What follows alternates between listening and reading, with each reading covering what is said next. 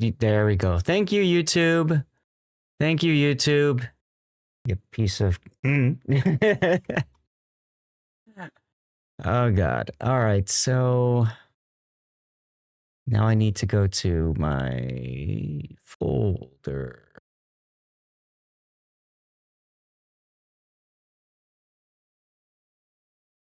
My Go Live GIFs folder. And go here.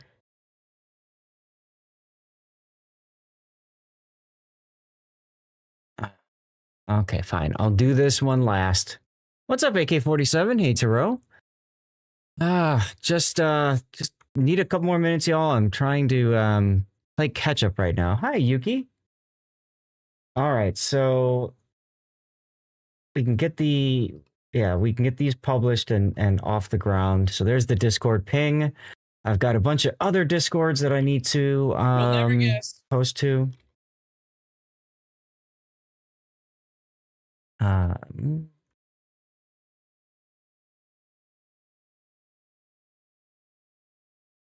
Okay, good. What do you think of my Go Live GIF, Geist? Yuki, going fine, going fine. Just a little stressed at the moment. Just a little stressed. It'll pass. It's always stressful at the start of a stream, trying to get everything to work.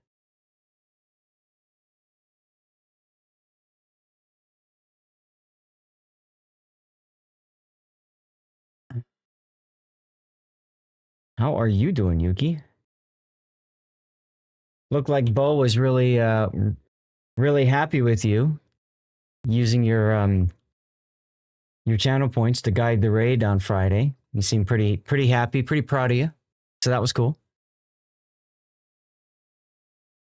Hey, K-Sharp, how you doing? It's Sunday equals no rush fun. Yes, I know, right? Seriously, no rush fun day. You got it, dude. You got it. Why did rerun stop? Oh, because it restarted. Okay, I see it. I see it.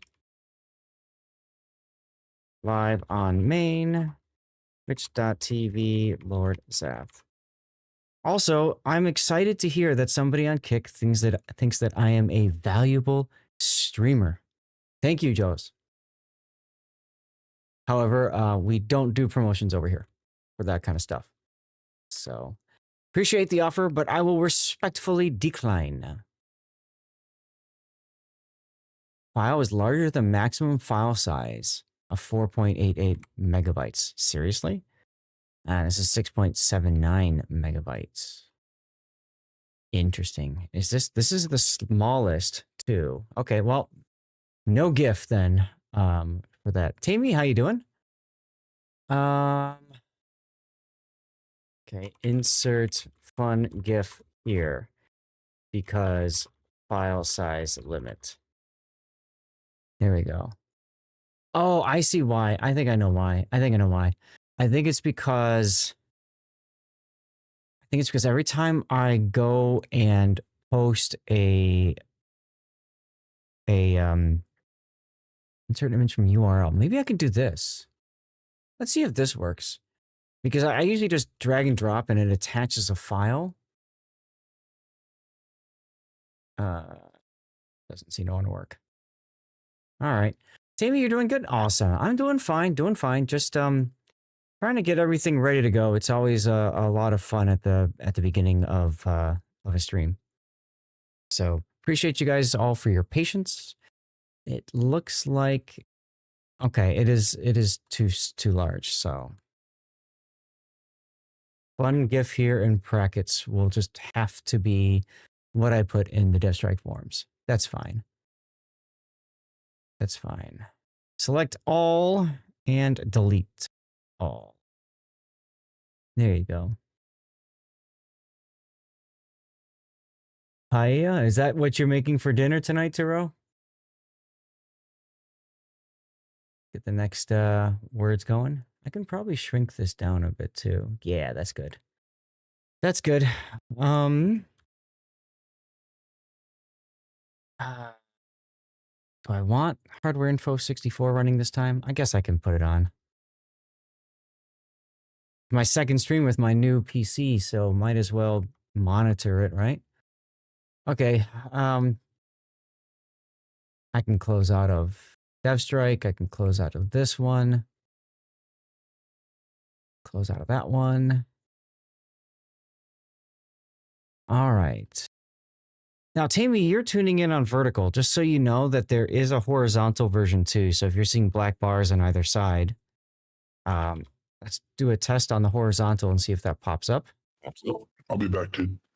Okie dokie. How's the new video card working? I didn't get a new video card. I got a new CPU, I got a new CPU, motherboard, and RAM, and a new power supply as well. And it's working really well. Thank you for asking, Blue Falcon.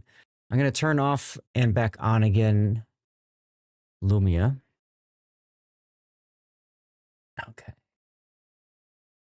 Now, that should be up. That should be up. Close this window now. I can close this window now. I can close this window now. That one now. I like to try to close windows once we're ready to go, you know?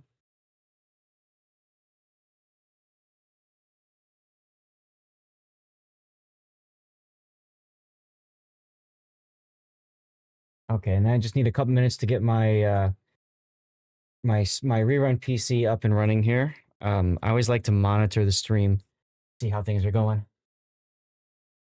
Oh, and I forgot I got to put my Ponemu on. That's important.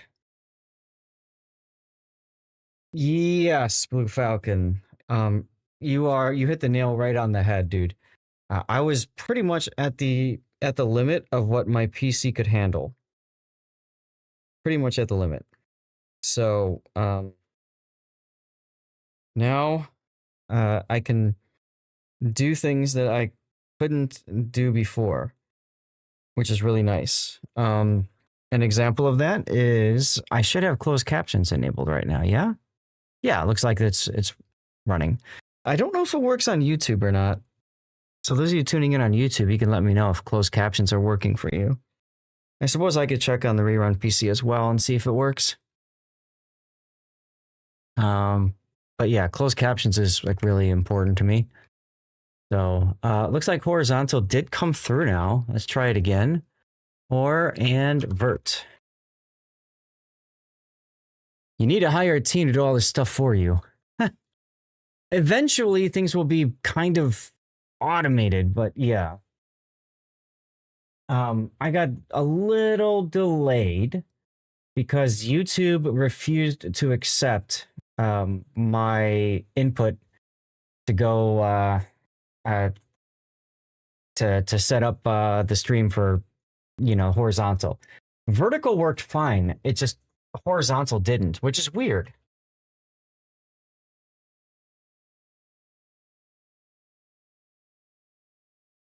Usually, it's not a problem. Or if it does become a problem, it's only a problem for like the first try, and then I can get it to schedule again later. But it didn't want to play with me that way, so that's okay.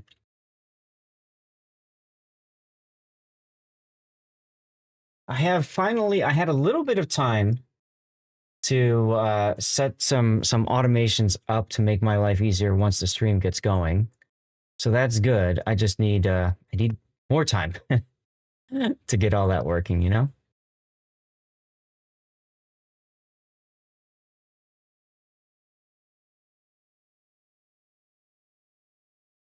Okay. Come on. You can do it, YouTube. I know you can.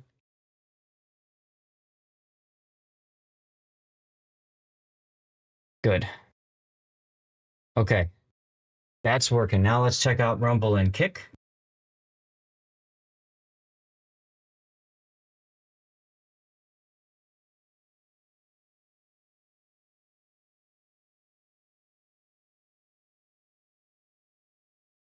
I should have probably started with Rumble first because Rumble likes to show a lot of commercials before starting the stream. Just what Rumble does.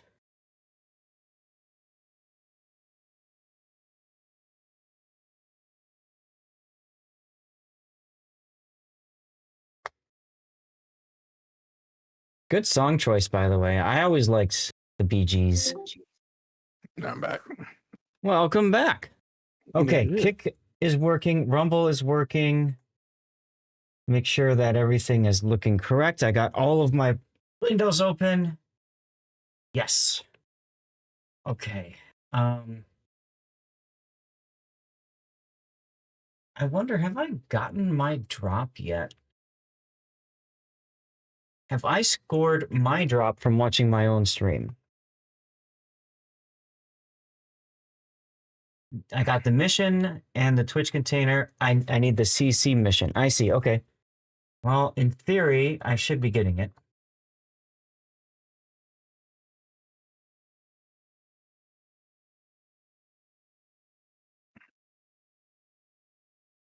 And close out of that window.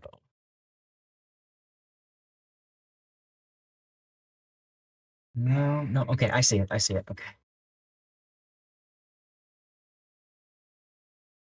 Of course, I got to be able to get my own CC drop, right? Watch their drops. Perfect. Okay. All right.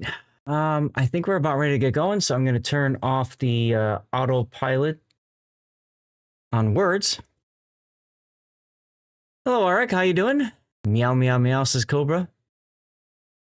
On YouTube, no closed captions available, it says. Oh, okay. Well, maybe it's a Twitch only thing, but thank you for checking, Falcon. I appreciate that because I'm just trying it out. It looks like the captions are working okay though on the Twitch one, from what I can see. So that's excitement, I suppose. Here we go. Let's see. I have to read out a couple of messages as well. Blue Falcon, not just first in chat, but also first in loyalty, driving into another 22 months of epic support. Your dedication is the real MVP, steering us through the high seas of streams. Let's set sail on another adventure together. Guys, not only has Blue Falcon subbed for 22 months in a row, and thank you, Falcon, for that. He's also cheered a whole lot of bits, and he also supports me on Patreon. So I really do support, do appreciate you, my friend.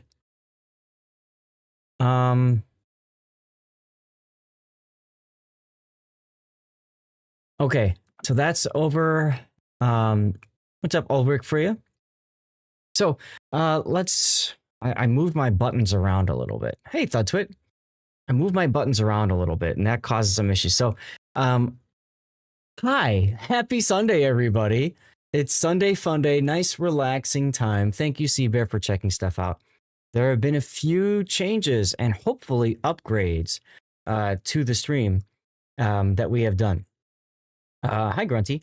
So, for example, some of the things that I've done, I changed around my vertical setup, so now it follows my horizontal stream. And what that means is I don't have to go and manually click something in OBS anymore when I switch scenes. Normally I press a button, switch scene, and then I have to go and click to change the scene on OBS. I don't have to do that anymore, which is so awesome. I've installed... Hello, I installed a new transition, which will hopefully kind of clean things up a little bit. And with the help of Grunty and Scheist yesterday, I've tweaked my microphone settings a bunch.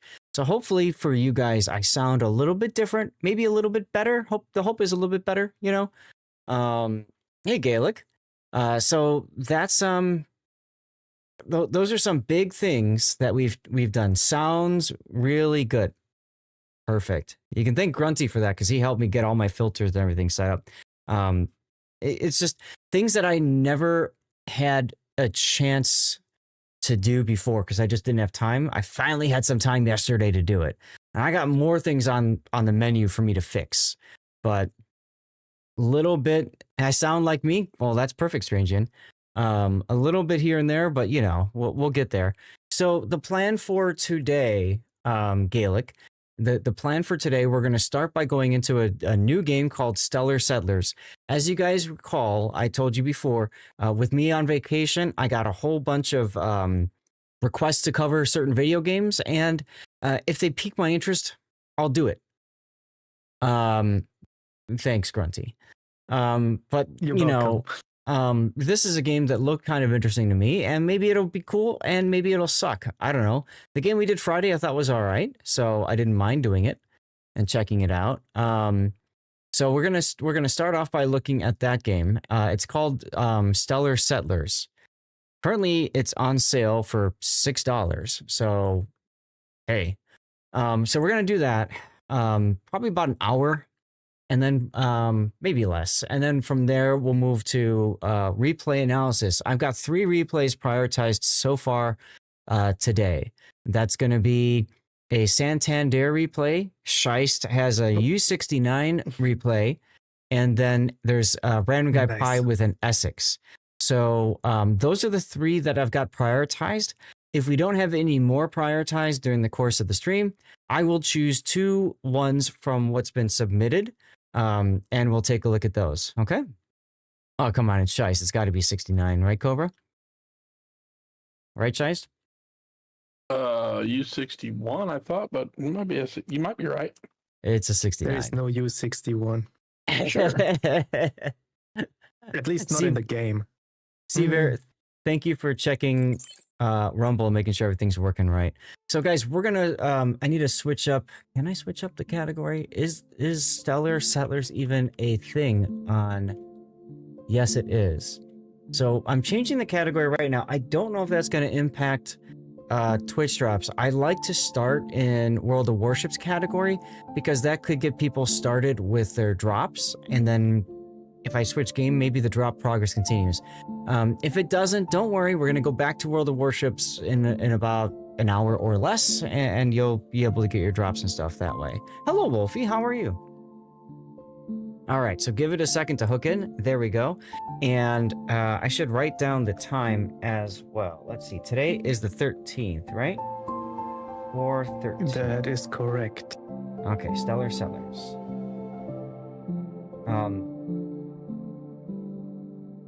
I didn't get a chance to edit the audio settings and that sort of thing.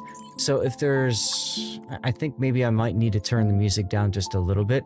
And ADHD autism filter. Wow. Interesting. Okay. So as you guys know, every now and then I get game keys to check out for free. And this is an example of that. We'll take a look at it, we'll review it. Currently, it is available on Steam for $6. It's normally $12. It's on sale for half off. If it looks fun to you, cool. If it doesn't, that's okay as well. So it looks like it's got a controller capability as well as PC stuff, so that's cool.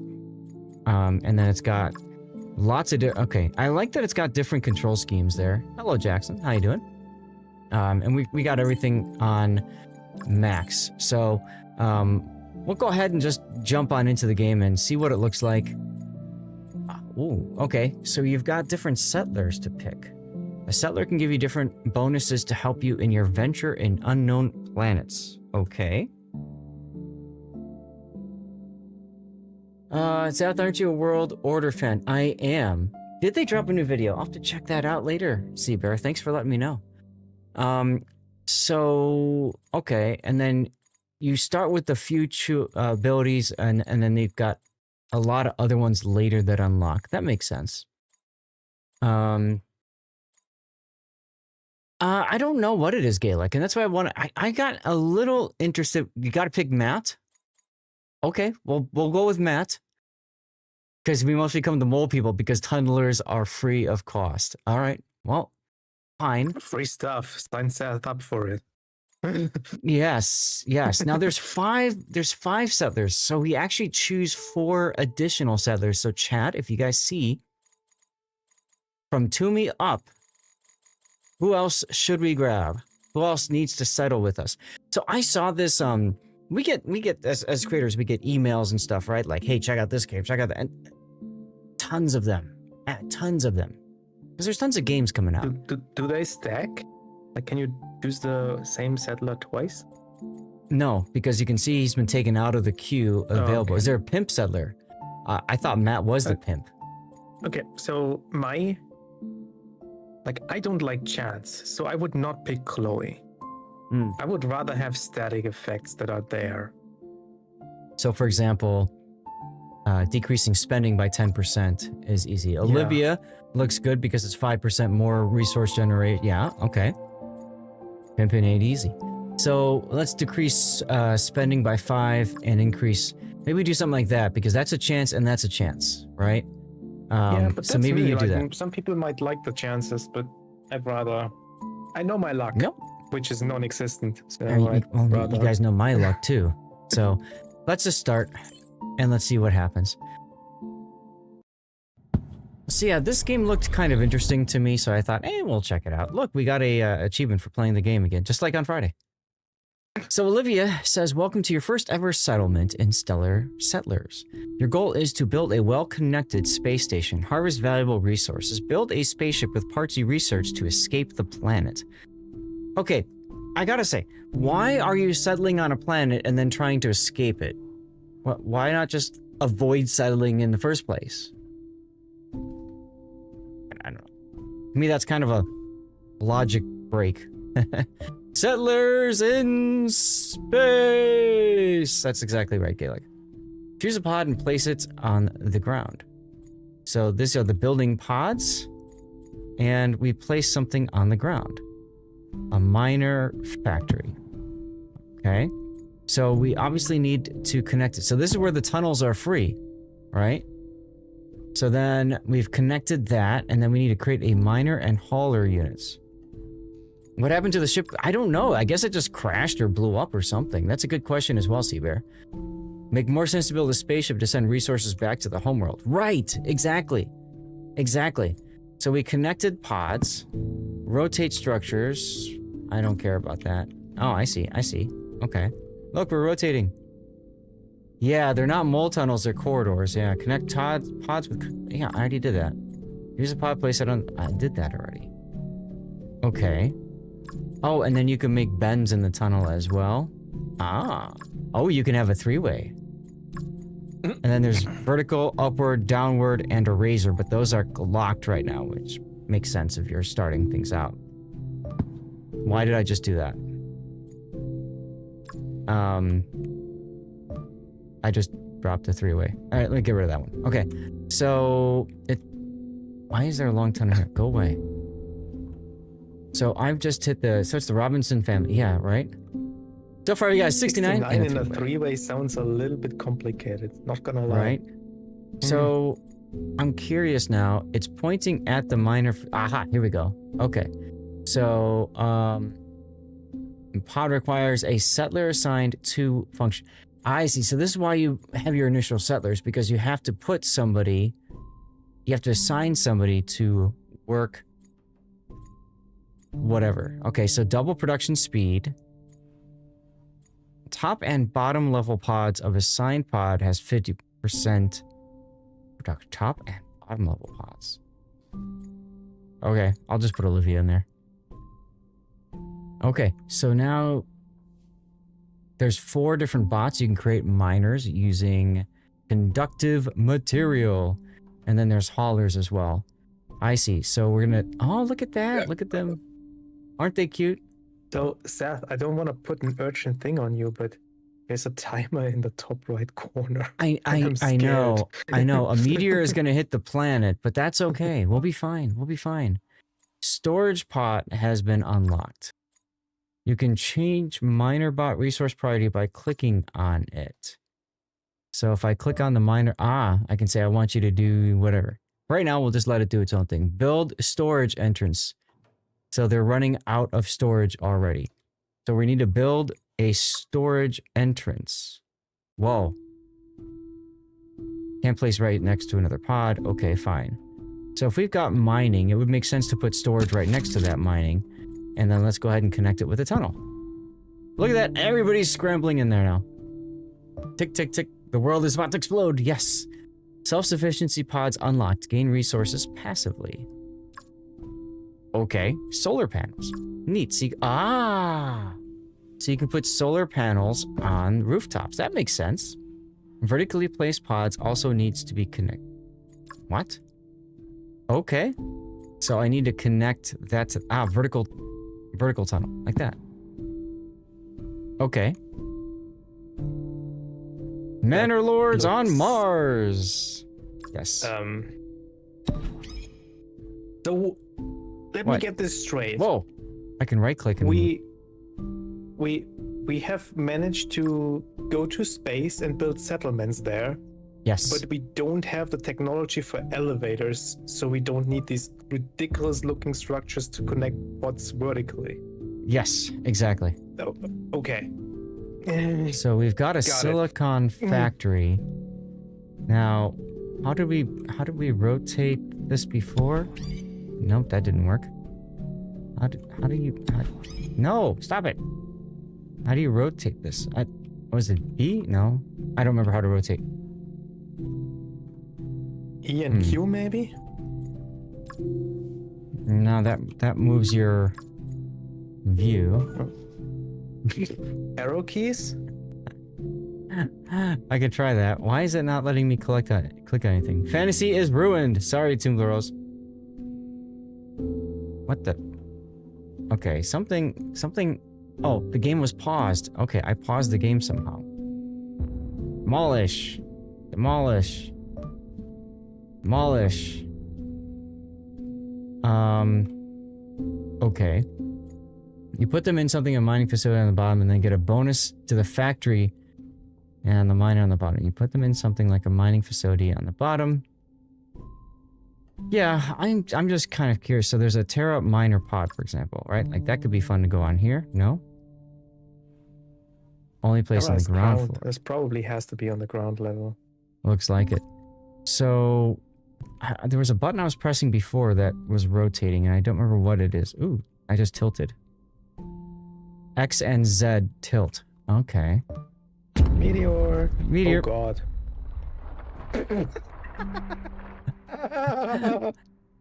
Thanks, game. Wow. Okay. Settlers will have missions for you. Completing these tasks will increase settlers. Something. So I guess now I have to go back to a miner facility. Like that. Did I just lose my settler? Did she just get, like, blown up or something? Storage entrance. There. Razor can help organize connections.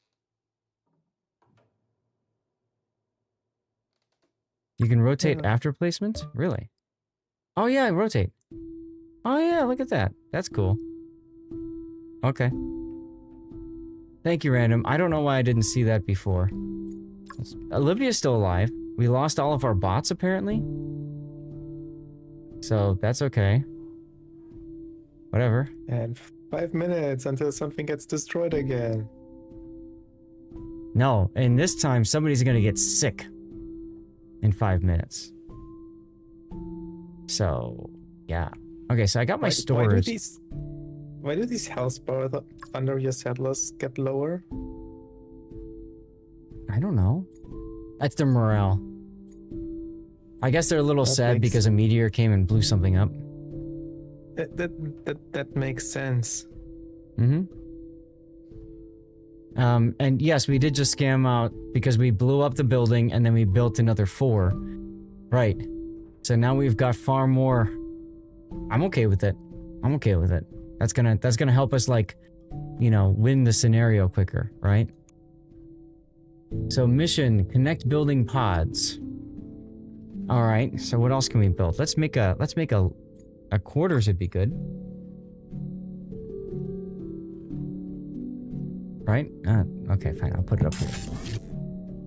And then we can just do a regular connection, right? Nice tunnel there. Oh, and you could put like a short one there on the block. That's kind of cool. What happens if you manually demolish the building? What, the miner facility? Let's find out. Minerals back. Or miner factory. Miner factory.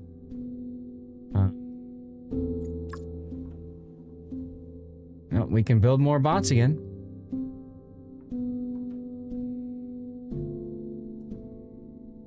That doesn't sound right.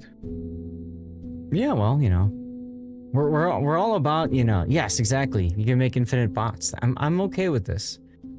I'm okay with this because I am a min-maxer at heart, as you guys know. So I like how the can't help, quarters so don't have a roof. is this a mobile game port? Because it kind of looks like a mobile game. It looks like it might be.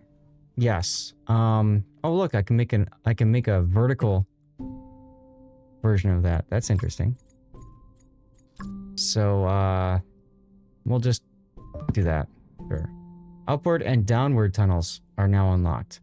Oh, thanks. So now we can go up. How tall can this thing go? Let's see. Lounge. Research station. Storage pod. Sick bay. Oh, someone's gonna get sick, so that would... Oh, I can't afford it? I need whatever this is and this. What is this? Building material and life support material. Okay. Well, whatever. Let's go and connect these things.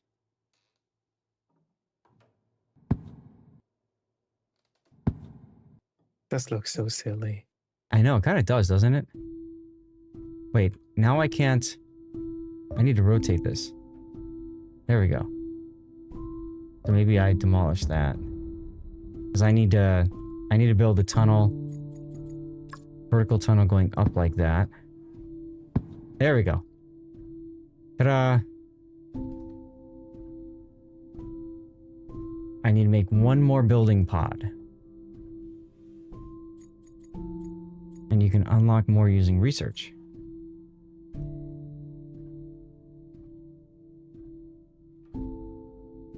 One minute until somebody gets sick. We really do want to get a sick bay. So I can take this guy, I can say, focus on life support. You too. You focus on life support. I think building material is more critical, to be honest. Yeah, I just wanted to see what it would do. Okay. So now they're switching over to building material. That's life support, that's building material. Energy. We don't need energy as much because we got solar panels. Oh, it actually is not mining. It looks like you can only mine with 4 things at a... It does look like that, doesn't it? Yeah. Okay.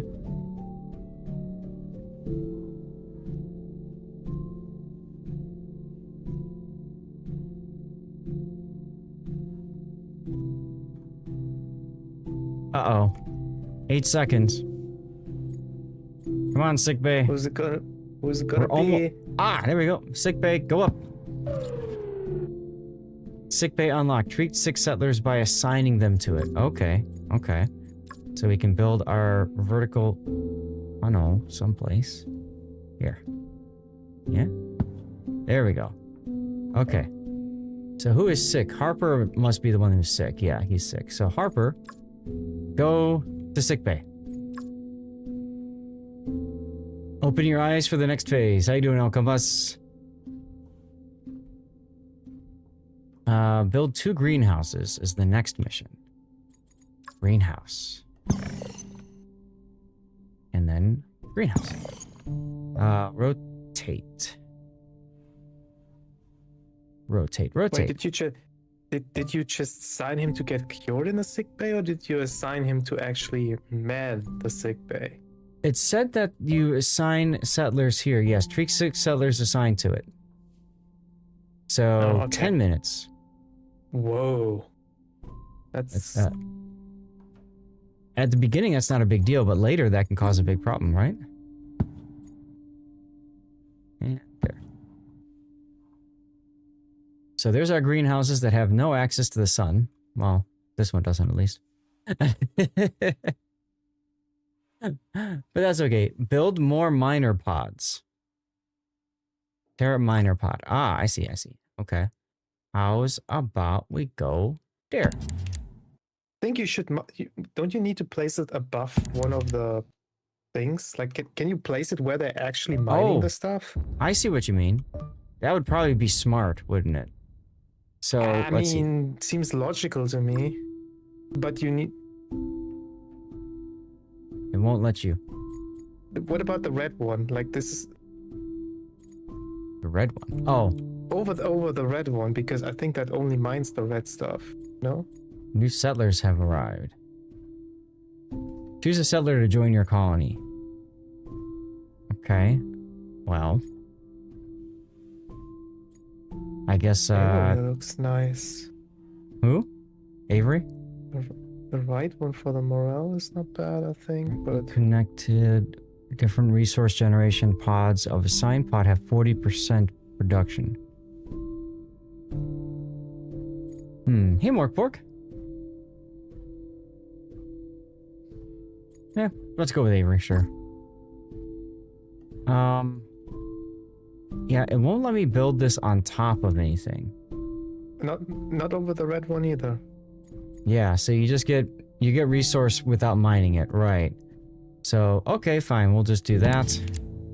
And can I build another one? I can. Just has to be closer. Like that. Okay, so now we're gonna do long tunnel. Like that. And that. And that.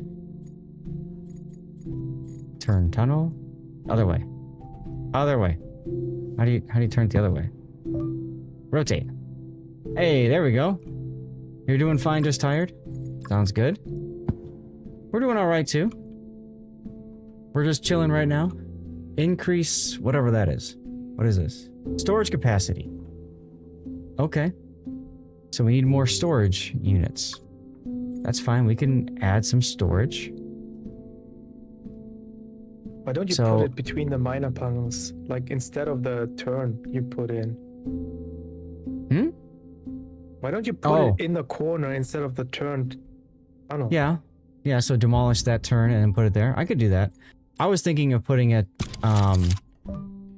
someplace else over here. Like, because, you know, shorten supply line. But that's fine too. Closing down the brig. Alright, Sea Bear, good luck. See you soon. I gotta head out though, unfortunately. Friends want to play some games. Bye-bye. Cool. Well, thanks for hanging out. Let's see. Let's do that. And then long tunnel to there. There's our completed mission. Now we need to build lounges. It's like we're looking for airport lounges or something. Done. There we go. Using the storage as a turn is a clever idea. Yeah, no, it's not a bad idea at all. And it's also right by this material ore, so that actually works out well. What I could do, maybe I can rotate this. Hold on. That won't connect. All right, I have to keep it. I have to keep it the way it was. Build a lounge on top of the drill because funny. Extremely comfy lounge located directly above loud vibrating drill. Random. I gotta say, some people might actually enjoy that too much at the lounge. So I don't know if that's a good idea. That probably isn't gonna be a good idea. Assign settlers to all settlers to pods. So we have to set somebody to greet to sickbay. We can set somebody to. Why is this one saying it's not connected? Oh, right, because I rotated this.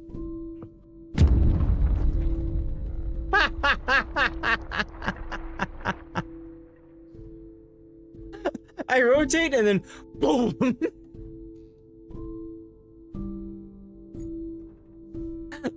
Oh my god, that was too funny. That was too damn funny. No, wait, that wasn't the pod. No, that wasn't what was there. Yeah, right, the meteor's like, no, you're not doing this. You're not doing this. Oh my god. Alright, rotate. Is that connected now? No, it's not connected. Rotate again. That is still not connected. There we go. No, that's not connected.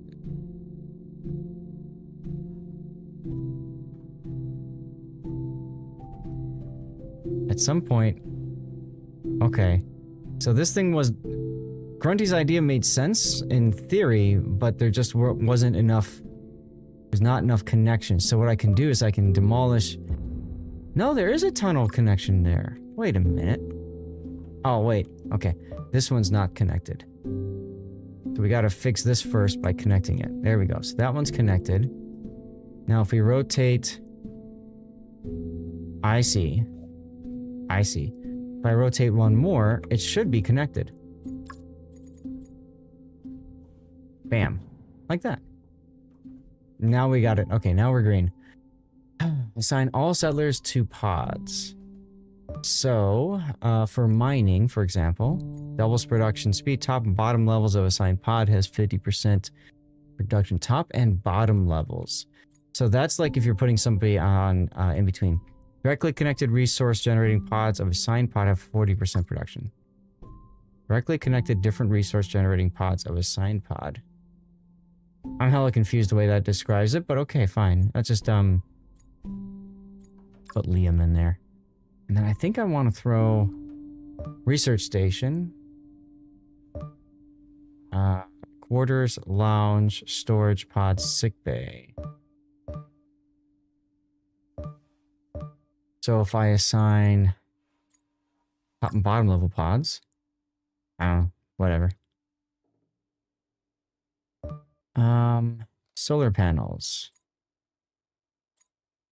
Sure, double production speed for solar panels. Why not? Storage entrance. And Avery, fine. Done. I just want to get the mission done. Build research station. Okay, I already did. Right here, dude. Build new pods at 6th floor or higher. So now it wants me to go higher. Okay. Double Oregon division on the enemy side in a random battle. Spoiler, you are the one who ended up sinking the boat. That's awesome. Congratulations. And welcome on in, by the way. How you doing, Ensign Cthulhu? Silicon Factory. Sure. Why not? It's the driver, not the ship. Damn right it is. Where's my... Okay, there we go. So now I can put a tunnel up like that. I know, right? When a meteor hits the Great Tower of Zath, we're just gonna probably rage quit at that point. That will be the sign that it is time to switch to Warships replay analysis. I'm putting that out there right now. Research and place a trade satellite. How do we do that? I'm guessing we go to the research station. No. Research a trade. Is this guy like... He's still doing stuff. Okay. Use additional razors. Spaceship parts. Research launch pad to unlock. Okay, at some... Ah, wait. Research panels over here. Research and place a trade satellite. So... a trade satellite would probably be under economy, right?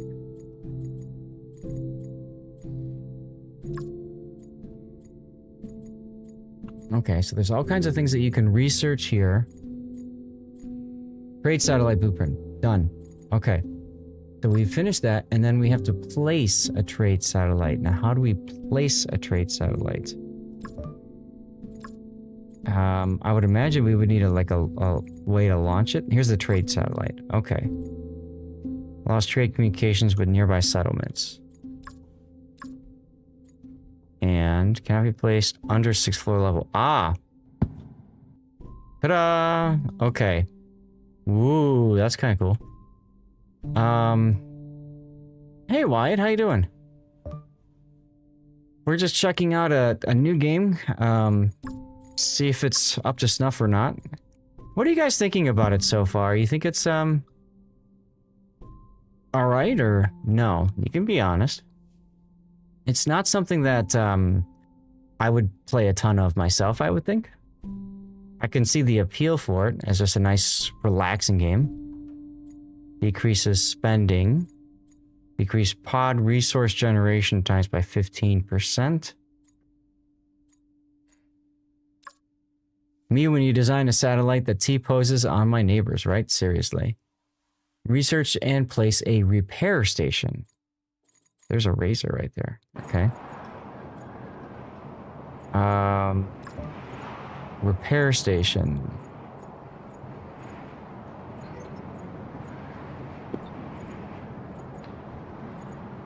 Repair station.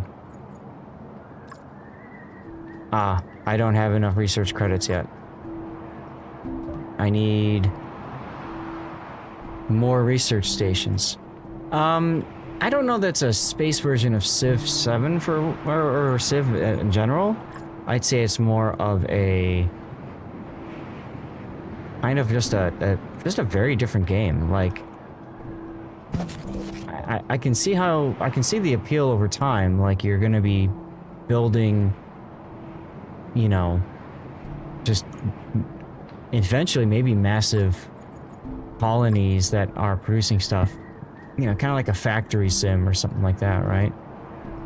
So we got another research station going. Trying to generate more research credits. So maybe I'll build another research station over here, for example. And then we can rotate. Yeah, it's exactly. It's a take on a factory builder. It's not a bad thing necessarily. You know, I could probably start connecting these different levels too with towers. Manalords on Mars in space. Exactly. So I can maybe do like this. Why won't you let me build out from there? Half tunnel turn.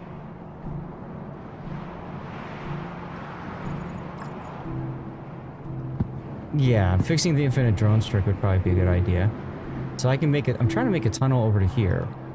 Let's demolish this one. And let's see. So for this to work, we would need to make a turn tunnel. We gotta rotate it. Like that. Okay. And then we build a half turn tunnel.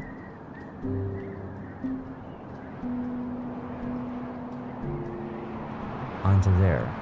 No, it doesn't want to do that. Does not want to do that. But it'll build that out.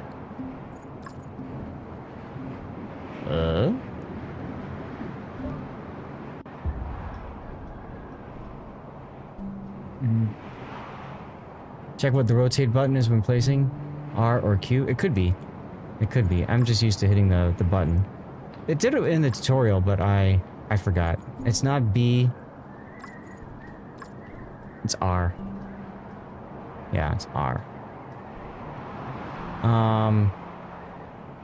Weird though that you can't connect it out from there, but whatever. Maybe it doesn't like the really tight turn. You know? So maybe building it out like that doesn't work.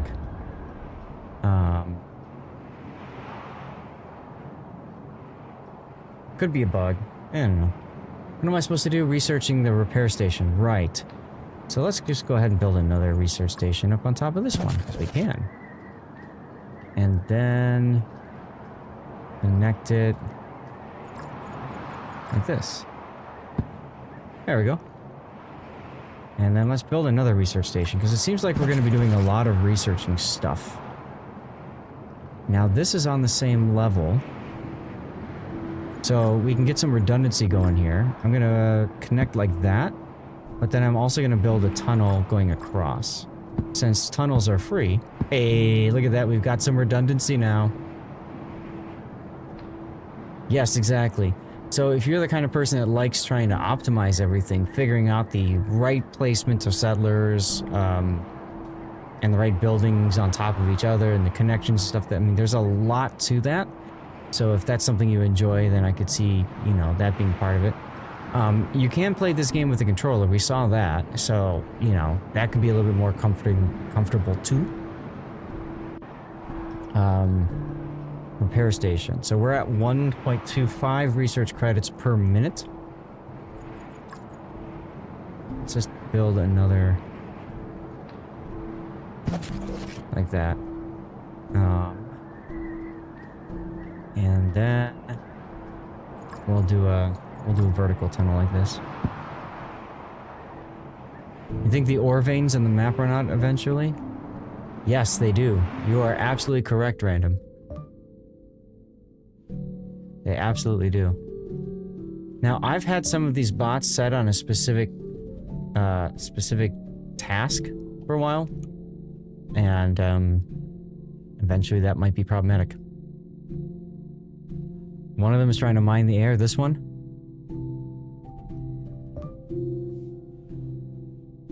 I don't know what he's trying to do. Tell him to go to energy instead. Kind of fun to watch these guys just do their tasks, huh? But yeah, so as these run out, I'm sure they're gonna go out and explore and find other stuff. Ooh, spaceship craft site. So, we can salvage it for parts or we can learn for research. Let's learn for research because that just saves us from time.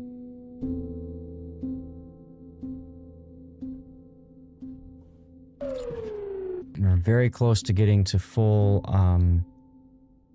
the research necessary, and we're trying to do a repair station. So repair station looked like it was towards the bottom. Maybe I'm wrong. Repair station, right here. So I gotta wait. Got 1.5 per minute. So in theory, it should take over soon, right? I'll just, you know, keep clicking research, I guess.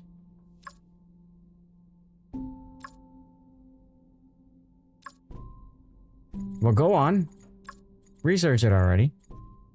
You know what's gonna happen, right, guys? As soon as I click off... As soon as I click off of this, it's gonna fail. Note that I'm out now of building material and energy. So there's our space station blueprint. Repair station, I mean. And so now we can put the repair station out. And I think... I'm gonna put it... Oh, where'd it go? Put it there. That's fine. On the ground floor. Because, you know, you probably want to have access to stuff here, right? Hey, Bound to do. You think that brown building towards the bottom is also interactable? This is an alien structure. Good point. We can harvest it for energy, which we have plenty of. We might as well use it for a research point, which we've done. Good call on that one, Random. Build a launch pad. Okay, so let's go ahead and put another storage pod up because we're clearly running out of storage. Bam. Storage pod. And then... like that. Robbing aliens blind is a time-honored tradition. Damn right it is. Damn right. Okay, so I would imagine that we have to research this. This is a launch pad. Launch pad. Ah, I can search. Launch, oh my god. 30? You want 30?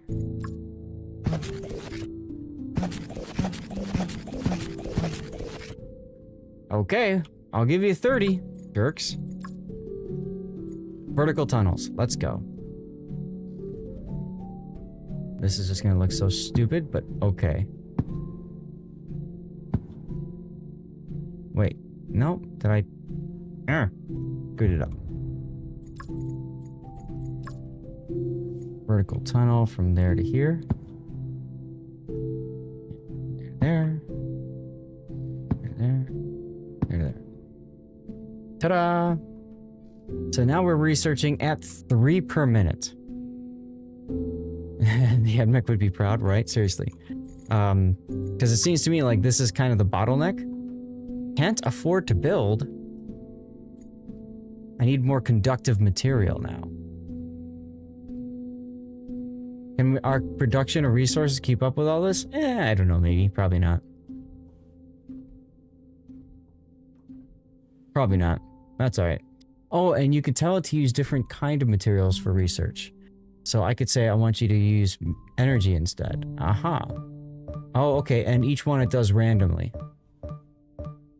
So that's kind of nice.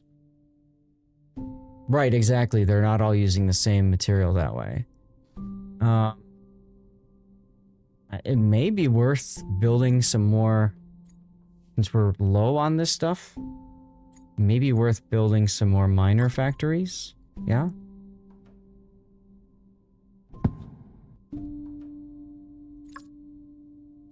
Observatory might be a good investment. Who can we assign here? Aiden, sure. There you go. Directly connected different resource generating pods. Assigned pod have plus 40 production. Okay.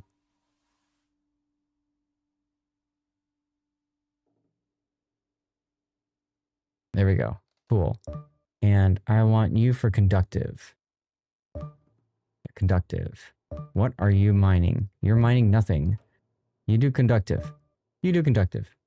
Real Durans, hey! Nope, this is not WoWs. This is a game that I got for free for review purposes, so I'm taking a look at it. Harper should be done by now. He says he's still sick. Why is he still sick? Sick bay. Harper. Why is he still freaking sick? Yeah, it's an interesting game. I don't know that I don't know that I would play it a ton personally. Yeah, it's like he was never cured or got sick again. I'll blame Grunty on it because he's not here. So we're still down on conductive material. Where are you guys going? You go conductive. What are you doing? Conductive. Thank you. We got conductive material ore over here. Plenty of it left. Yeah, it's kind of like a builder survival. Because oh my god, we're gonna have an AI uprising in 10 seconds, guys. In 10 seconds. Demolish mode, control panel. And there's our AI uprising, and you can see now they've got X's over them. Okay, whatever game. Oh, and I see when you zoom in and zoom out, kind of gives you an idea of how much you're zooming in and out and how much of the map you can see. So there's only a certain amount of space here that you could do this stuff on. Yeah, the robots are on strike, but it said temporarily, so they'll come back, I think. All right, we got enough research now. We can get the launch. Is it launch bay? Launch pad. Launch. Pad blueprint. What? Launch pad blueprint. Okay, well, I think I got it. Where's the launch pad?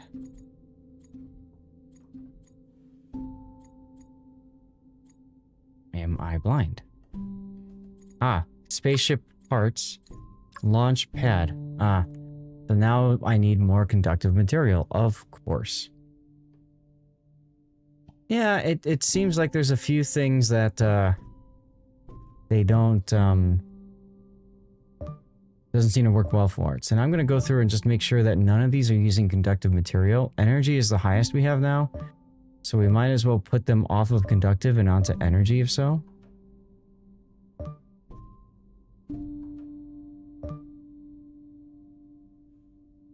That's research. Okay, and I think I've got a few researchers over here too. Yes, I do. So by taking them off of conductive material, that should help me grow conductive as well. These guys are still fighting me. Some structures might malfunction with a solar flare. Now that's exciting. Max storage for each material is 800. So I got plenty of storage. Conductive is now at 103. I wonder if I should build another miner factory. Wonder if I build another miner factory like here. And then connect. And then nobody's assigned to it, but that's fine. Oh, I can't build any more bots?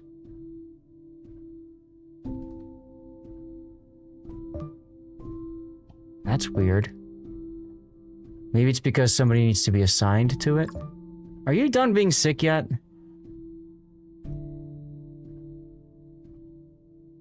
Pondering the solar flare is what the repair station's for. Yeah, probably.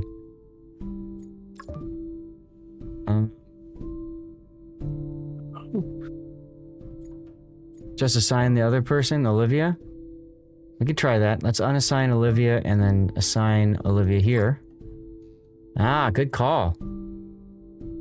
Good call. Now we can get some more stuff built. But they're still just kind of chilling. Like, I'm hella confused about that. Okay. What's Avery doing?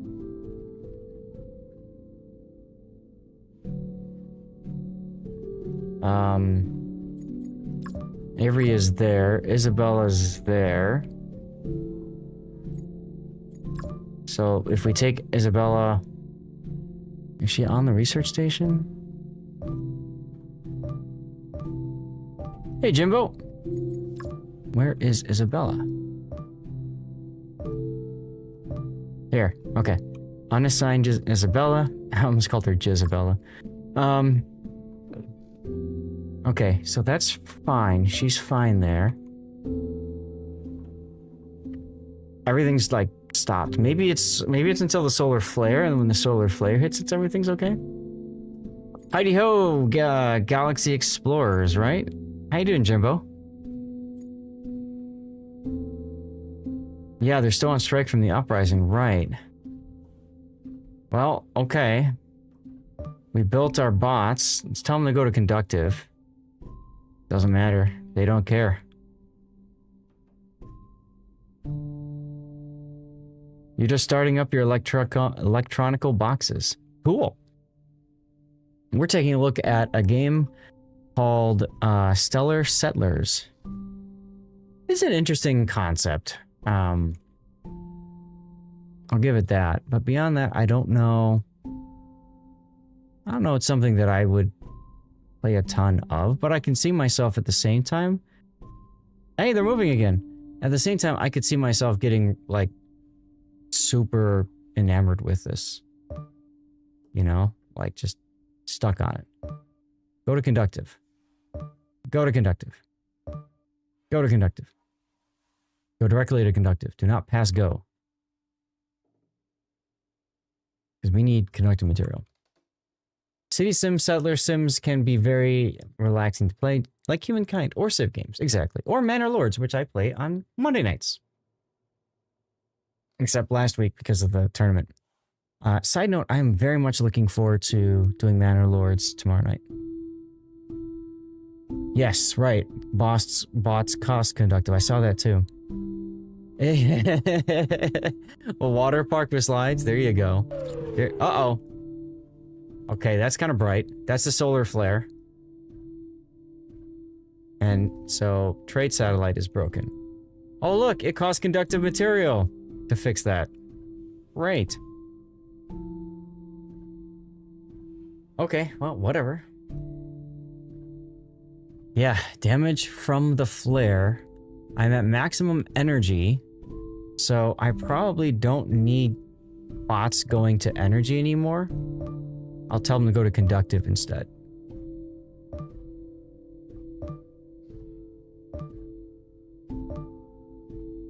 I'm just clicking on conductive. This is building material. We're still okay on building material. I just want them off of energy. Do you lose any civs if they're still they're out during a flare? It didn't look like that happened. So, wasn't the repair station supposed to fix it? I don't know. Maybe having a repair station allowed me to click a button to fix it.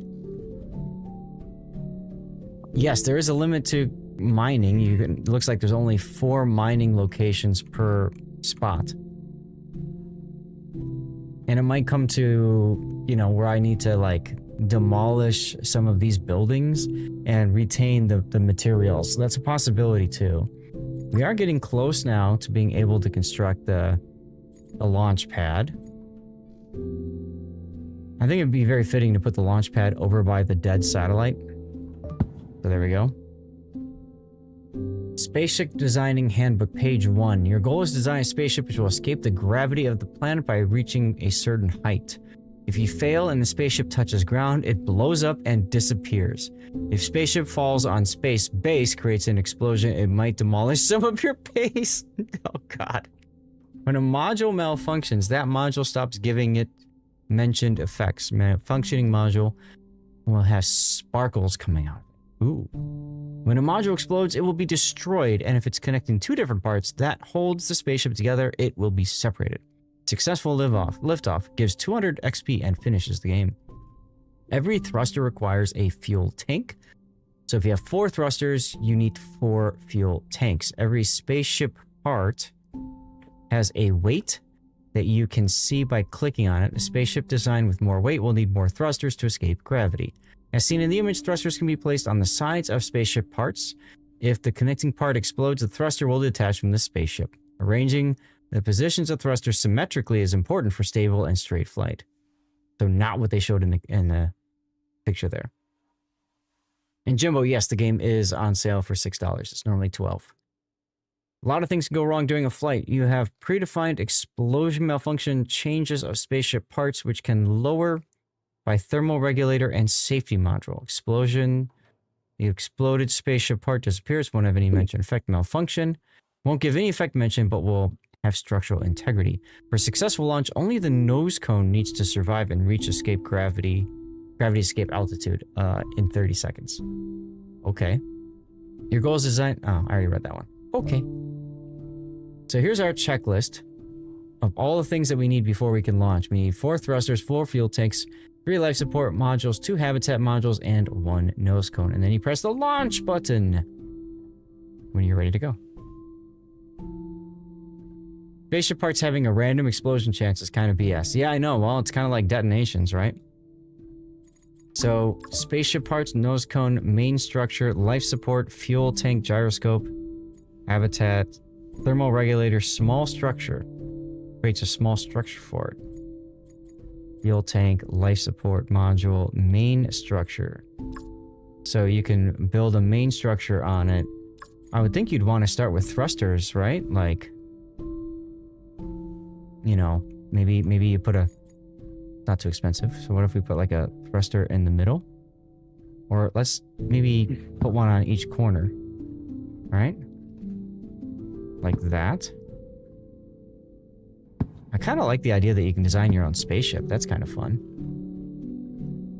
Okay, so let's click out of that. Main structure that goes on top. Why? Can I put a thruster in the middle? I can't, thank God. Okay, main structure. Aha! Here we go. Here we go. Now we're cooking with gas. Maybe. Looks like it's a little off-center. Can I demolish? Demolish. Looks like the rocket doesn't cost any money to actually try to launch it. Yes. Exactly. That's what it seems like. Let's see if we can get this rocket thing built and launched. It's not centered, but whatever, game. I don't care. Or do I care? So if I get rid of that, I put a thruster... Huh. Okay, so you can't build it that close.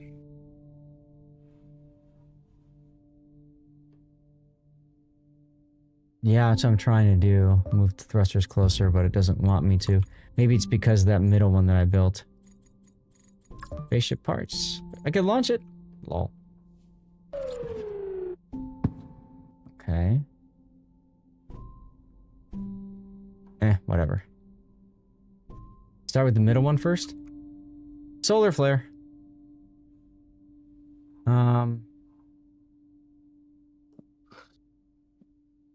And put the other 4 around it. The problem is that I don't think it's centered anyways. Like if I demolish and demolish and demolish and demolish. You see, this isn't centered on the pad. The pad itself doesn't allow it to be centered. See? Which is annoying. So. Yeah. I don't know. It doesn't look, see, it does, you can't put it in the center here, so you, I guess one other thing you can try doing is kind of like a plus design for it. I don't know. Or just do what I'm doing and just slam a bunch of engines underneath and be done with it.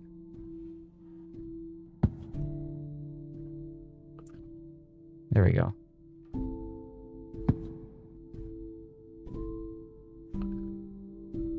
How's that look, huh?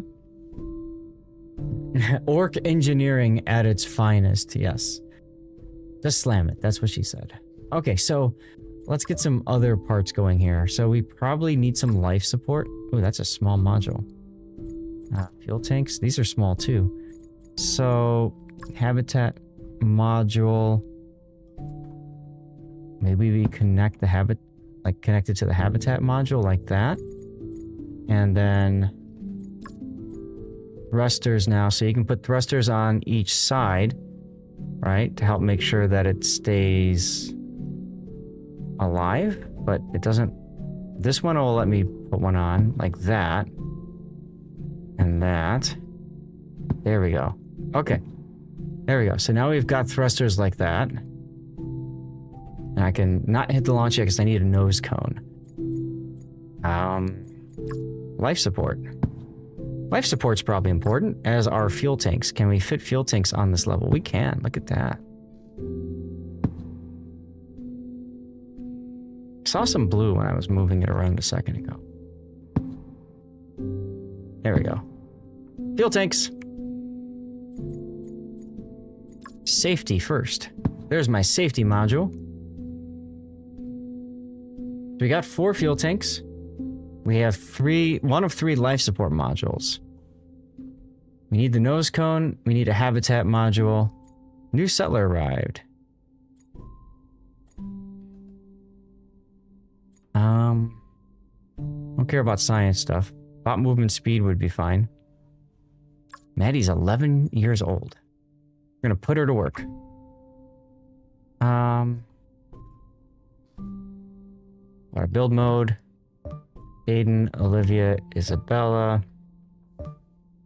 Let's change out Aiden for Maddie.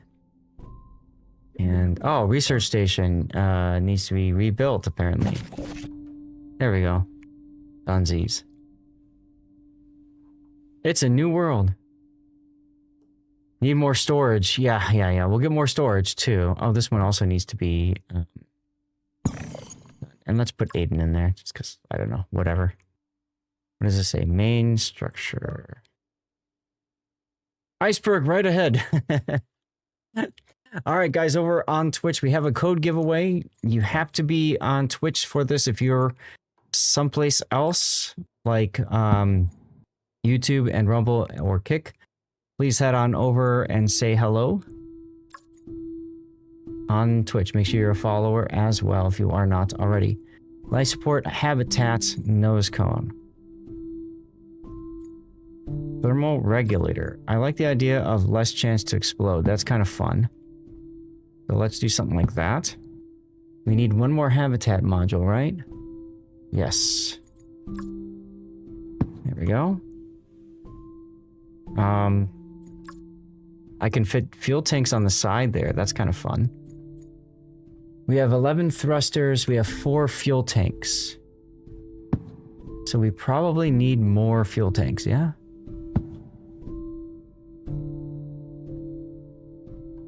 This looks like such a piece of crap. But whatever. All these games never finished, Andrew? It could be. Look at how expensive it is to launch. I'm gonna need more storage. I'm gonna need more storage. So let's get some more storage built. Storage pod. Storage pod. And we can build these up. Yeah, we can build these up.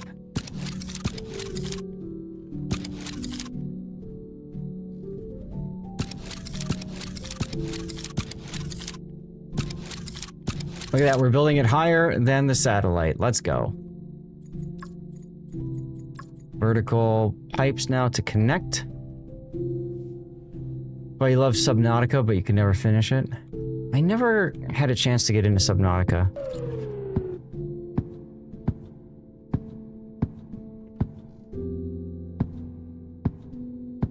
Ta-da! There we go.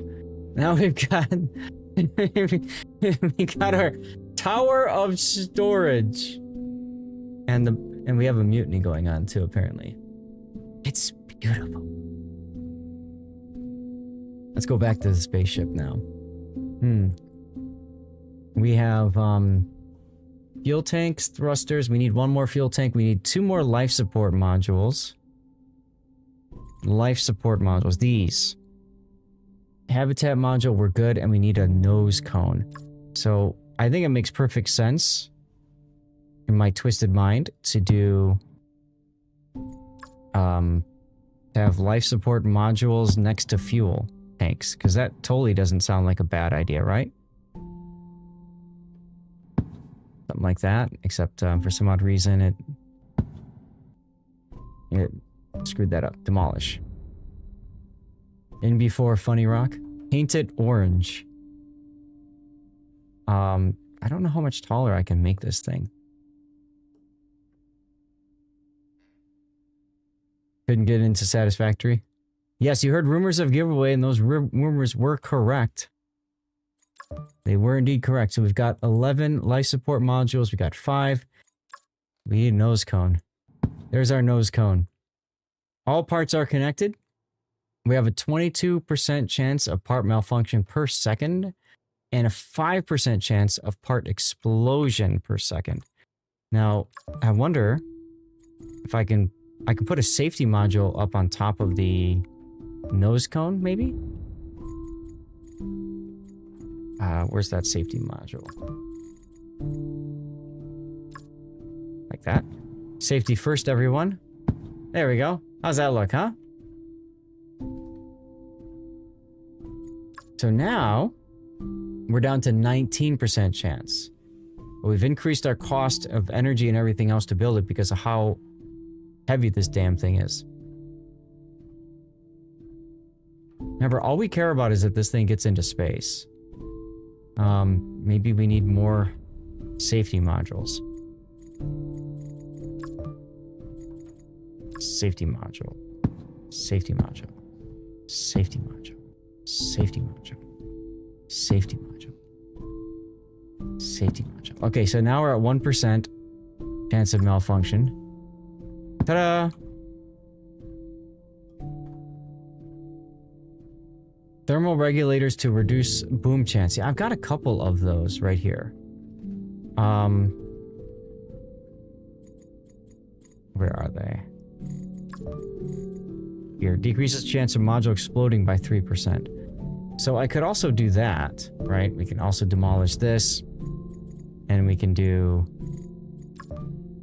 thermal regulators. Is it top heavy? I don't know.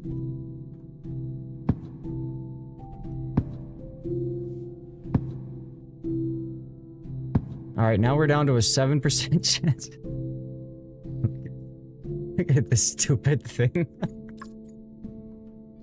There. And just the tip.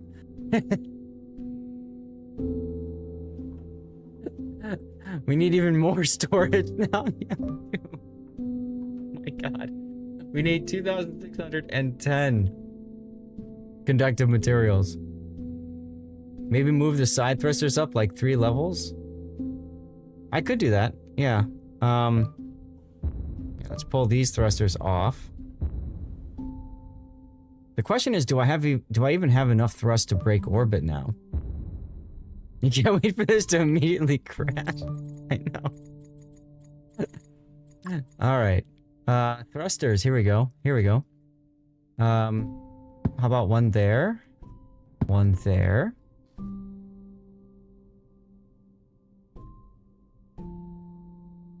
One there. And one there. I wonder though. I wonder if I have, like, this looks very uneven. So I think it might be better for me to just demolish these.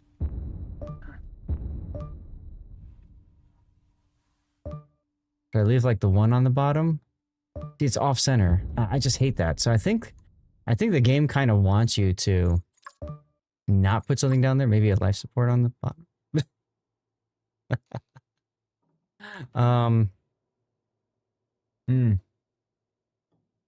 Let's see. So let's do thrusters on the bottom here on the main support.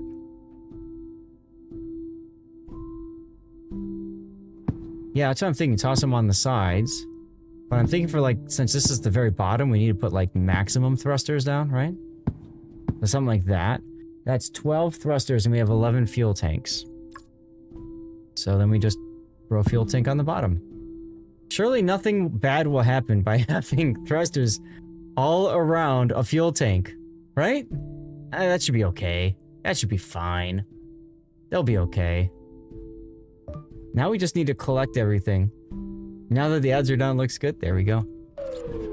What kind of research can we get ourselves into while we're waiting? Hub tunnel, tall razor, observatory.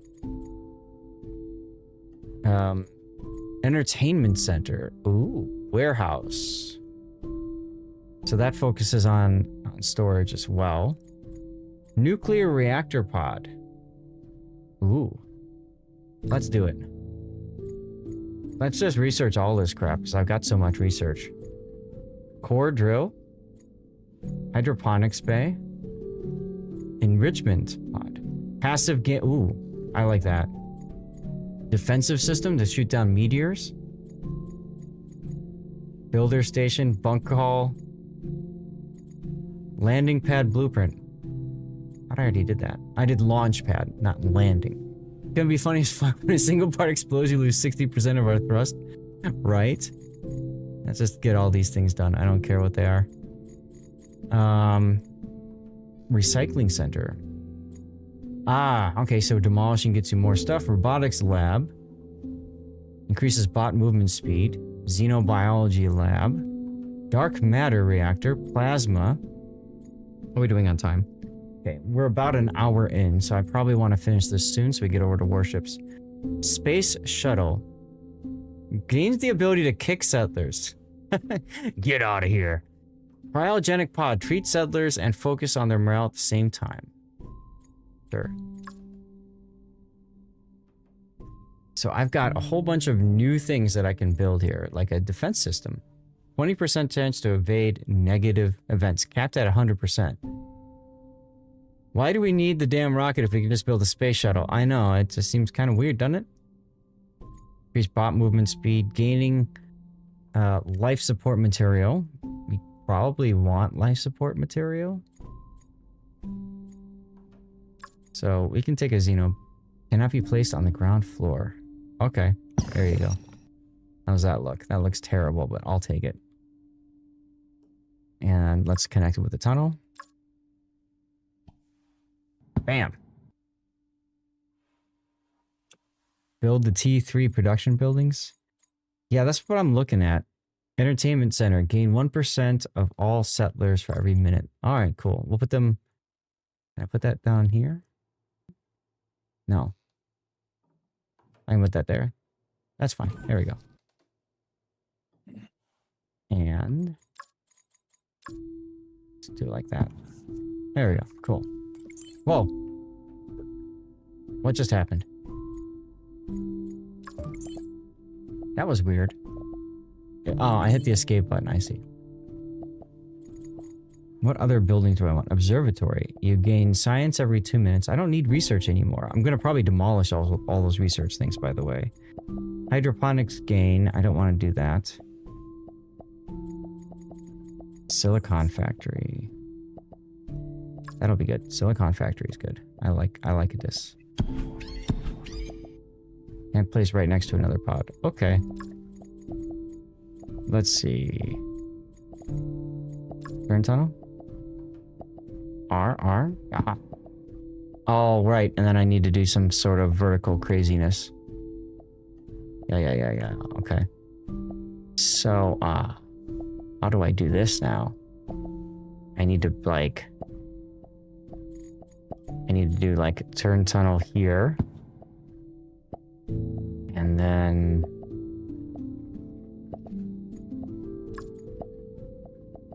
have that come out.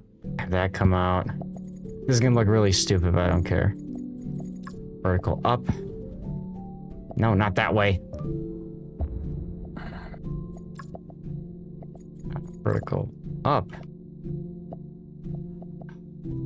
Fine, I'll do this one first. Ta-da! Now they're all connected. We have a higher tier version of the silicon factory. Really? I didn't see it. What do we need? We need more storage, and we definitely need... that's 22, 13, 17, 47. Be at the very end. Entertainment centers at the very end. Here's the beginning, though. Here's the beginning. So these are all things we haven't looked at yet. So we've got recycling center. We definitely want a recycling center. There we go. Why is that not... okay, fine. That was about that. There we go. Plasma conduction. Good thing tunnels are free, huh? Jeez. So you got landing pad, gets airdrop supplies every 5 minutes. Phone call, you gain... okay. Nuclear. See, core drill pod. Okay, hydroponics bay. See, I don't like... cowbell would be cool. I don't like that you use something else to gain something else. This makes, to me, it's like towards the end of the game when you're like, okay, I need to do, you know, I need to focus on getting this resource, right? Then that comes in handy. Surgery suite. Yeah.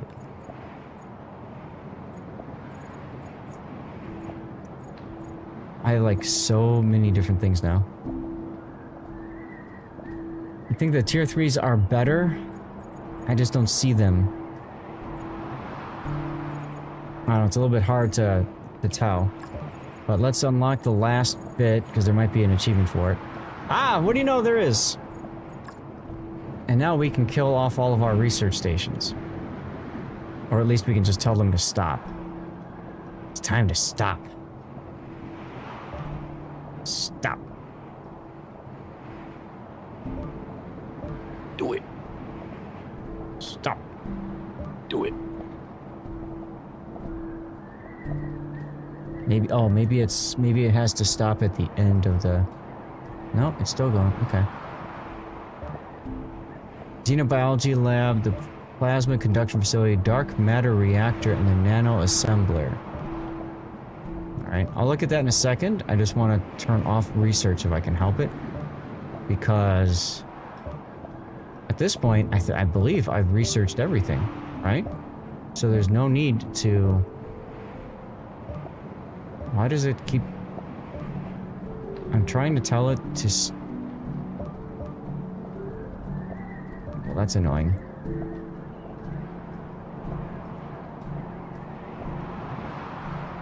It's like it doesn't want to stop. Yeah, bugged indeed. Bugged indeed. Alright, so what we'll do is we'll demolish this. This. Look at all the parts that just go tumbling on down. Alright, and we got storage pod. And then we're just gonna build storage pods.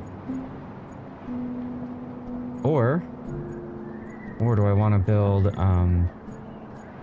where's my storage pods?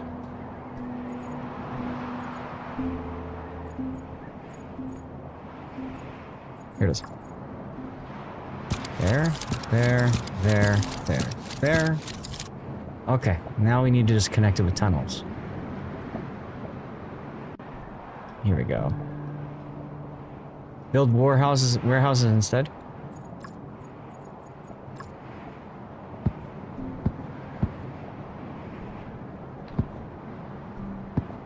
There we go. So now we got 2,400. We need 26. Okay, so we can... Let's see. I have a few other research stations, like here.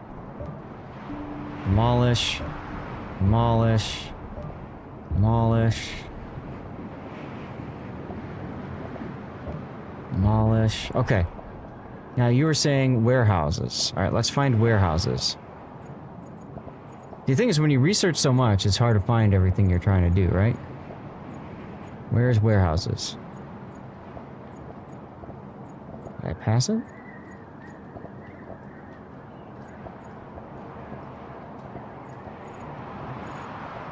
Ah, here's warehouse. Whoa, that's a big sucker. Okay, so we're gonna have to demolish this stuff as well. Let's clean up the space so I can... That looks about right. Okay, warehouse. Bam, bam. Look at that thing. Big sucker. Alright, now. Can this connect? Nope, of course not. Okay. So, demolish. Demolish. Build half-turn tunnel that way. And then full-turn tunnel. Like that? Yes! Okay. Now we're cooking with gas. Up to there. And now we need to connect this one. How do we connect this one easily? I don't see any connection ports underneath. So an easy way to connect it might be to build something up on top of here. Like a solar panel. And connect it via pipe to here. So tunnel to that. And then we need to... Plasma condenser? I could try that. I'm just trying to find a way. There is no way to do this easily. Alright, plasma condenser. Where's plasma condenser?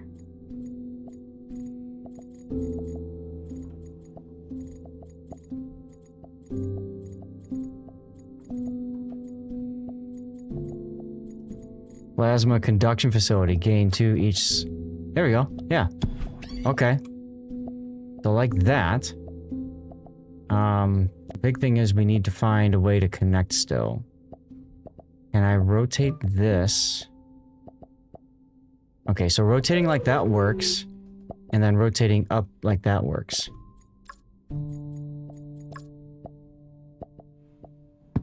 Ta-da! Okay, cool.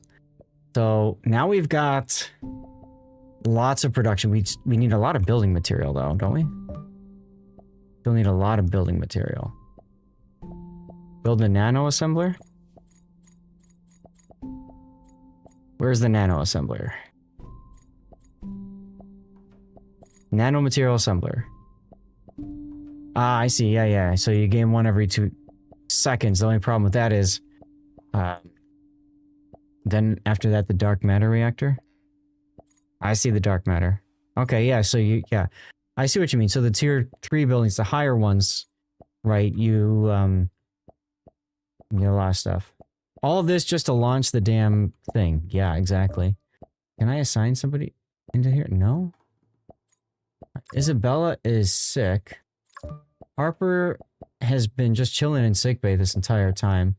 So I think we can unassign Harper from the sickbay, right? And then we need to assign Isabella to sickbay. And then here, we'll just throw Harper in. Yeah, I remember Game Alpha Centauri. Should also put the double production guys in our tier 3 facilities. I was thinking about that. So, for example, we can unassign a bunch of people from here.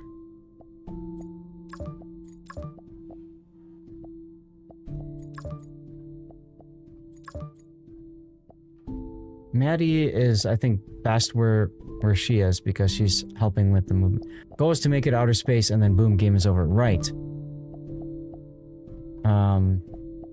I can't assign anybody to these, but the plasma conduction facility we can assign somebody to.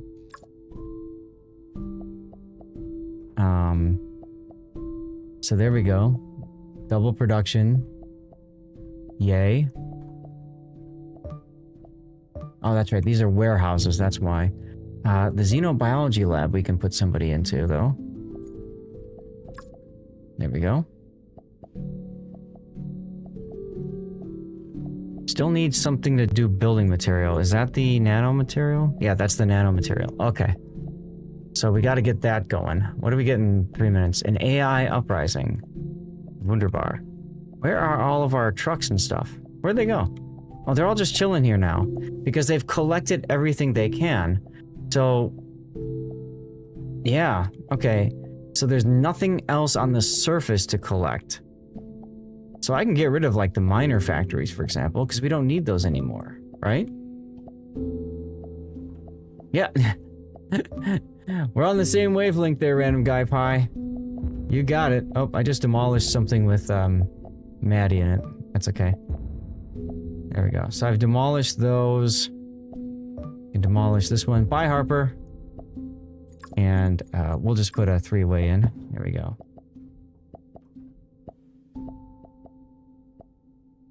Okay. So we got a little bit back of that stuff, but we... let's see, we're looking for... what do you guys think? Do you want me to try to get this, ship off the ground and see what happens? Nanomaterial we want, right? Can I rotate this and put it over here? How about over here? No?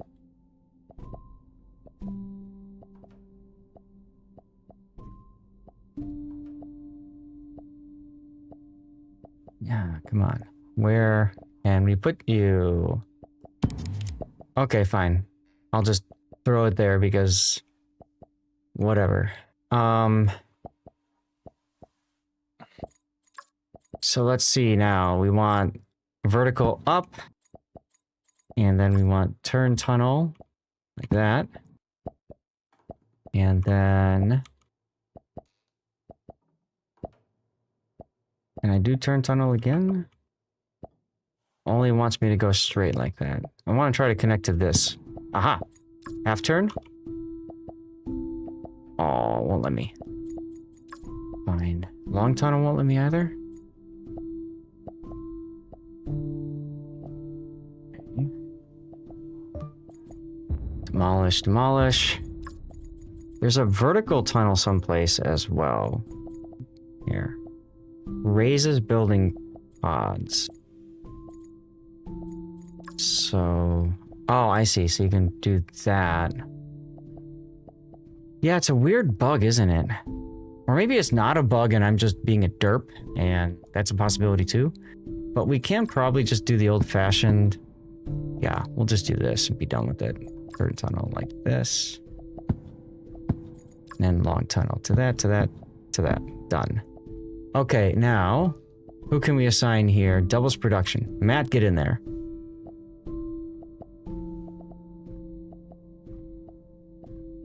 We got way too much energy production per minute. So we could also look to, change energy production. No, not energy, conductive material. I'm sorry, conductive material. I guess we'll leave it. Now we just hope nothing blows up while we wait, right? Seriously.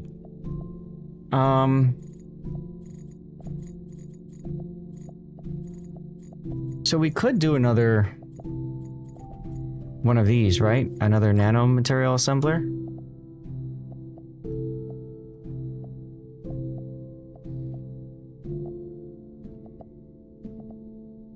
Dark matter reactor.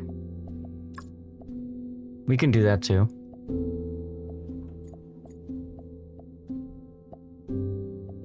There's the space shuttle. Allows you to kick settlers every 60 seconds.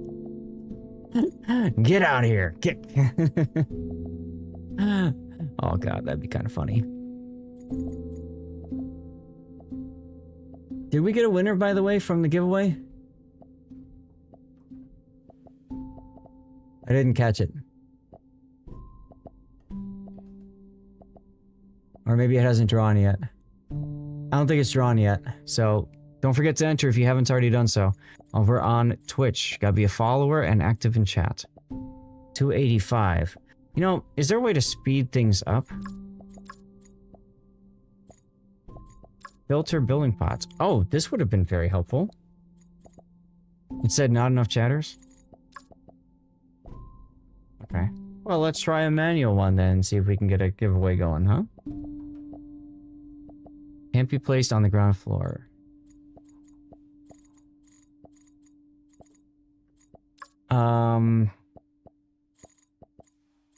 So we want the energy production now, right? So here's that dark matter reactor. I'm wondering, because our numbers are so low, should we just start building? Can we build another building material? What's up, Longshot? Elon Musk's Mars Adventures, you got it. Because I'm wondering if we'd build another nano assembler just to, like, excuse me, really speed up production.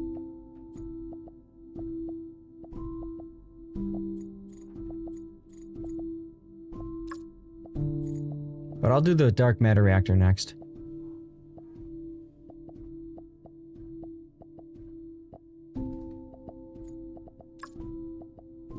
So here's dark matter. Should be available very soon.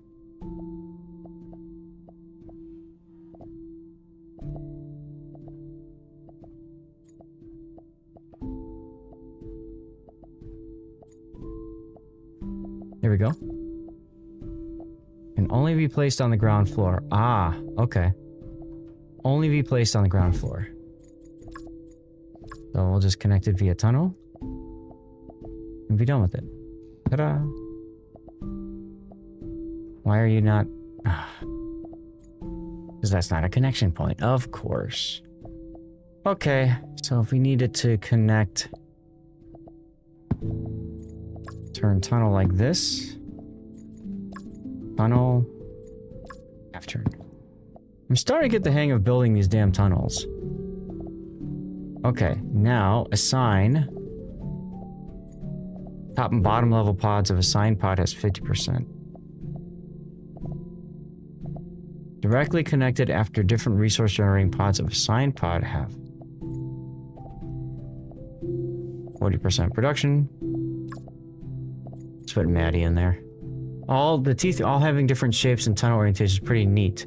It is neat though. Yeah, I do agree. It is kind of fun to look at and see how that works. So there goes our dark matter reactor. Okay, so we're looking good, and then we just need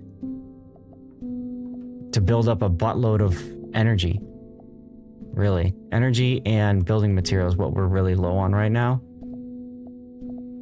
So maybe we need to build another nano material assembler and another dark matter reactor.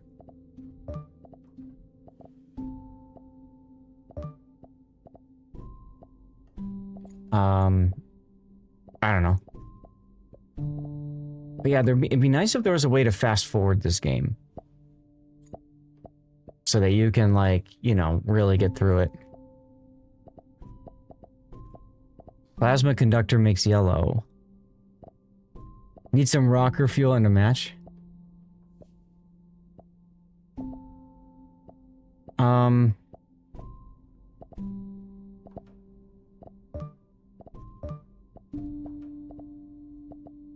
Where's the bar? Well, there's an entertainment center. That's probably the only bar in town, to be honest.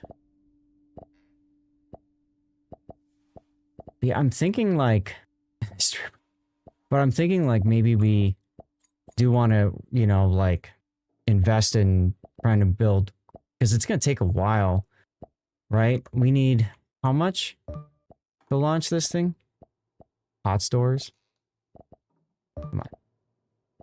We need... I could also probably try getting rid of some of these safety modules.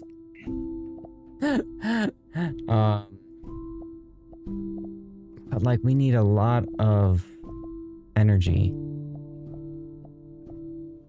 It's gonna take like 10 minutes just to get, yeah, that's what I mean. It's gonna take a long time to be able to launch this thing. So we might want to build some more of the resource gathering stuff. Right? Like, that's what I'm thinking. Another nanomaterial would be a good idea. Use the easy button. What's the easy button?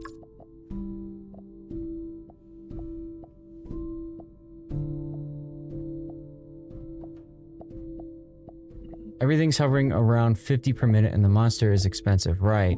Exactly. Exactly. And that's why I'm thinking, yeah. Staples. Like that. And tunnel. Cut some corners on the rocket. We could. We could do that. It's plus 5% production. These guys aren't really doing much help with that. Who else is here? Settler morale is quite low. People are not happy. I don't know why. Put Avery on a morale duty. Dark matter reactor because we think we're lacking power. Yeah, see, now we're at 77 per minute. They need a party. They do need a party. I don't know why their morale is so low.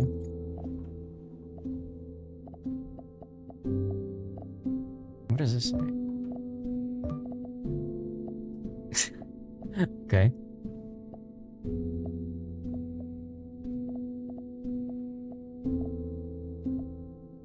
Storage capacity is 29. You should tunnel those two sections together, make another loop. I could. I was thinking of building, something out here and then connecting.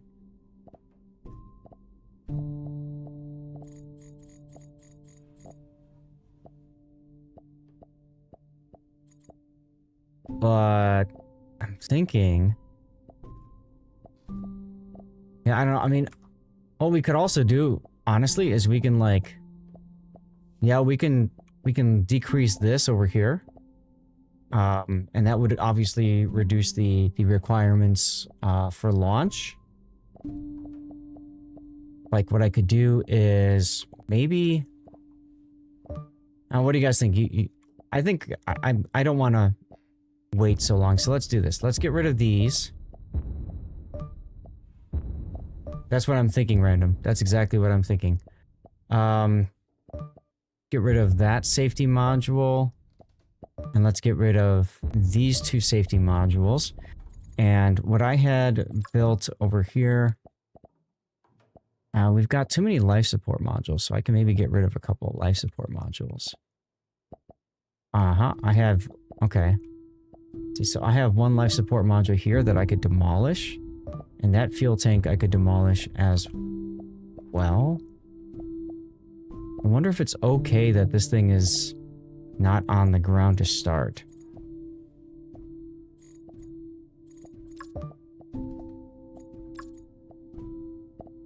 You know what I mean? I guess it's okay? Here, let's put a gyroscope on the bottom to keep it stable. How's that sound? Probably fine? Just to be safe. Let's put something on the bottom.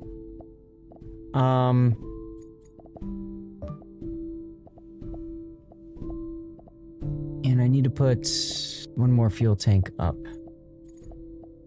So where's the fuel tank? Fuel tank. And there we go. So that takes care of fuel tanks and all that. And notice the cost has come down, but the chances of failure are higher. Maybe we just rebuild the whole damn thing. Let's just rebuild the whole damn thing.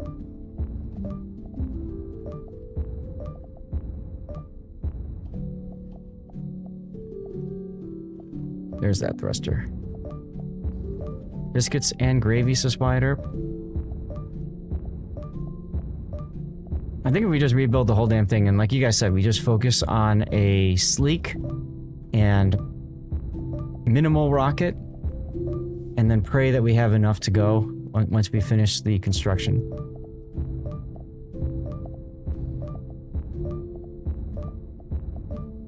I think that makes the most sense.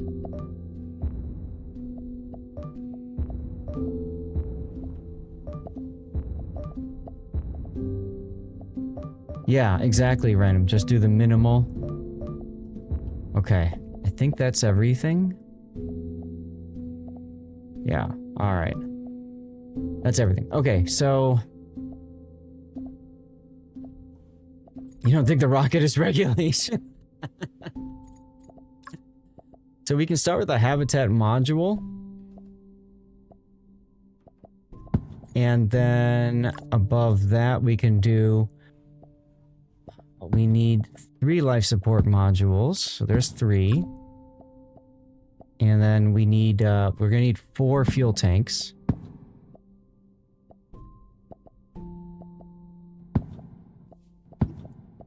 So there's 4 fuel tanks. Life support, habitat. We need another habitat module. Something just happened. Oh, that's cool.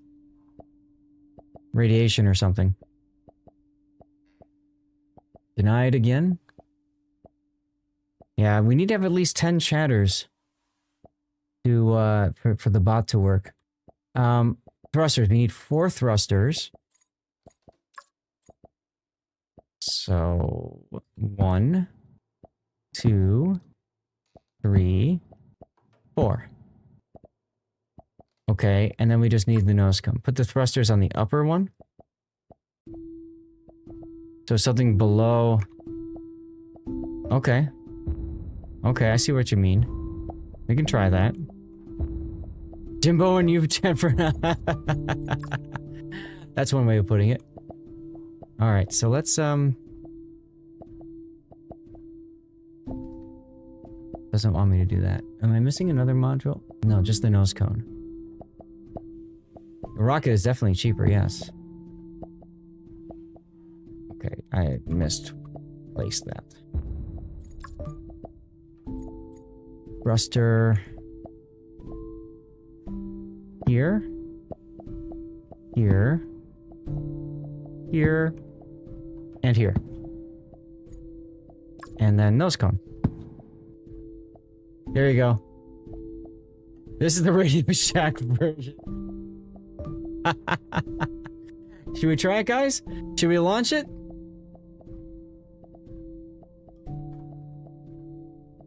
Instead of 1 rocket definitely works. We can just launch 4 rockets with a 1/4 chance of living each. I like that idea. Alright. In 3, 2, 1. Blast off! And it's kind of off center. And it's going. And it just blew up. It's an Elon rocket. It's...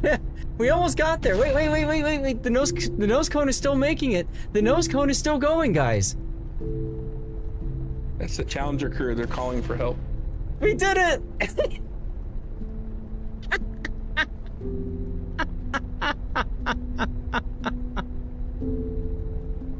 Interesting.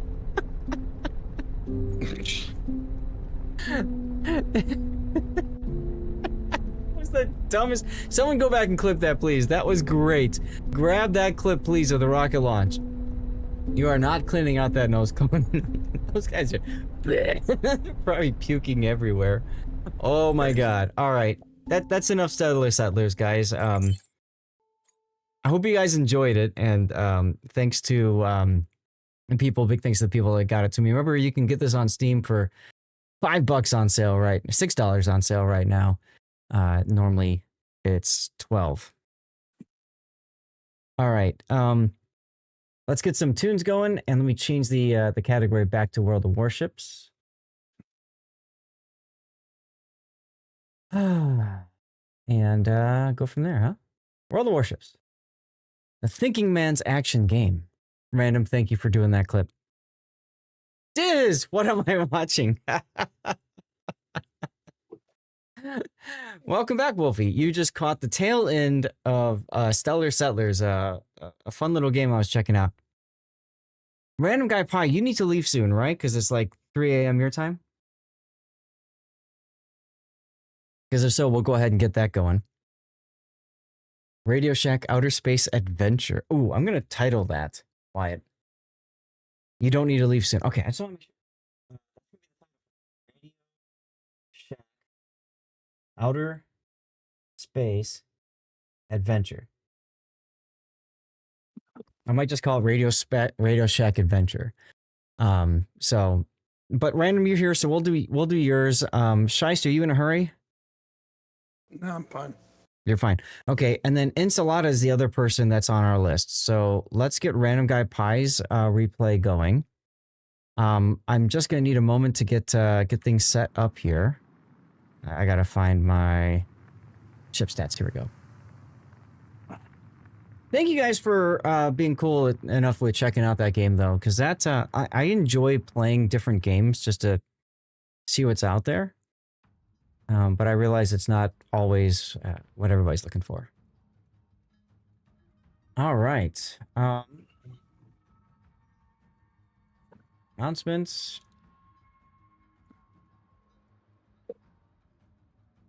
Hang out to everybody. We're going back to warships. ENA Dream BBQ? Never heard of it.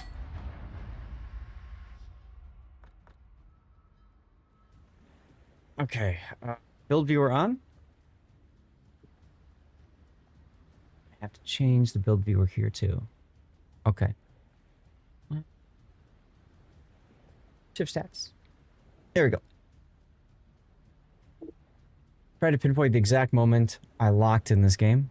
What do you mean by locked? Essex.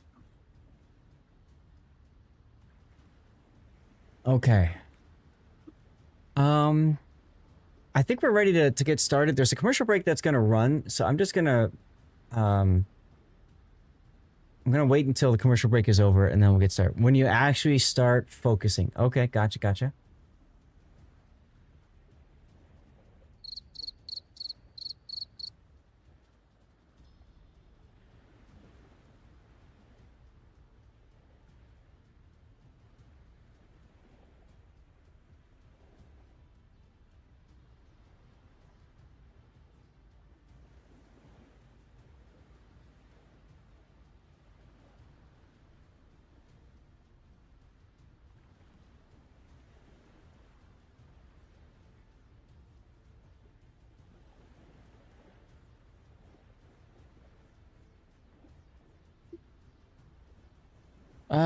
Well, you have to focus in the right? Wait a minute. Who said anything about having to focus in this game? Now, I normally get a screenshot of the planes launching to Naked Essex. Naked Essex. Okay. Well.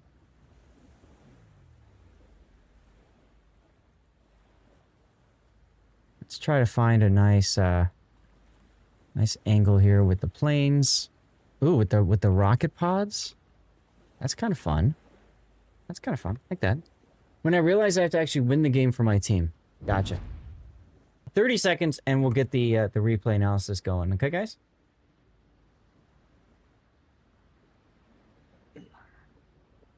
We'll be back. All right. And I forgot to read off the starter. So from PC test to Stellar Quests, oh, the places we'll go. Last stream's echoes linger still. Autumn Breeze Gaming return a heartwarming thrill. Ensign Cthulhu's tale, a touch of bittersweet, while the Real-Eye Duckman's package chase can't be beat. Armac scored Blue Loot, prizes ahoy. Now Settlers Rise, replays reviewed, and ranked we enjoy. Will we conquer the stars or sink in the seas? What stellar surprises await in this Sunday spectacular? Awesome. All right, looks like the Save GG bot clued in on the fact that there was a cool moment too. All right, everybody, let's get into replay analysis for this Sunday. We're going to start off by taking a look at an Essex. I don't know if we've ever done an Essex, or maybe it's been quite some time, so this will be nice. The Essex is a Tier 10 American aircraft carrier of the support line, which means she gets access to squadrons that have support-focused abilities. So, for example, you've got tactical rocket squadron that has smoke curtain generator. You have regular torpedo bombers. This is your main damage dealing squadron. And then you have tactical bombers that also have smoke curtain.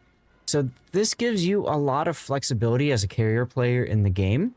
But the main damage of the Essex is typically going to be with torpedo bombers. Okay. Besides that, I mean that's the main difference. There's some other parts that are different too. The fact that it's got 2 tactical squadrons and only 1 regular means you can afford to be less concerned about plane regeneration because they just automatically show up on your deck anyway. You played New Suzuya? What did you think of her, Gaelic? Let's go ahead and take a look then at Random Pie Guy's setup. So he's got Air Goose Modification 1 for aircraft return speed, engine boost duration, torpedo bomber attack time. Makes sense, because torpedo bombers, like I said, are the bread and butter of damage dealing. You've got torpedo bomber HP, also makes sense because you want them to live, but you don't really, you don't care about the other squadrons because they'll just regenerate anyway. Squadron consumable modification 1. So every squadron gets an extra consumable. So that's 1 extra smoke generator, 1 extra patrol fighter, 1 extra engine cool, 1 extra heal, right? So it's like superintendent. It's very handy. What you're giving up, what most people use is flight control modification 1 to get more aircraft squadrons on the deck, or aircraft on the deck per squadron, and aircraft prep time. But keep in mind, you don't need that so much because there's only 1 squadron to worry about grabbing planes on the deck, right? And then you've got squadron speed. That's useful for all of them. Con of tactical squads is the enemy is too close. You can't rotate squads because you're not recharging your squads while traveling. Exactly. So you could be in a situation where you only have like 2 torpedo bombers that you can launch and you kind of have to back off. Now you're only using a 9-point captain and you've done the core build. The core build is air supremacy, squadron speed, aircraft armor, and then aircraft HP. That's your core build. And then from there, you can decide where to go. Most people for Essex are probably going to look at proximity fuse to get your torpedo damage up because like I said, that's your bread and butter. Torpedo bomber is also a really good skill to take for these. Random Pie Guy, where are you going to go from there?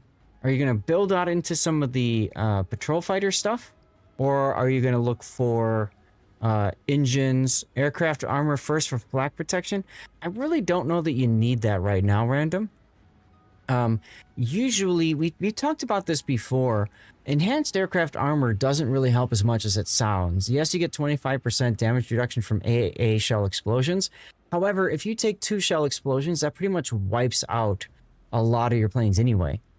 So you don't get much back from enhanced. You can take 1 and then you can live a little bit longer, essentially. So generally we don't put a lot of value in that. So there's 6 points left. I might go this way, Random Pie Guy, and then from there, now you can kind of decide where you want to go, right? You could do squadron.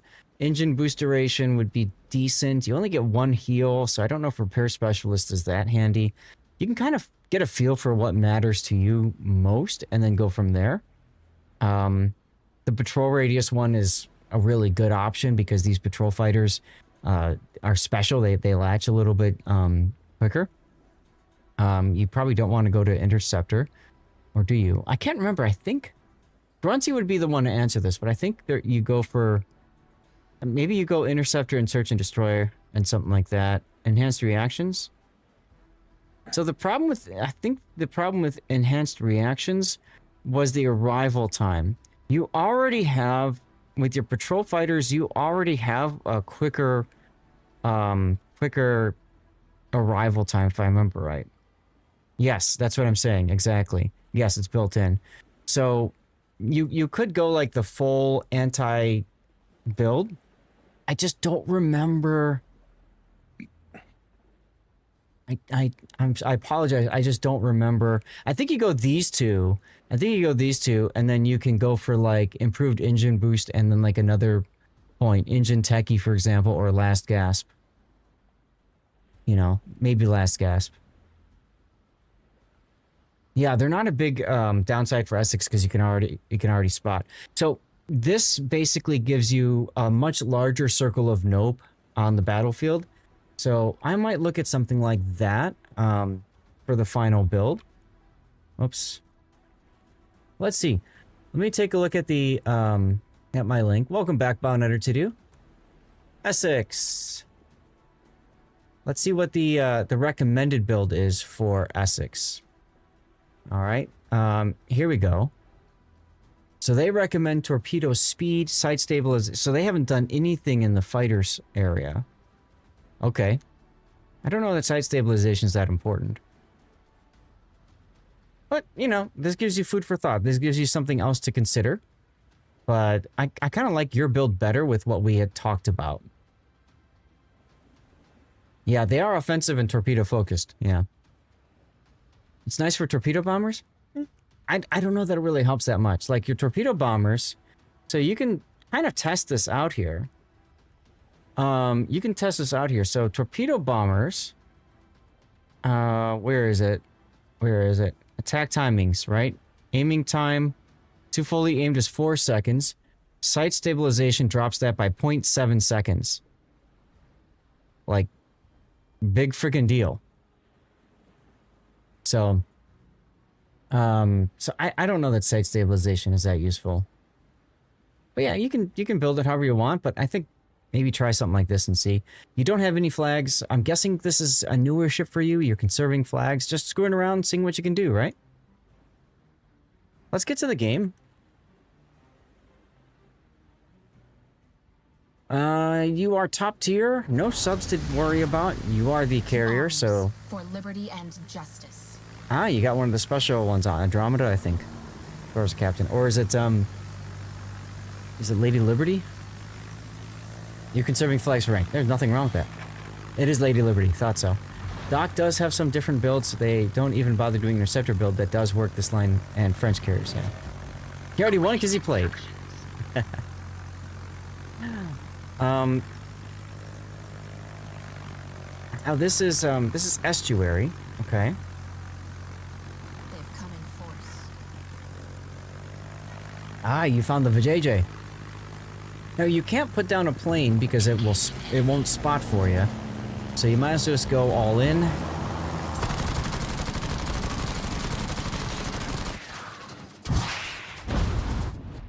All right, not bad. Starting this game, you took the tab menu, see the Essex and Marceau, and you're like, ah, they're doing that, yeah. So what that means is the enemy Essex is going to use the smoke to smoke the Marceau, and that kind of removes the, you know, the problem the Marceau not having smoke, right? I could see that.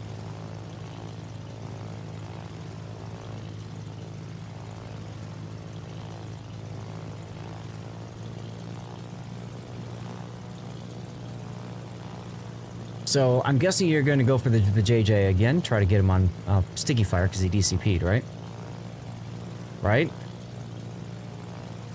Question is, which one did you strike? Was it that one? I like the guy's name. I like the guy's name, and he's in the VJJ. No, you're gonna go for that one. I don't like that you flew through all that anti-air though, just to do this strike. I mean, if you wouldn't head on, you would have been better off. You chickened out because of the anti-air. So you were gonna go for the other one first. Now this is on the North American server, huh? I think you would have been better suited going for the one in the front and just striking that one. And if it's not the same one you hit at first, who cares? You know, cycle the things through and then just get torpedo strikes on these guys. These guys have to be focused immediately. They're just that good of ships, or that much of a BS of a ship. Torpedo bomber time, because both your tacticals are now on cooldown. Nice song choice.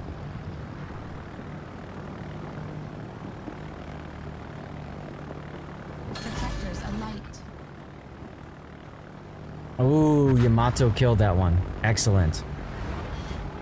So now the question becomes, where are you going to go with your squadron? You're gonna pre-drop. Okay, fair.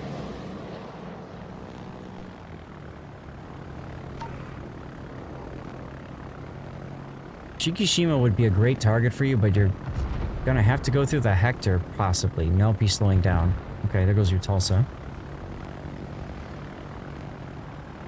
Now, random, I don't know much about you and your playstyle. Do you consider yourself a carrier main? Do you play carriers a ton? The enemy has overtaken us. We must There's not your engine consumable. Not really, okay. There's your engine consumable. You're trying to slow down so you can tighten up your drop. approaching target. I would have turned around fully on the Shiki and dropped on the Shiki again. Minnesota's got a lot of anti-air. Also... Well, okay. He didn't DCP that flood, so that's okay, actually. Now go back to the Shiki and drop on the Shiki, right? Guyman ban you? Why would I ban you? It looks like you ruddered the Minnesota. You want to get your drop out as fast as possible, get back to your tacticals. Okay. Shikishima DCP'd, so I would absolutely be working on the flood for him, or on the fire. And you're down 2 ships. Why did you switch to Hector? Gaelic, I have 3 prioritized replays. After that, I'm open or I'll make my own choices. Poor decision making. Yeah, I would have focused that Shikishima. You knew his DCP was most likely down because of the flooding. So I'd focus on the Shiki and just get him down. I think that'd be a better use of your effort. I mean, here's the thing. Hector is just kind of not a threat. It was good damage. I do agree it was good Vectors damage. alight.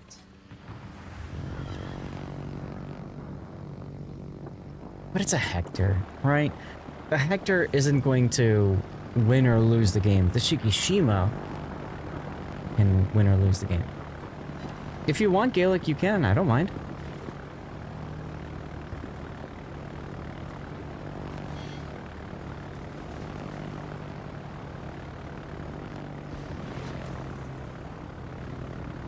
Didn't actually know what a Hector was.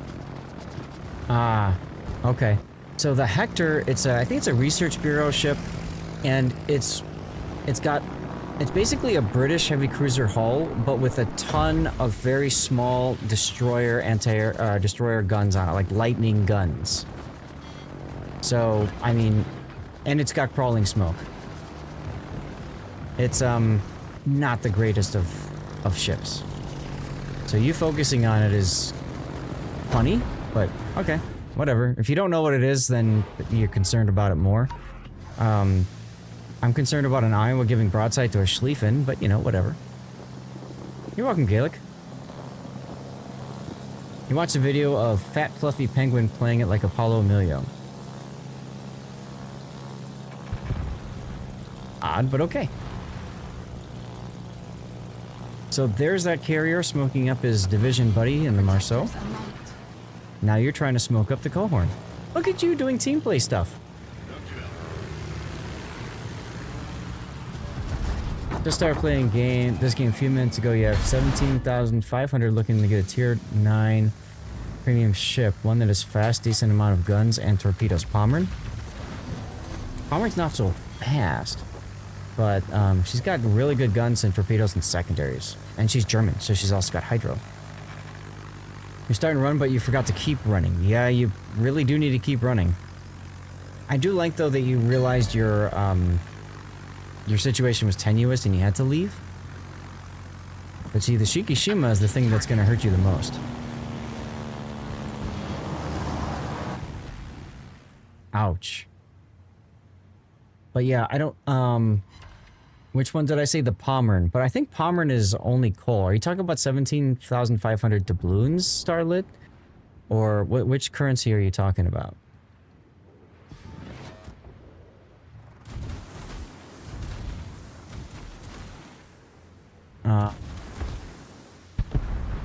You forgot to run and your smoke planes are on cooldown. Yeah, well, that's one of the problems of over-relying on your tacticals, is then they're not Our ship available is when you need aflame. them, right? And that Marceau can just farm you for a while. You could put up a torpedo squadron and try to, like, you know, drop something. 19,300 doubloons? Okay. I'm not familiar with what's in the armory off the top of my head, Starlit. If you wouldn't mind, can you let me know what ships you're thinking about? And I can tell you if it's a good one or crap. Your bombers are ready. There you go. There's your smoke for yourself.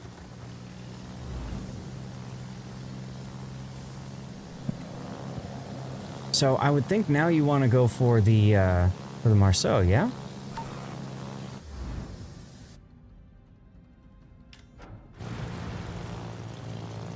You guys are even on ships. Pretty even on caps and Repair is everything. complete.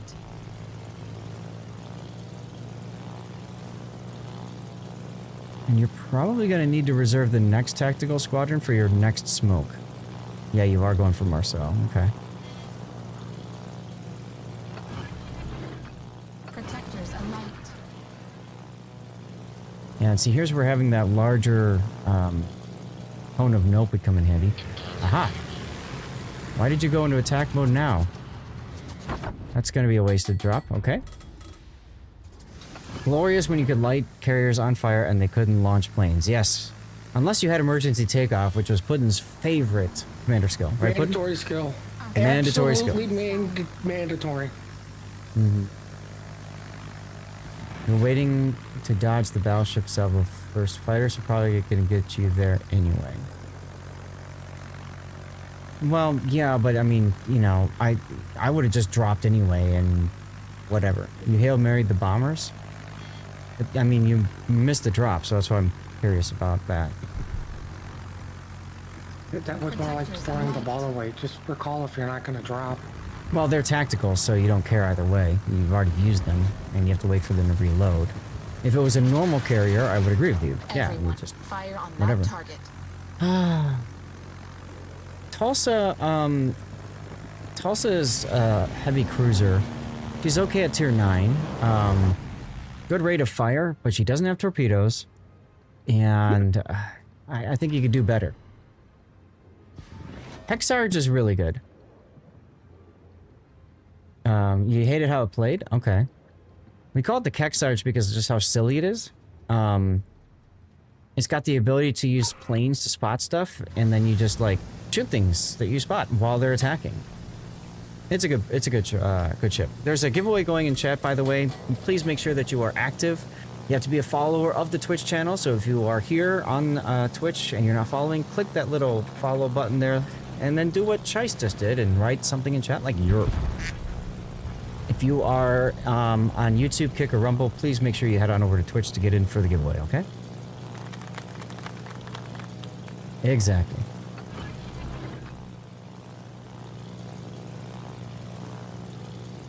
Now, you're spending an awful lot of time trying to kill this dude, and I think your team is suffering as a result.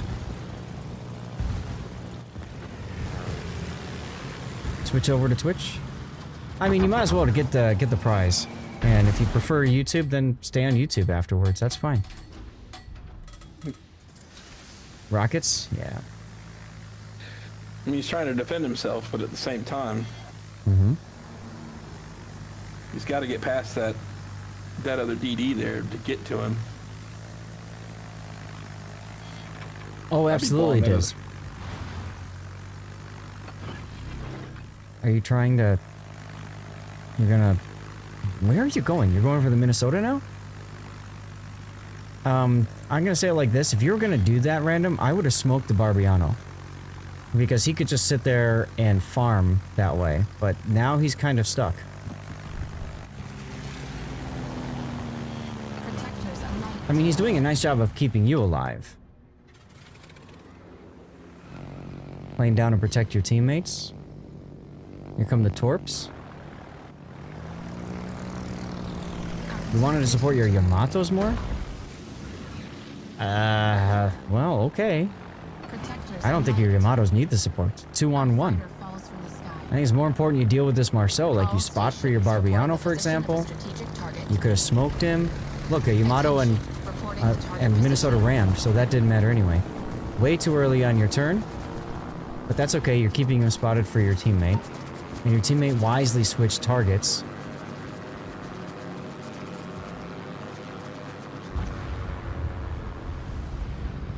Had his own smoke available? Okay. Yeah, I mean, if you've got the consumable monitor and you can see that, then that's fair. But if you don't have the consumable monitor and you're not sure, I would have smoked just to be sure. I like the torp drop on the Rosia. Yeah, I still say you drop the smoke. That saves the smoke for your DD who's actively trying to help Like, help protect you? you. Exactly. Like, why can't you help him back? Exactly. Exactly.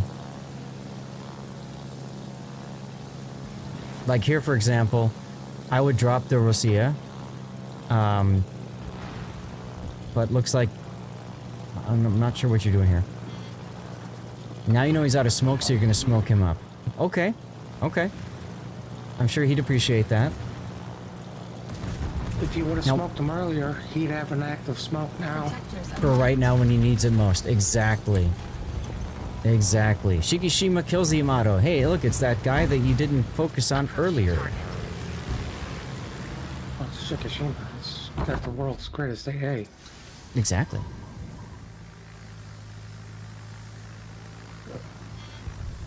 Okay. At this point, I think now you're probably going into hyper-focus mode.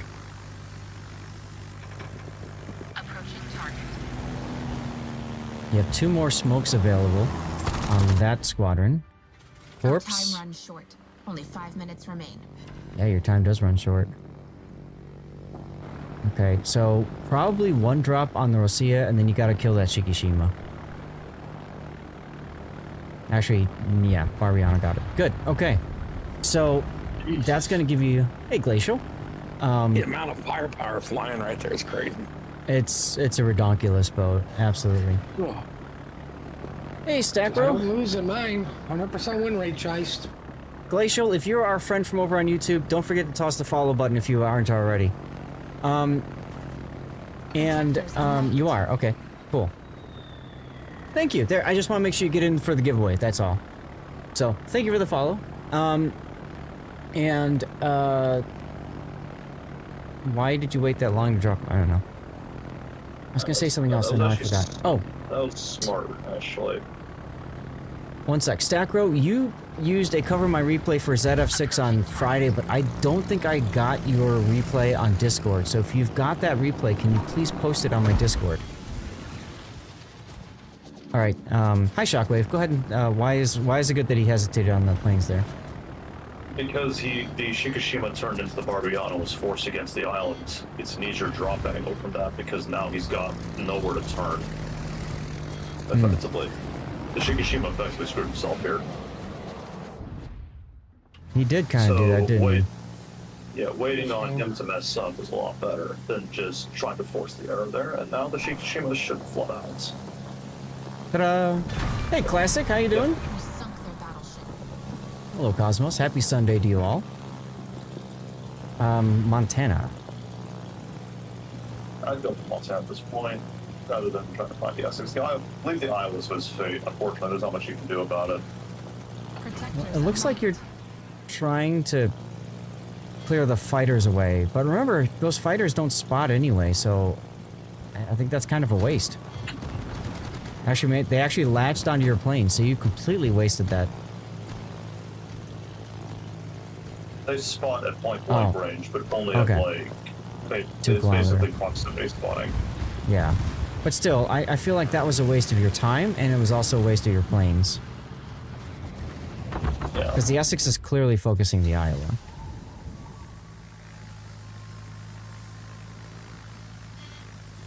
And unfortunately, the Montana is a lot closer, or the Essex, enemy Essex is a lot closer to your Iowa. I don't know why he's trying to support Barbiano at this point. I would just be trying to kill the Montana because the Barbiano, all he would have to do is just run and he'd be fine. It's still a 3-on-2. The Iowa has all the attention of the Essex. It doesn't help. The only thing he can do if he does this smoke is he can get to the Iowa and drop a plane on the Iowa too. So he might go for maximum team play here and then go drop the Montana. Like, I can understand that idea. Looks like that's exactly what you're thinking. Yeah. Protectors alight. I mean, Your problem is- fighters in a bad spot though. Like the yeah. Iowa's driving out of your fighters. You should have put them in front, not behind. Like if you're gonna take the time to do it, try to do it correctly. Exactly. Yeah. Also, I think the Barbiano got blind fired there. It's fine. Oh, okay, good hit. Right But the now, what I'd be important thing looking at is- is the Montana's path of travel, like which way is he going to turn? Yeah. The important thing though is that the smoke has allowed your Barbiano to farm the Montana a bit until, well, there goes more smoke planes from the Essex. At this point, That's the I first might, point. yeah, go a little bit just south, dropped just the figure out where the Essex. Essex is. Essex is in like H9.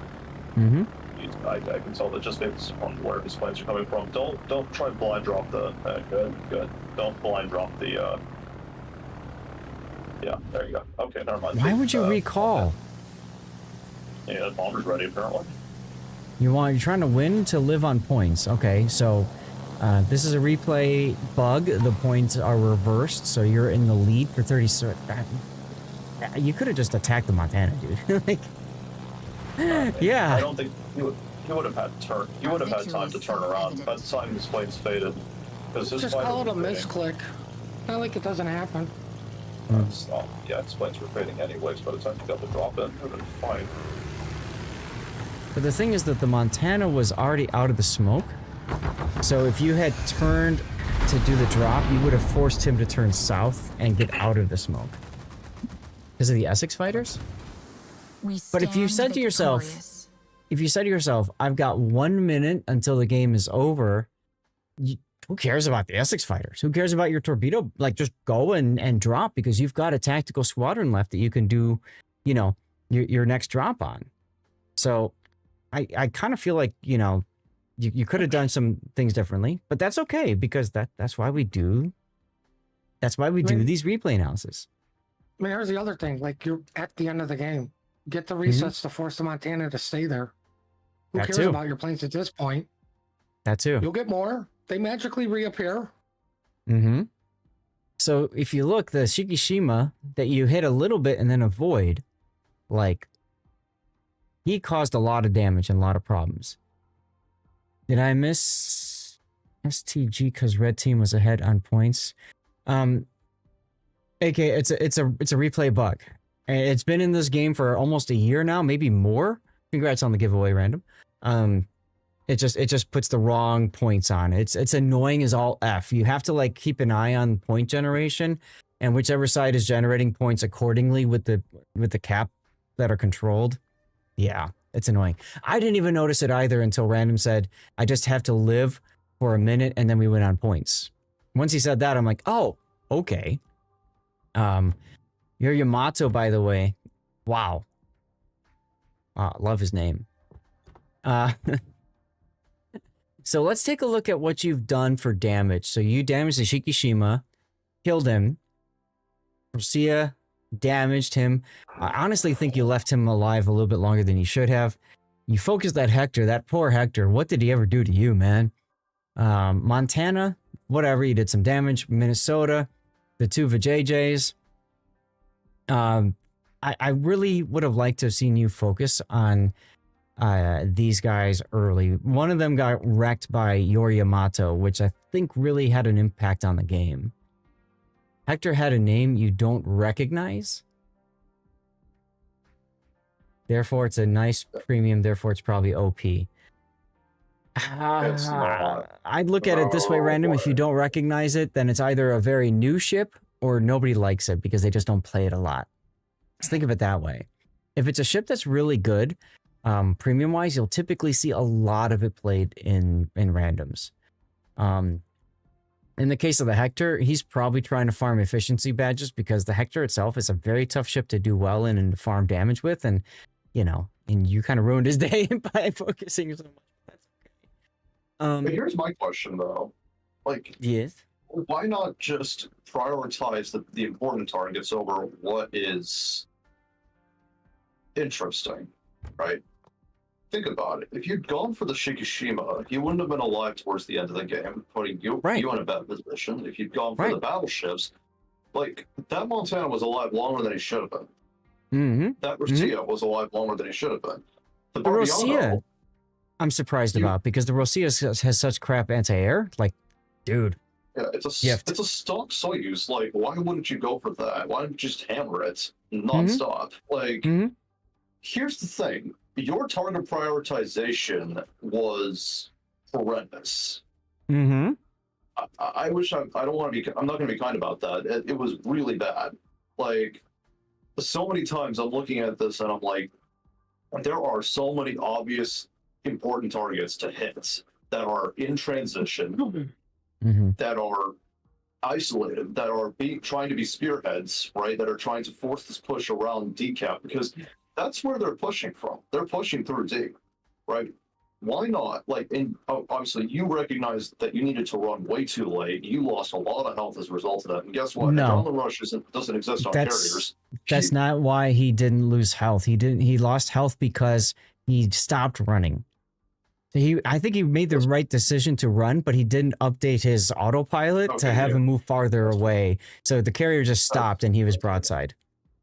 That's fair. Also, I probably wouldn't have put myself in like J2. I would have put myself at like G2 H1 instead. Yeah, H1, right. H1, G2, because the G2 island is tall enough to hide you as a carrier. And gives you the flexibility of running. If you can hide you as like an Ushikov, it can hide you as an Essex, trust me. Yeah. Right. Plus, it allows you to cycle your planes faster if your opponents are in the mid. Right, as opposed to I2. Well, random. That makes sense too. It's just like the problem is that you put yourself kind of in a bit of a corner there, because you panic used both of your smoking tacticals in very rapid succession. You probably could have used to wait a little bit on the second one, and that could have given you probably right here on the replay, on the render, that probably could have given you enough length to get up to Golf 2. But you also didn't really do much to focus right there. You didn't do too much to focus the Marceau either, I thought. Actually, no, that was pretty well timed, because I look at the smoke. Looked like the first smoke dropped about the right time. Yeah. But yeah, you're trying to do too many things at once, which I get your support carrier, but I really feel, and I think, Shockwave is hitting on this too. You have to focus on specific things. Don't try to do too much at once. Focus one thing at a time. What I would have done is just gotten rid of the Marceau, or at least forced him to retreat, right? Low health destroyers are unconfident destroyers, right? Especially in the mid to late game. Like, if I'm a destroyer player and I am low on health, I'm going to be very cautious, personally. Now, obviously, people are different. I've seen people just throw away their 2K, 3K HP destroyers meaninglessly for the sake of some extra damage, right? No, dude, it's random battles or ranked. You see it all the freaking time. I know. But, I mean, that notwithstanding, though, right? If you put more pressure on that Marceau, if you got him down to, like, say, a tenth of his health by the time he was at, like, H9, like Hotel 9 or Hotel 8, right? Where do you think he's going to be? He's going to be playing closer towards the D cap or the C cap, right? He's not going to be playing aggressively. That gives your Barbiano space to breathe and farm down those incoming battleships a lot more effectively. He doesn't lose a lot of health because of the Marceau spotting him effectively. And as a result, you get space to breathe. You have more time to deal damage and farm out these incoming battleships and effectively stop their push better. The big problem is you decided team play with the Barbiano, but if you had team played with the Barbiano earlier, you would have been better off, essentially. And Glacial, hold on a minute. We'll talk about your question after we finish the replay. I want to focus on the replay to give random good feedback here, okay? You know what? The one thing I'll say about Shockwave's comment about a low health DD not wanting to play aggressive, the Marceau was kind of low, and he did play aggressive. Yes. Yeah, I know. I said the Barbiano, like it's not the norm, but I agree with both of them. You needed to keep the DD spotted, supported your DD, and give him smoke even though he has one. So when he really needs a smoke, Yes. he has one available. Yes. Yes. So And the when Barbiano you're has a full throttle fuel smoke that cools down, takes a pretty long time to cool down. right, So if he needs that smoke, you should be able to provide it to him on time, right? Obviously, if the Barbiano asks for a smoke, then I'd say go. He didn't. But if I had the consumables mod and I saw that, okay, if he needs that smoke, I'm gonna go give him one if I'm in an Essex, right? now when you do That's stuff like that, as a player, as a Unicum player, if I see a player that's trying to team play with me, then I'm going to try to team play with them, and that's going to embolden me, maybe to do something that I wasn't going to do originally. Because the Barbiano, at the part where you ignore him, I'm trying to get the render to come back. He's in full farming mode. He's probably already said, "Well, this game is screwed." But if you had smoked him and then gone back and spotted the Marceau for him, now that flips a switch in his mind. Okay, we can win this. The carrier's working with me. We can make this happen. yeah. You got to give him the confidence to play, right? Correct. You can't just be like, you can't just look at him and be like, nah, he'll be all right. It's fine. He can handle himself. He's an overpowered near destroyer with incredible TPM. It's not. But yeah, like here at this point, the Marcel should be under pressure. I'll be right back. Right? You should be putting the more like Marcel's chasing you, and Mhm. I mean, obviously your autopilot stopped for whatever reason it did. Either you didn't program the autopilot to go further, or the autopilot just spazzed out. I don't know. It happens. But He forgot to give it another the same- input. He mentioned that on the replay. instruction, yeah. And give it another input, yeah. But like at the same time that I'm running, I should be thinking to myself, okay, what is the biggest threat to me, and what's the biggest threat to my team? That Marceau sweeping in from the south. Because here's the thing: even without the character spotting, the Marceau is still going to be able to spot for himself. He can still do damage for himself without the carrier spotting. He can effectively spot for his allies and keep your battleships and your cruisers lit, or your teammates lit, as long as his team needs to do damage. So I paused it here for a sec because I wanted you guys to see the Marceau is actually winning this trade. He's kiting away, and he doesn't care about all of this firepower coming from the Barbiano. Again, you don't notice this because you're playing the carry, and that's fine. That's fine. But right about here is your opportunity to smoke the Barbiano up and then go and spot the Marceau, and you don't do that. And actually, it emboldens the Marceau to push again. There, you spot him for a second. Right here. This is where I thought, okay, you're going to smoke the Barbiano. And I wouldn't be surprised if the Barbiano thought the exact same thing. Awesome, my carrier is going to spot smoke for me, and then he's going to go and spot the Marceau, and we're going to kill him, and then we're going to win this flank. And what did you do? You waved at him as he flew over, and the guy's probably like, you carrier! This made me slap my forehead a little bit, because I'm like, okay, first of all, the Yamatos are locked into a dance with the Minnesota, and the Shikishima. And they don't need your help. I mean, look, the Essex is going to still take forever to kill both of them. Even if one of them dies, you're fine. Okay, well, like, yeah, no, but Random, you could also say in chat, do you want smoke? Be cautious about it. Like, you needed to be conscious about the fact that maybe your Barbiano did need some help earlier, and he was forced to use his own smoke, which he could have used for later against the Montana, right, in transition. Montana Shikishima in transition. So, what are we going to title this replay? Should it go out to YouTube? Decision making. It's purely decision making. Like, this was not a lot of bad decisions in this one. Like, why did you go for the Hector when you could have easily damaged out the Shikishima, forced perma damage on him? Right? Why didn't you go kill the Marceau when he was like had like a third of his health? Put pressure on him. Why didn't you focus on the Rocio a lot sooner? Why didn't you focus on Montana a lot sooner? There's a lot of decisions here. Very true. Like, why didn't you support the Barbiano more actively? There's a lot of different decisions here that I feel like you made that were bad. Now, not a knock on you for your decision. Like, you still won the game, so that's fine. But your execution could have been so much better to a point where this wouldn't have been as close. That's fine, though, but that's why this is a great replay to feature. Yeah. Also, you said you got anxious at the end, Brandon. This seems familiar. Very Call it familiar. call it what if. It's all- Yeah, I mean it happens. That fear, everything kind of locks you up. You're trying to, and like I said, I could see the moment that you're trying to do too much. You had to go for the Hector because if I don't randomly grief someone who's in an unimportant ship, they're taking my CV license away. No, you went for the Hector because you even said yourself, you saw a content creator's video where he played it like Apollo Emilio somehow and did stupid things with it. So you looked at it and said, this is what this guy's doing. But anyway, you saw it afterwards? Okay. Anyways, I wouldn't be so worried about ships that you're not sure about. I'd work on the ones that you know about. I'd work on the ones that, you know, frankly, are probably from, good clans. Like N is a good clan. Like they're good players. So I would look at that and say, okay, that's somebody that I really need off the board. He's in a Shikishima. This can be problematic.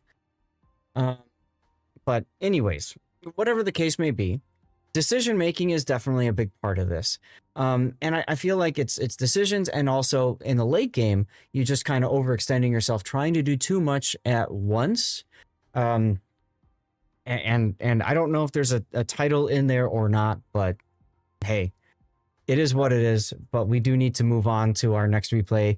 So I'm going to turn the render off.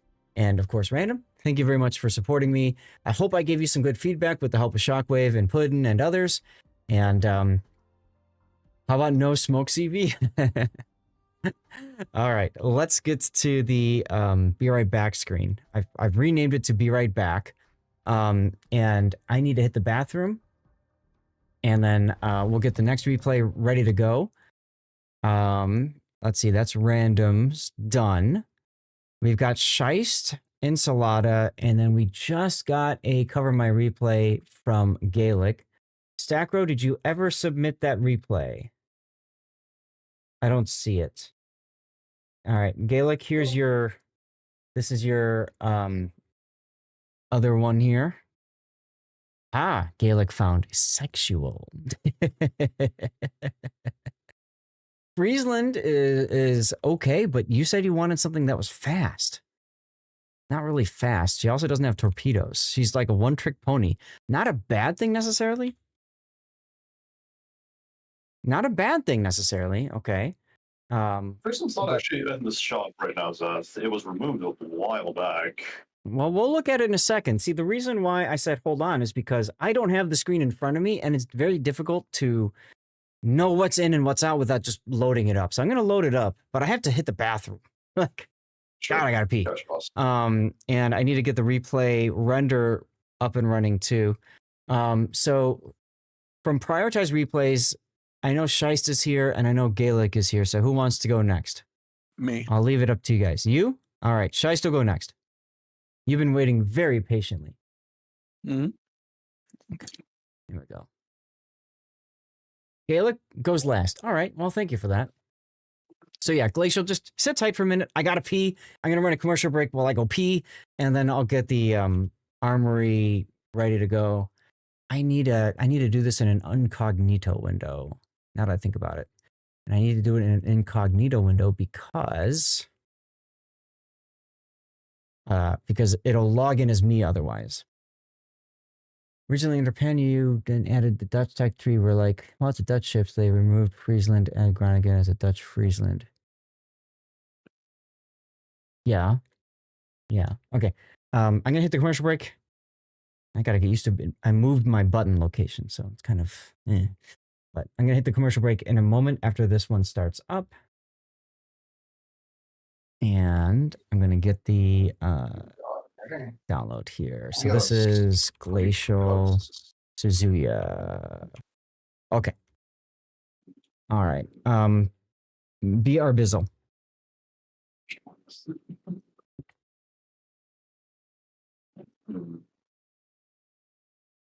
That's gonna be interesting.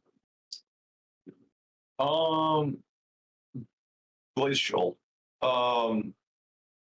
Here's a question for you regarding tier 9 premiums. Have you managed to work your way up to tier 9 in the tech tree just yet? Or no?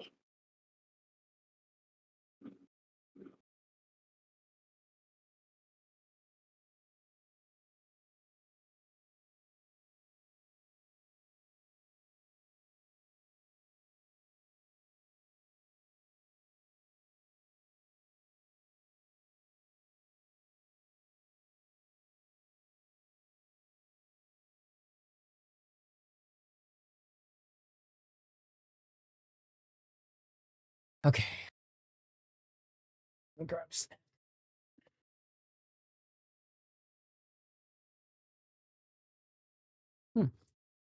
Peanut butter dark chocolate time.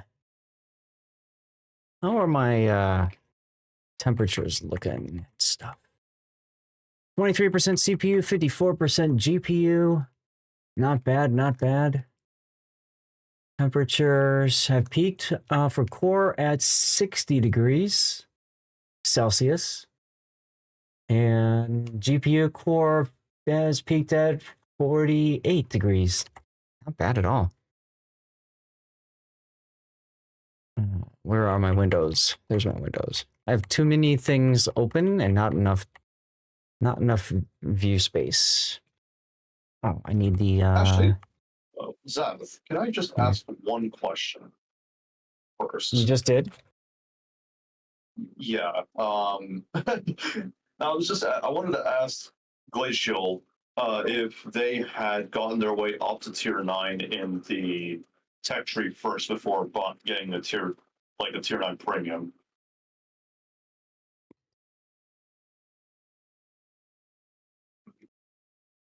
That's my genuine question. Because right when you work your way up to the tier 9 tech tree, where do I find that? Zach, you might want to take this one. Just saying.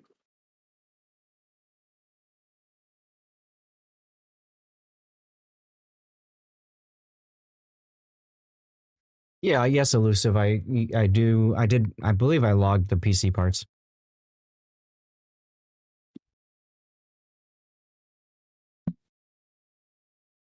Access level for tech tree should be 4 or 5. What level are you on right now?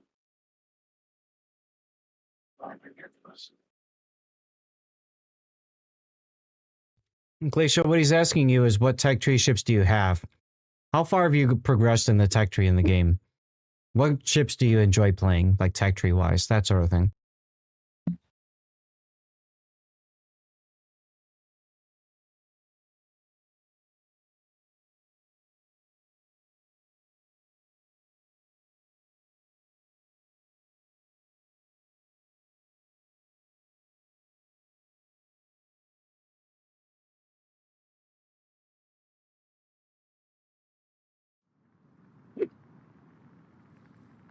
So if you enjoy the Nicholas, I'm curious why you're looking at a tier 9.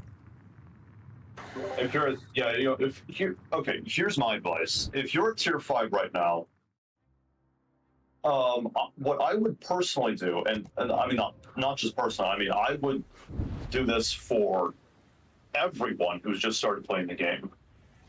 The biggest piece of advice I can give to anybody who's just started playing the game is progress through the tech tree first, right? And learn the fundamental mechanics of the game first before you start thinking about buying premiums. And the reason why I say that is because if you buy a premium ship and then 3 days later you decide, I don't want to play this game anymore because I'm not enjoying it, yada, yada, yada, you've just wasted like 50, 70 bucks for God knows why. So, yeah.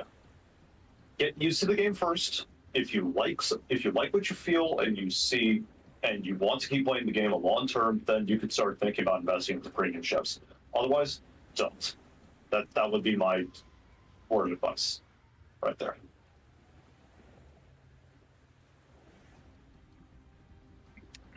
Wrong commander build. Also, I'm last, not next. Yeah. What? Yeah, you put it on Galix and not Shice.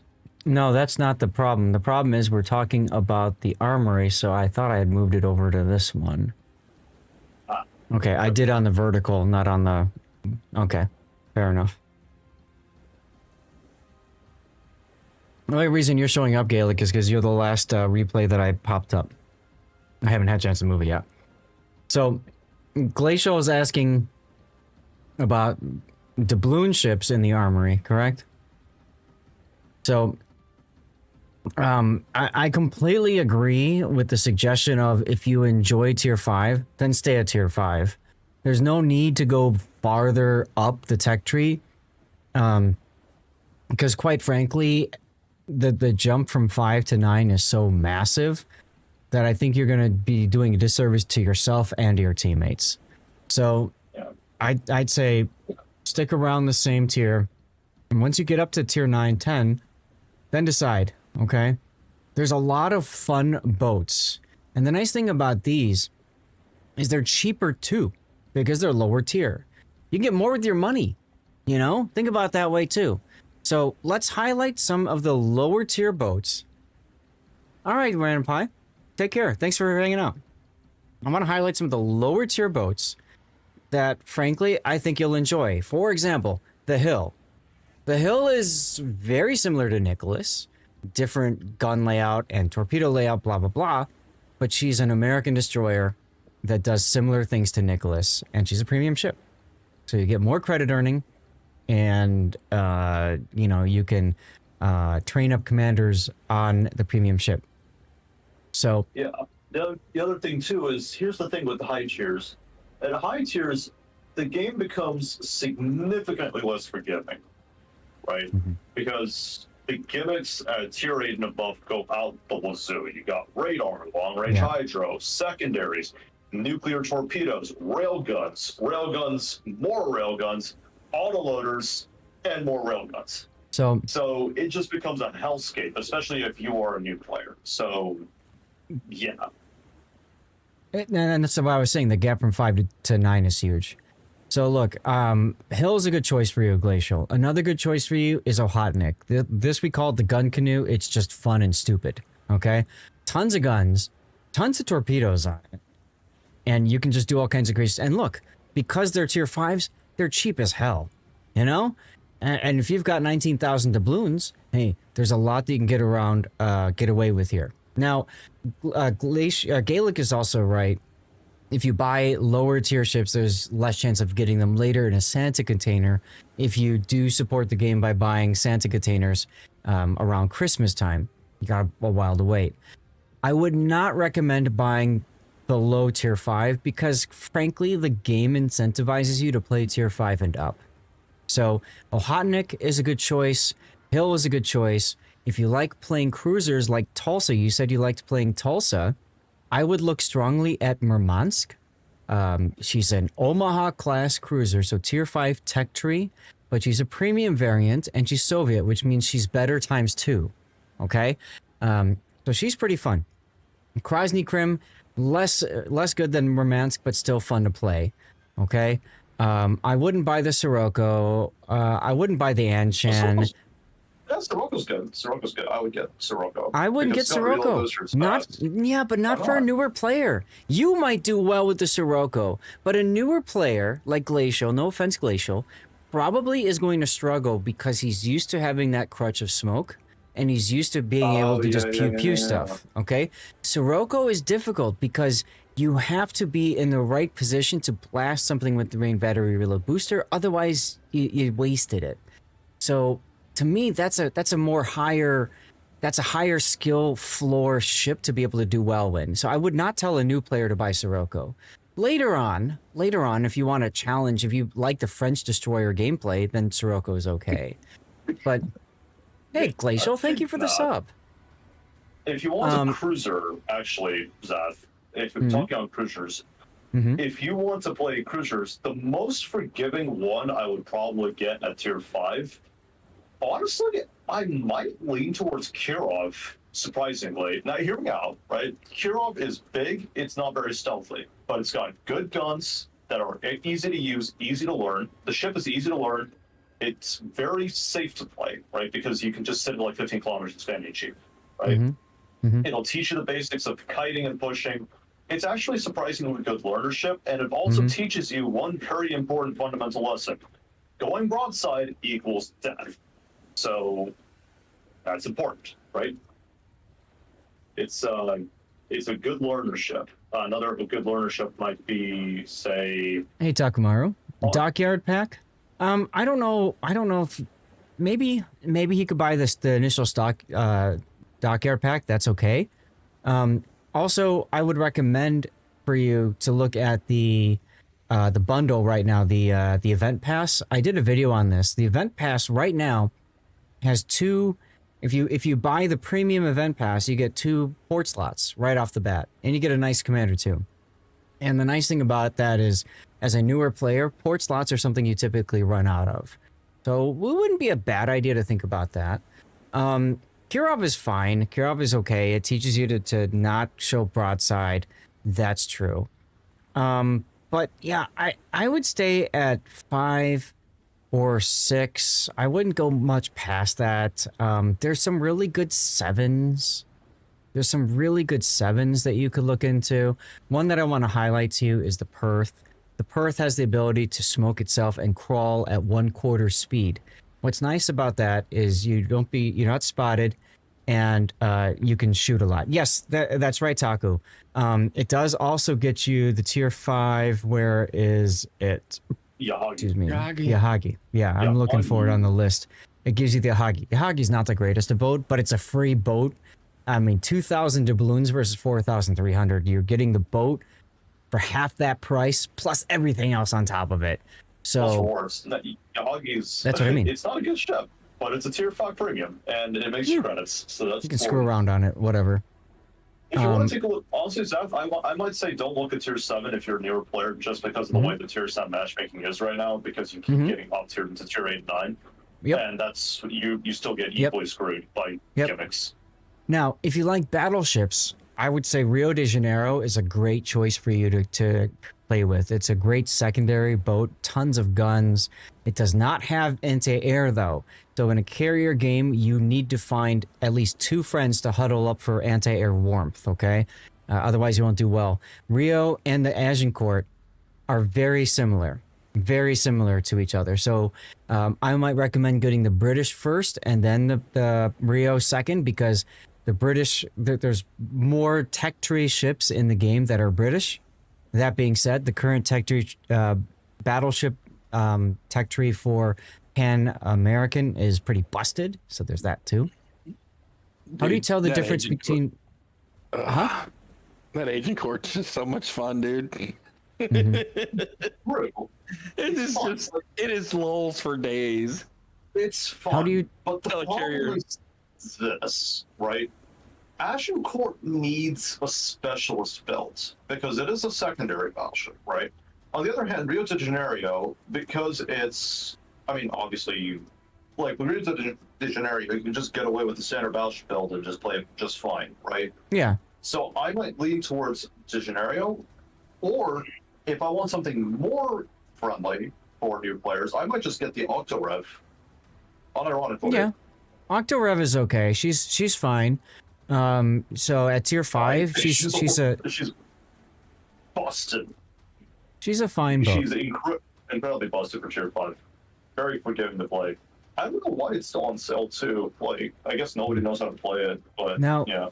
Glacial, if you've got the ability to stick around for a while, I can answer your question and I can show it to you in port, but I've got a replay loaded and everything, and we do need to get to replays and continue that. Thank you again for the sub, by the way. But if you're willing to stick around, just remind me when we switch to live play. I'll show you in the game the differences. But there's basically 3 different types of ships. There's tech tree ships, or regular ones, okay, of which they either are elite status or not elite status. And then there's premium or special ships. Their icon in the game is going to be white or gold. If the icon in the game is gold, that's a premium or special ship. If it's white or silver, I don't know, I'm a little colorblind, but that's a tech tree ship. That's not a premium ship, okay? That's the easy way to tell. See the color here on the icon? If it's that color in the game, then that's the kind of, then that's a premium ship. Okay?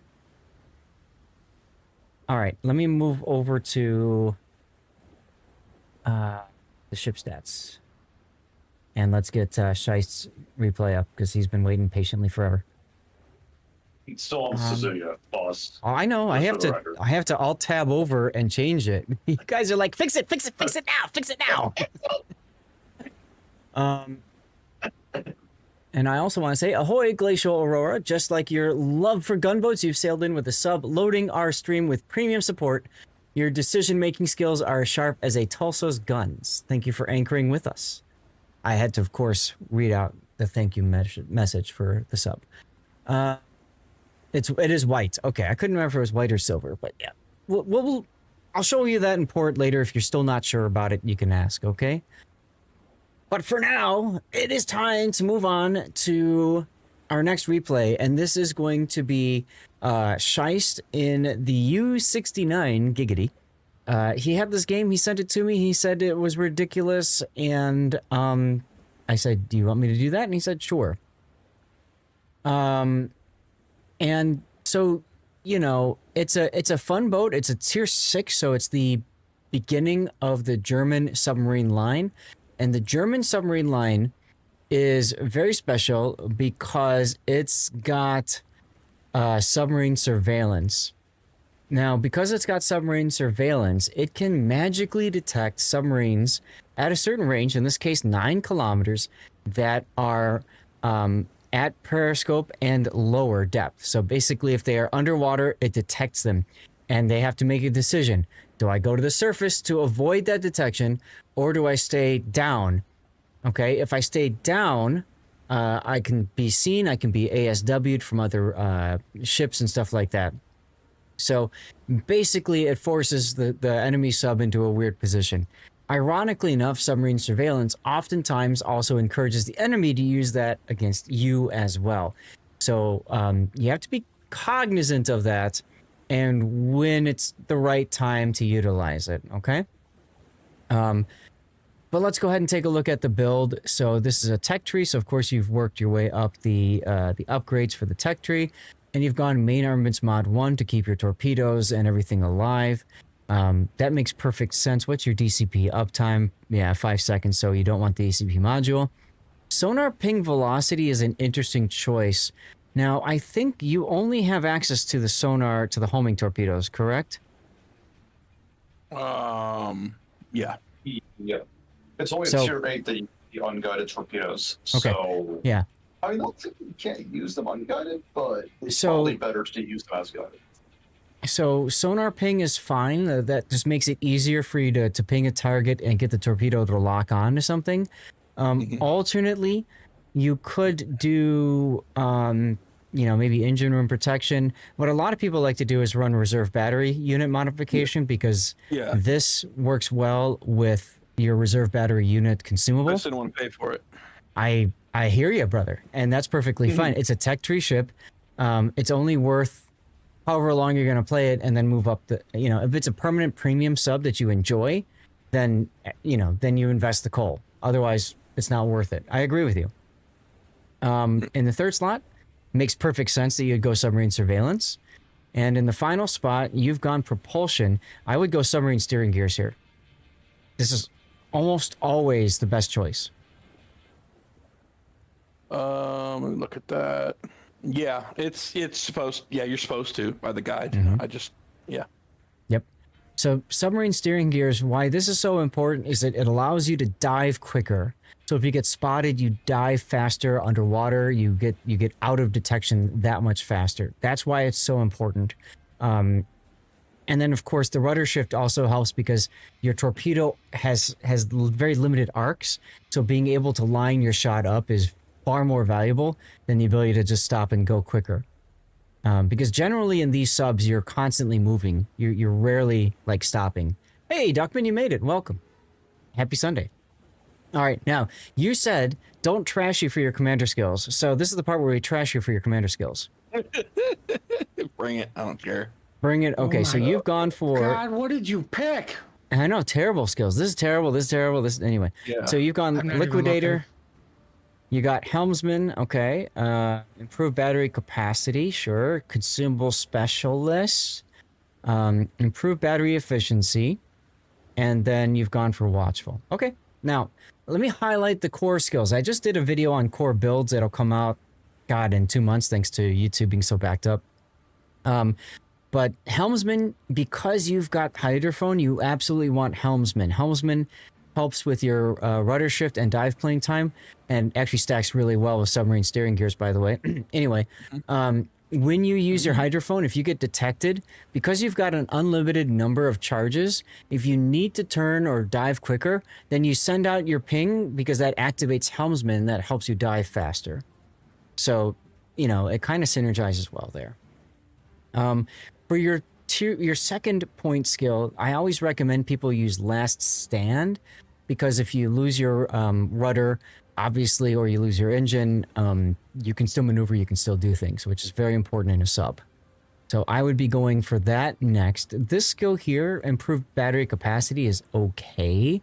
It really depends on the sub, because you gain dive capacity at the cost of recharge of your dive capacity. So if you're the kind of person who likes to go underwater and never duck their head back up again, then this is a good skill for you.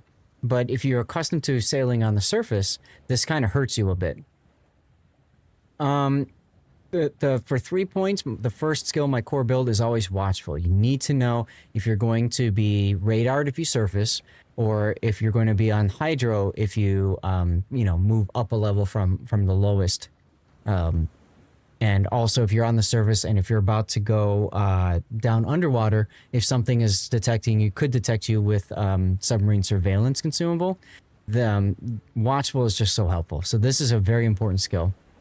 And then the 4th point skill, you almost always want to go adrenaline rush first, because obviously that just helps you get more torpedoes out and stuff like that as you go. So I'd start with something like that. Other ones that are very important, consumable specialist is a really good skill for you to have, because it helps get your sub surveillance and other consumables. But really, it's your submarine surveillance that you care about most, right? You want this consumable specialist. You absolutely want consumable specialist to get your submarine surveillance up. So I like that you got that. Liquidator is fine. You don't have the highest of flood chance with your sub for torpedoes.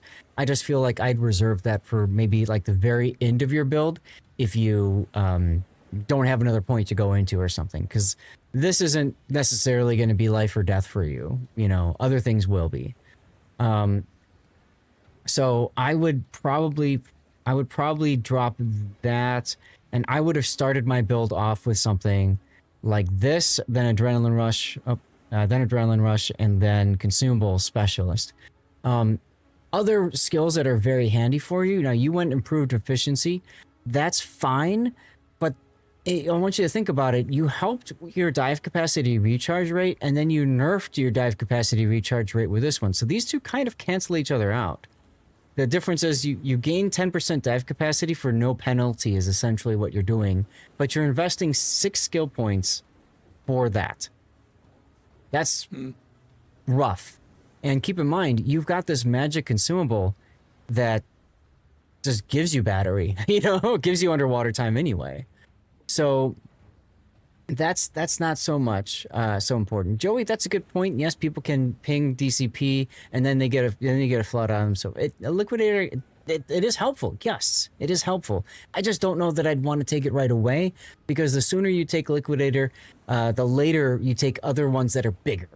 That's all I'm getting at, is you typically want to go with your higher point, your 4 and 3 point skills first. So I don't think I would go improve battery efficiency for you. Torpedo aiming master is okay, because you're always going to be running acoustic torpedoes at tier 7. But I think a better choice for you is going to be enlarged propeller shaft, because I'm 1 point away from getting it. I'm saving points. See, and if you didn't take, it's fine. If you didn't take liquidator, you'd have that now. See, and that's the difference, right? But this comes in very handy, right? If you have less than 50% of your dive capacity, you're 18% faster on the surface and at periscope depth. This helps you to evade. It also helps you to relocate and get in a position. Not everybody needs a large propeller shaft. Absolutely. The difference, Cobra, is you just have to build up to it. Anyway, so now we're at 17 points. That gives you 4 points remaining. 4 points remaining. Superintendent probably doesn't matter too much for you, because both the important ones are infinite charges, so you don't need to worry about that. Where could you go? Sonarman expert. What is this? This keeps the ping up. We know you're probably going to want liquidator, so that kind of removes using Sonarman expert. I mean, you could do it, but I don't know. Yeah, I've only got 17 points at the moment. Yeah. You know, you could do the battery capacity one. That's okay. It's not terrible. I don't know that you want consumable enhancements because that 5% uptime isn't that important. Yeah. So you can see, like, once you've gotten to here, now you can kind of really think about what do you care about most. Oh, preventative maintenance. Preventative maintenance would be very handy for you in a sub because it prevents modules from incapacitation. You get depth charge, less things break. It does hurt. Yeah. So maybe you do that, and then, I don't know, maybe you do enhanced sonar so that you can ping quicker at the very end of your grind. I might do something like that. But by the time you get here, you've already moved on to the tier 8, you know? So, whatever. But this is still a good build, I'd say, for the 8, even the 10, you know, whatever. And then finally for signals, you've got the hydro. This one is really important because it gets your submarine sonar, whatever, you know, submarine surveillance prep time down. So, great. This one helps you with dive capacity. You just get a magic 5% extra dive capacity. Not bad. Speed is good. And then liquidate, or the flooding chance, perfect. That's good. Are you conserving flags? Yes. Okay. Because one other really important flag that would be helpful, hey Dusty, would be this one here to help with your HP. Because subs are extremely difficult to kill. And the magic 5% extra HP makes it, you know, more like 10% harder to kill. So I might look at that that's flag specifically, but if you're conserving flags, no worries, you're good. Yeah. All right, let's get to our game. And Glacier, you'd asked a question about the Pommern a while ago. There are different resources in the game that get you different ships. Coal being one of them as an example. You get those. Some of those are free. Coal and steel you earn over time. So you'll get there. But, you know, for a lot of new people, it's, you know, you spend money with doubloons, right? And then you buy premium ships that way. Anyway. Ooh. You found a Q drop. I would not get an expensive ship with doubloons. For coal, you could. By the time you've accumulated enough coal to get an expensive ship, you probably know if you'll like it or not. Now, I didn't tell you before, but public test is a great way to practice or to try out different ships. Because public test, what they do is they clone your account, all the resources you have on it, and then you can go in the armory and buy a ship and try it out. And then it's another game client, Glacial. If you go to worldofwarships.com and search for public test, there'll be an article about that.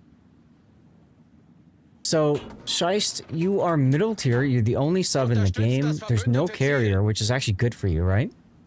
Mm-hmm. You're most welcome. A lot of submarines, though, or no, destroyers, and yes, cruisers, which kind of hurts, right? Agano has, I think Agano has the submarine surveillance built into it, right? Yeah. Yeah, because they added it to that line. And you got these destroyers that are painful to deal with. The Geta, especially with the Hydro, is going to be pain. Okay. All the cruisers can take Hydro. Mm-hmm. Although, this one says the Helena is running defensive anti-air, but he should be able to choose to Hydro. Same thing with the Colonel Baloney. Okay, then the Gato, like, that's your only food, which kind of feels bad. Omaha's food as well. Now, here's the thing with submarines, right? When I play submarines, and I do not play them very often, but when I do, I like to treat them as being destroyers that can move in 3 dimensions, right? I can move forward and backwards, I can move left and right, I can move up and down. Mm-hmm.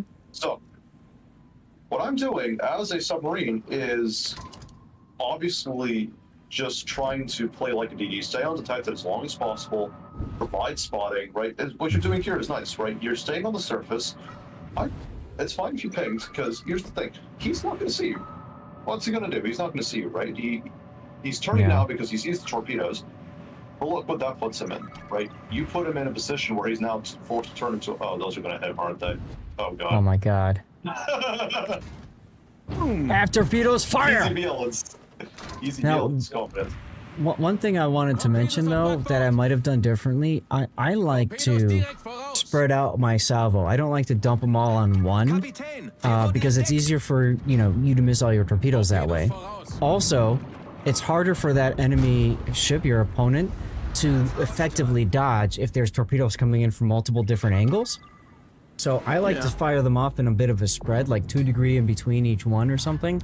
And then when you ping, then all of those torpedoes start to home in on that ping marker. And it just makes it so much harder. In this case, you did fine because they all took all the torps. That is a very good suggestion. But I felt early in the game that I could dump him and be able to shove him up his nose, and that's pretty much what I did. So yeah. Well, and the second ping really helped, right? When you got that second hit on him. I don't mind doing all of them on one target, like if it's like the Nagato, for example. If it's a battleship that has demonstrated that they don't know how to change course, then yeah, white line that baby.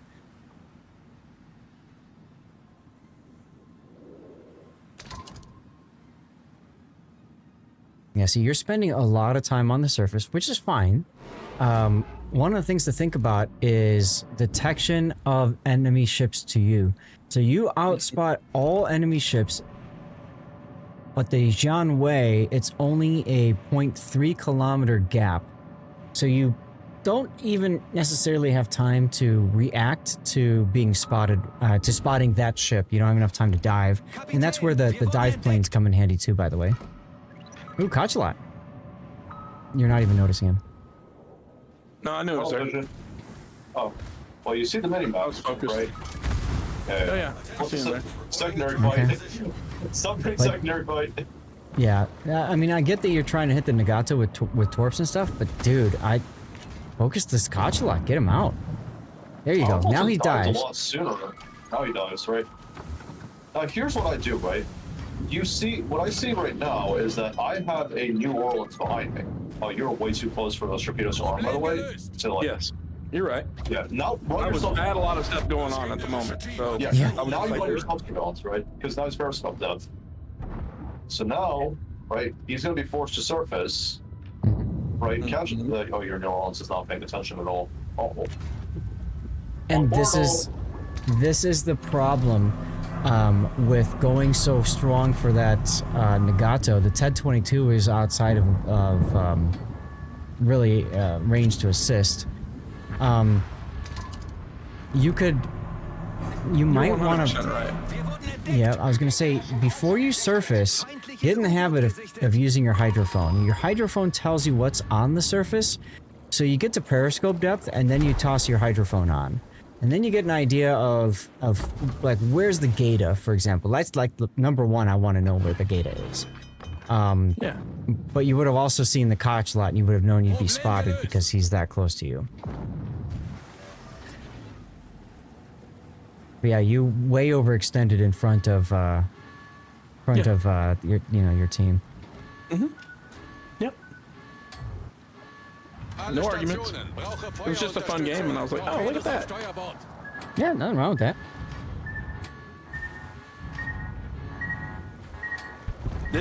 This is a prime example of, yeah, I mean, I might not have made all the greatest decisions, but there's plenty of people on my team that just, let me just say, my entire team outside of me that just didn't have a clue. Now, So this is... I didn't lose because I didn't make mistakes. I lost because everybody else sucked. Well, okay, sure, but there's some changes that you can make in your play that would help. For example, you dove right as you had a fuel spill. When you have a fuel spill, you have to get on the surface to clear it. There you go. Oh, so you, see, I didn't know that. Yeah. Really? Yes. That's why I was holding the cursor over it. So you just told the enemy, hey, you're running away, which is okay, but why give them that information for free, essentially? Well, I never knew you had to go to the surface to get rid of the fuel spill. Yeah. There's so much things they don't teach you about the game. There's a lot about subs that people don't understand. Yeah, and that's I'm still learning. I just have fun with it. I'm pretty good at hunting people. And that's why, you know, when you said, hey, you know, I asked you about covering the replay, you know, I thought this would be great because a lot of people struggle with subs. A lot of people struggle hunting subs too, honestly, but, you know, whatever. Right. But this Nagato loitering close by is great for you. You know me for years, I'm a battleship player. That's just my main is battleship. Yeah. So I play the subs as, for me, a lot of times I'm watching that shadow on the water when I ping.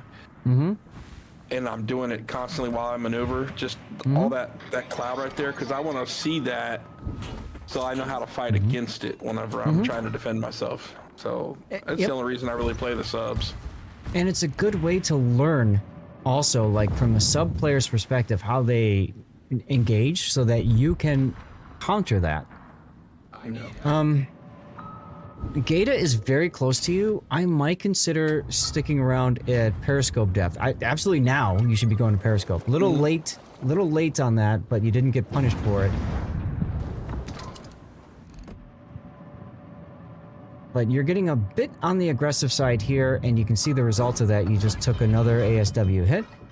Yeah. I might try kicking out your rear torpedo because you might be able to arc it around the island. All stations, reporting the position of a strategic target.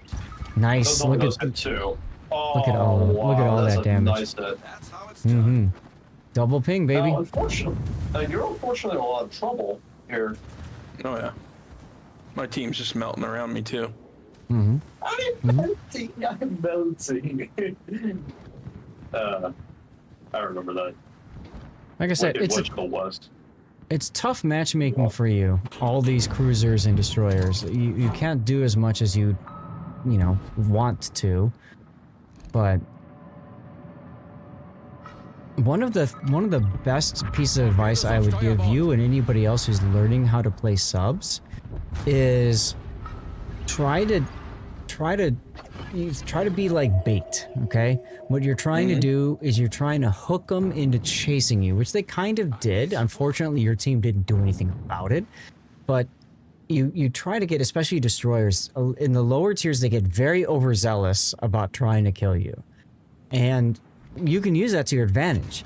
You make them charge you, and you've got a Gajamada or a cruiser right next to you or something like that, and they get themselves wrecked just to try to, you know, kill you. And then you win because of that.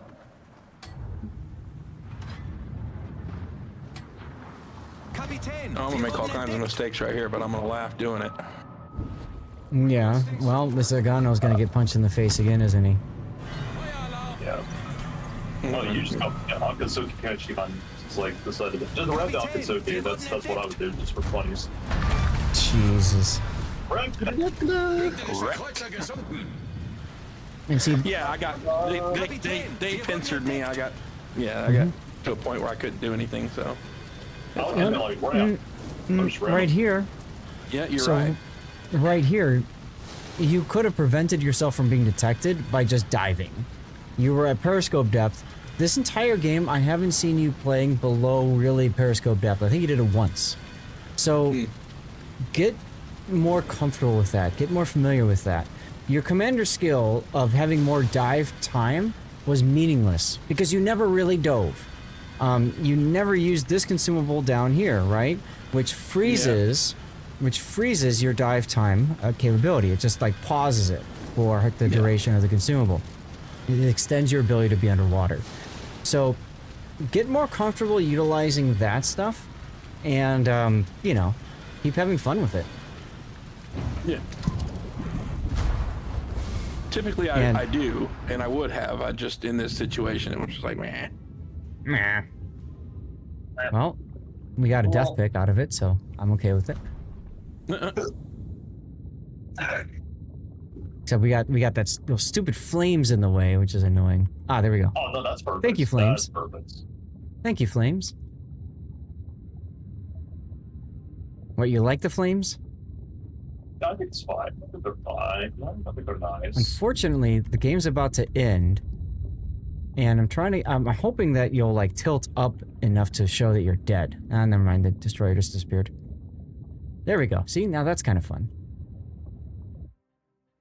Anyway. You got an efficiency badge from that? Yeah. Oh my goodness. Yeah, I mean, submarine basic speed is not inflated. Also, submarine basic speed. Look at that. Getting like 5 kills, but yikes.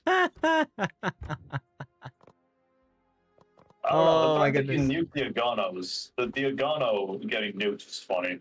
Right. He nuked the Omaha too, but yeah.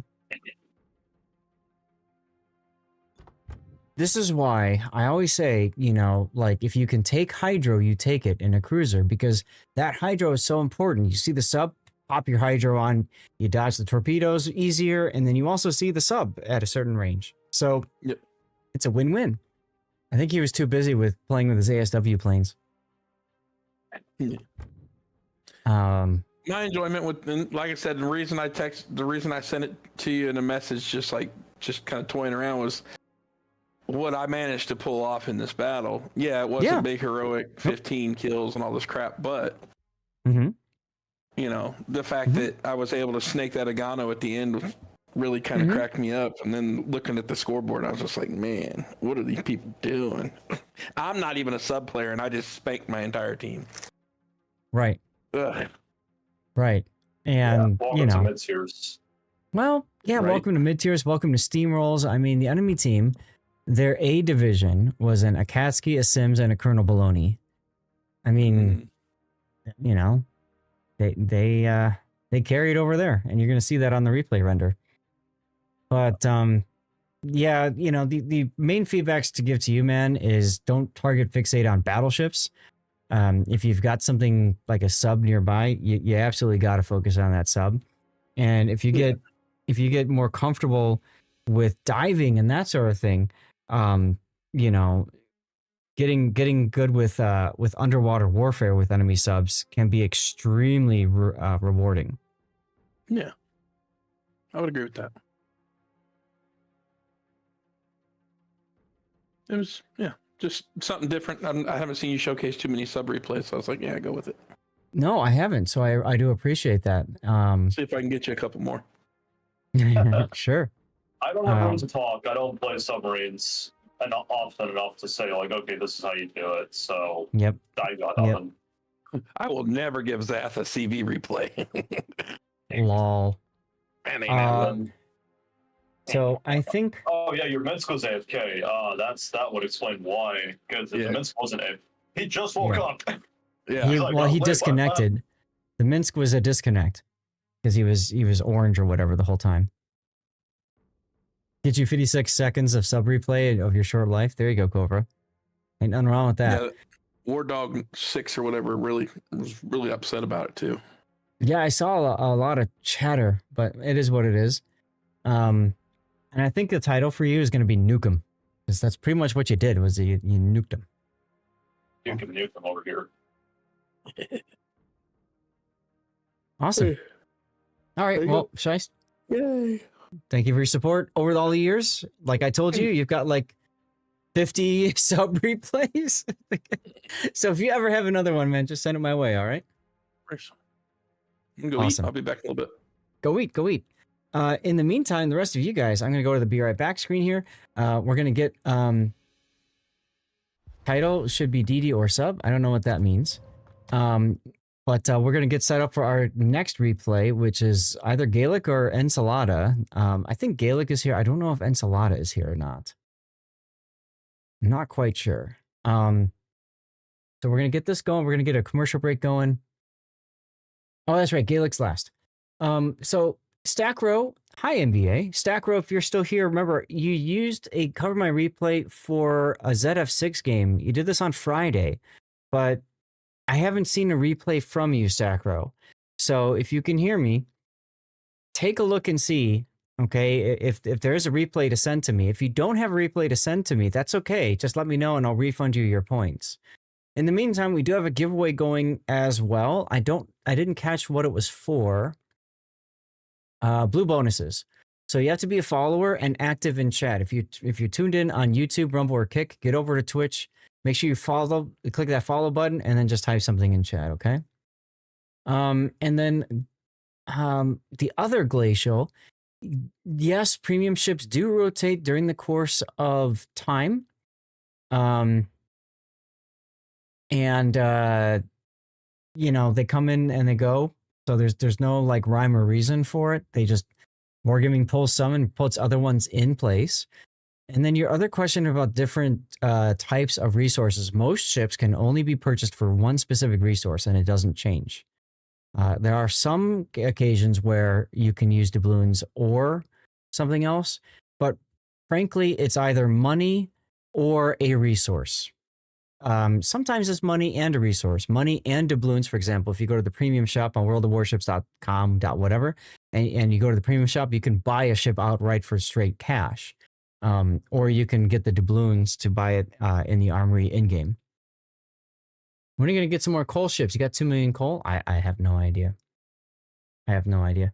But Stackrow, I know you said okay. So there's my Discord. If you're not in my Discord already and you want to get me the replay, that's the easiest way to get it to me. You could also email it to me. Just tell me if you've emailed it to me so I can pick it up. One destroyer changed from steel to coal. Yes, you're talking about the black. And the same thing happened with the Flint. It's changed from steel to coal. So. And the Star Shimmy, I believe, also got exchanged from steel to coal as yes. the same time as the black. Yes. Okay, I'm gonna run a commercial break as we get the next replay ready. This will be Ensalada's replay. Let's see.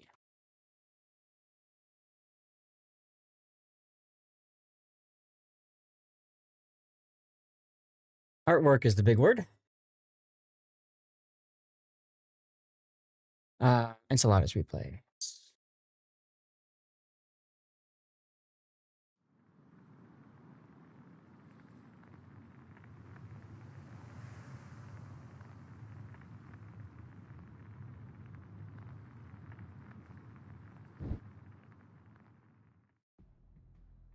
You were thinking it was awkward?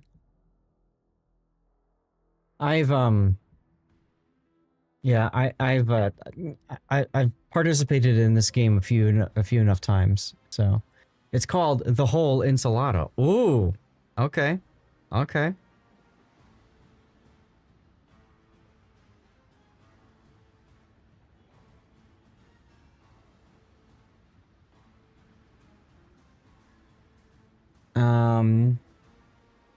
The Santander.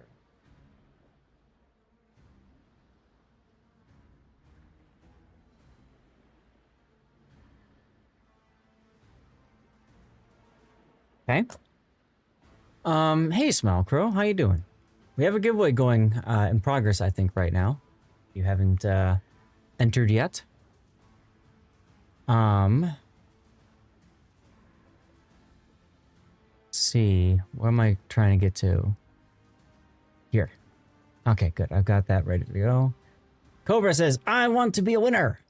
Small Crow, I'm doing fine. It's Sunday. We're chilling. We're having a good time. We looked at a different game at the start of the stream, and now we're continuing to hang out. Hey, cool. I got my CC mission from watching me.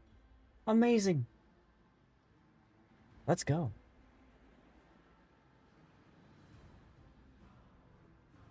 And Cobra, you are a winner in my heart. You and all your hoe trains. What?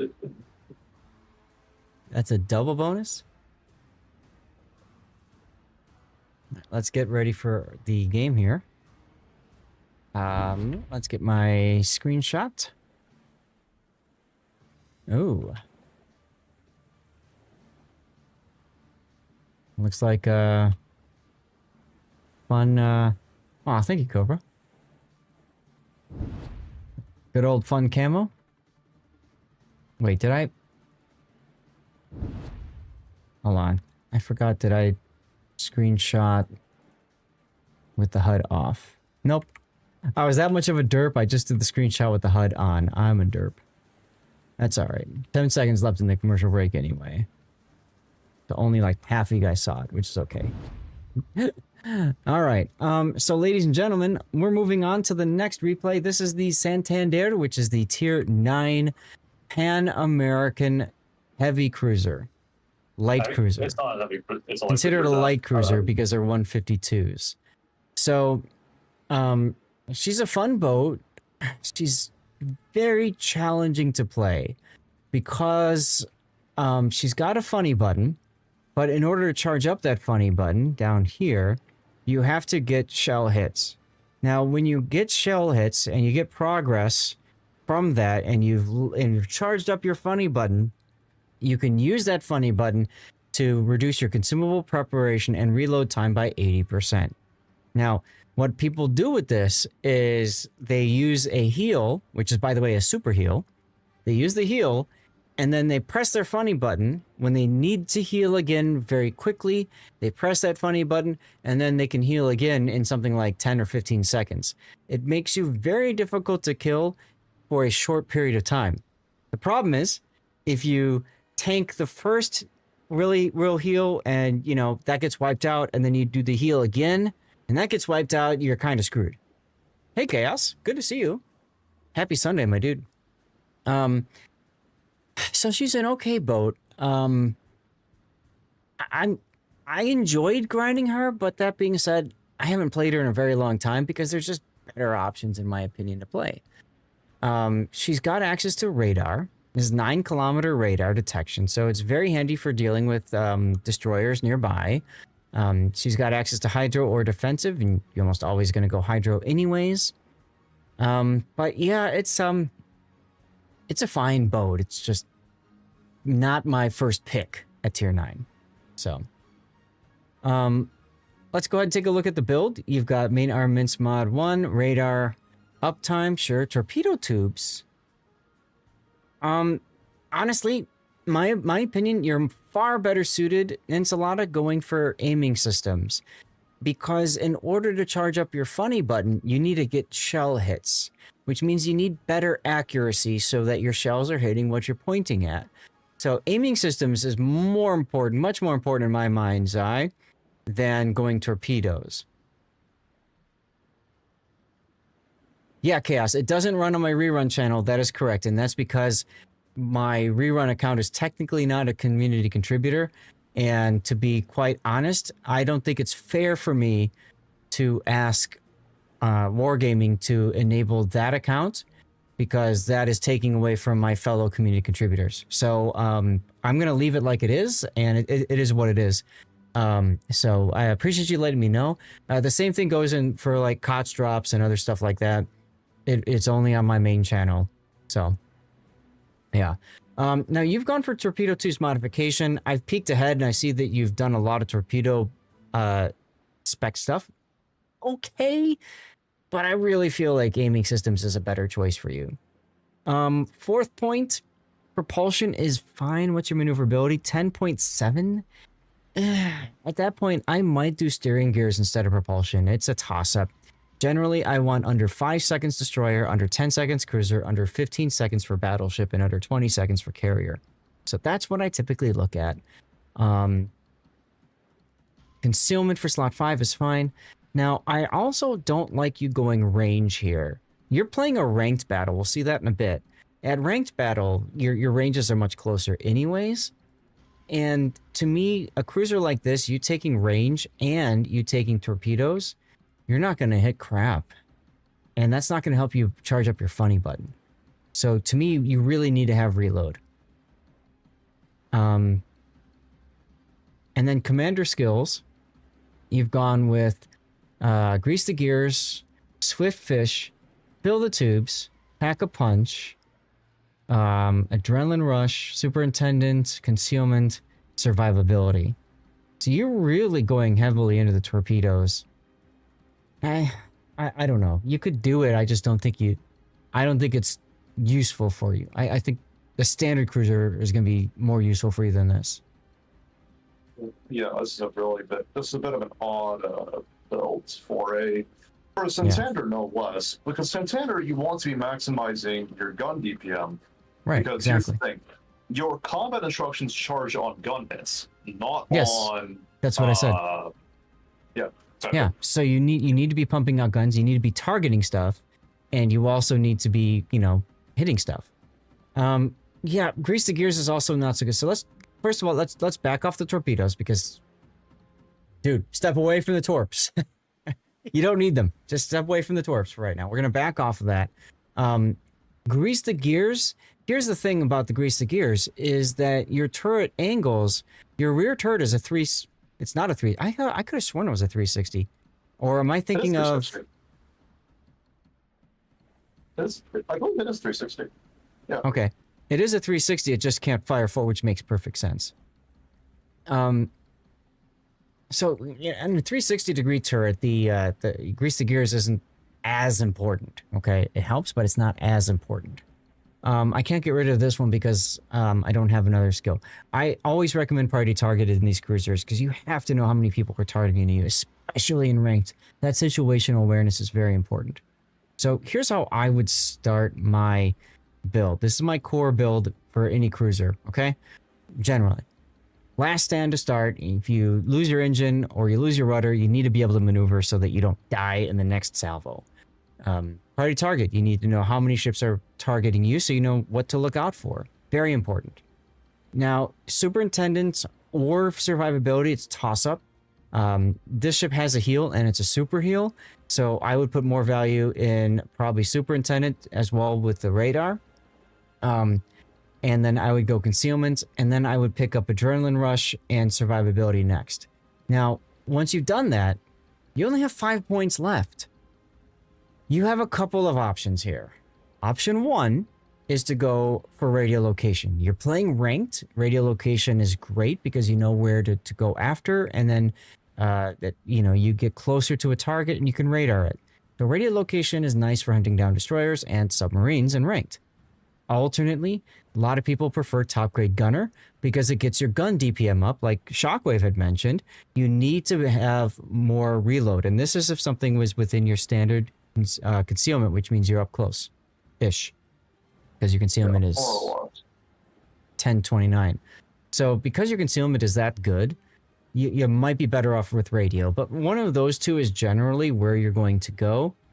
You aren't gonna benefit from heavy AP at all, so that's not even worth it. I don't know what else you'd want to go for. You could do focus fire.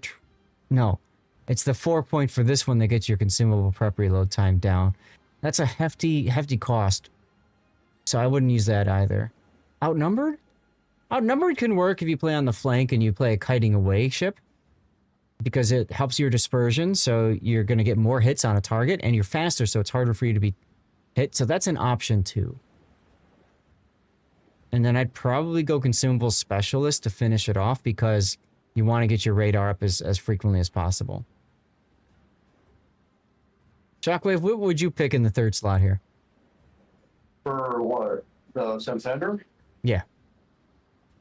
So their build goes for reload. Interesting. Okay. Oh, top grade gunner. Yeah, they go top grade gunner. Top grade gunner as well. Here's the thing, right? You could go the 4-point AA skill, but I would only do it if it's like it's super situational. I run it on Guden just because of the fact that I find a lot of Dutch cruisers and that it's constantly active. So, but yeah. So either I go radio. You can make the argument talk raid. You can make the argument outnumbered. This is the part where it really comes down to you, the player, and how you play and what matters to you. But you'll notice that up until this point, it's all locked in, like in my opinion. There's really nothing else you can do. Now, if you absolutely have to reload your torps faster, fill the tubes fine instead of priority, but I think priority just gives you so much awareness. And I hate when people say, oh, just be better at tracking enemy ships. Come on. So yeah, people say that, and it's because you have a guy like me who has anxiety and tracks everything at once, confuses himself, and then dies. I'm a big fan of trying to remove operations from your brain. You know what I mean? Like, so that's where this comes in handy. And same thing for radiolocation. But anyways, pick a 4-tier skill, and then I'd probably go with consumable specialist just to get your radar up, especially in ranked. Get your radar available as quickly as possible. Since you're taking superintendent here, you got the extra charge of that, and hydro. In ranked, by the way, superintendent isn't so important. So you could always take 2 of the bottom ones. There's other ships, right? So you could always say go radio location and top grade gunner. You could do that too. If in ranked, because you don't need superintendent as much. That's the caveat. If you're doing it in randoms, superintendent is better by far. And then flags, you've got ship HP, fire reduction, fire and flood chance. Flood chance. Again, going heavy into torpedoes. Repair booster is good. What does this one do for you? This one is hydroacoustic search action time. Okay. Speed and then consumables.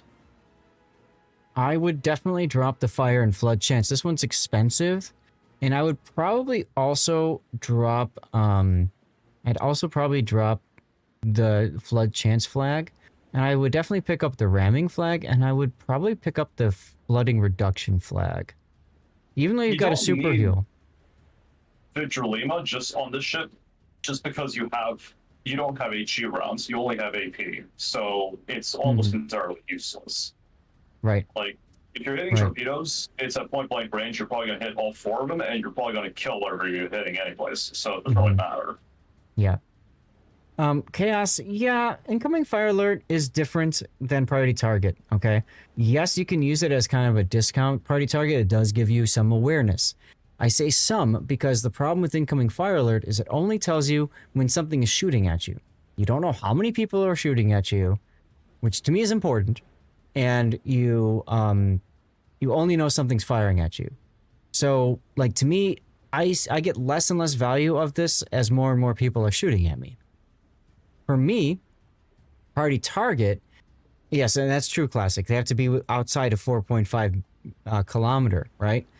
For me, for priority target, the other thing that's beneficial is it informs my decision-making moving forward. If I'm being targeted by 3 ships, I'm going to be far more cautious than if I'm being targeted by 1 ship, especially if that 1 ship is the one that I'm looking at and they're looking at me. Now I can focus on that fight specifically. Whereas incoming fire alert, I don't get that. I only get told if somebody's shooting at me. So I kind of have to have that constant fear of what's going on around me to make sure I know if I can, get involved in that fight. The other thing that's nice about priority target is if you're up against somebody that is using torpedoes, if they switch from guns to torpedoes, the priority target indicator changes. The number decreases because priority target tells you how many people are using their guns, targeting you with their guns. So if they switch off of guns to torpedoes, or they switch off guns to ASW or Dutch airstrike, right? Priority target drops a number. So this is very handy for destroyer knife fights with other destroyers. I know if they're switching to torpedoes, and as soon as it goes back up again, I know that they're switching to guns. It helps if I'm in a battleship or a cruiser and I'm being hunted by a destroyer, because I know when they've just switched to torpedoes and when they switch back, which means they fire their torpedoes, which means I will instantly change course. So there's a lot of value in priority target as well, but you have to take that differently. They're both situational awareness skills, but they give you different information, and it's how you use that information that's crucial. So if you don't use priority target for those purposes, fair. Take a different skill. That's fine. I'm giving you feedback based off how I play and what works for me. All right, let's get to the replay. Incoming fire alert is good for kiting ships and ships with good rudder shift. Yes, that is true, classic. That is also true. For kiting, for me though, like priority target tells me in a kiting ship when it's time to kite, like that kind of stuff. Anyway, let's get to the replay. This is a ranked battle. This is arms race. And you've got a Musashi, Los Andes, Georgia, yourself, a Benham, and a Z46. Up against you is a Los Andes, a Keksarge, a Giuseppe Verdi, an Andalusia, a Yugumo, and a Black who has disconnected. Now, I will say, their battleships, in my opinion, are a lot scarier than yours. Both of them are scary. But I don't like facing a Giuseppe Verdi. That thing can be ridiculous. Keksarge is also problematic. And Los Andes, you can't really charge. Andalusia, just don't show it broadside and whatever. Yugumo is a big threat. And black is a big threat as well, although he's disconnected, so that's great. You like Santander so much you left a 21-pointer on her rather than push him up to San Martin. Wow, that's high praise, Cthulhu. And yes, that rear turret is a 360, see? You tend to have your attention on the ships 4.5 kilometer away. It's the ones not close. Don't want to have to keep my eyes on when I'm trying to keep track of those up close. Well, yeah. Chat going on about somebody being disconnected. I've kind of moved away from telling my teammates about people disconnecting because most of the time they're too busy worrying about you cheating compared to, you know, the tactical advantage that it gives you guys knowing that that black is disconnected.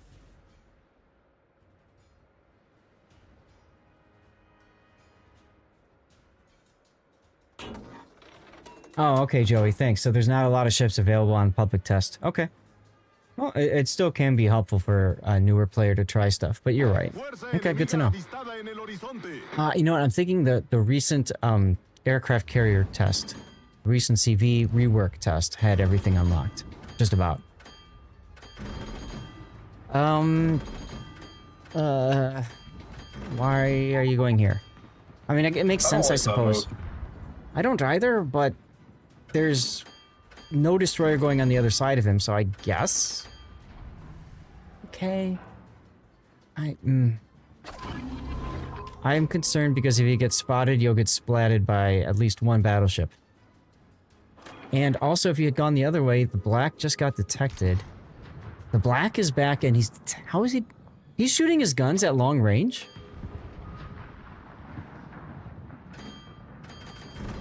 And see, now you've just painted yourself into a corner by tucking in. This is the part. This is why I was concerned.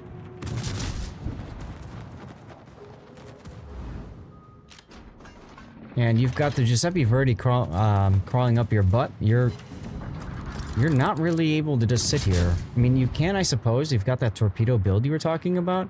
So you can always try to back up and maybe get a lucky torpedo strike. But you're going to pay heavily for that by showing your side in the process.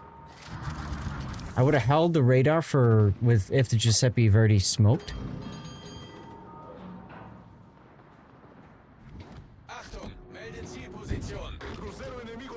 Because now you just told the Giuseppe that he can smoke and navigate without worrying about being spotted. Unless he shoots you, in which case you'll smoke fire penalty spot him.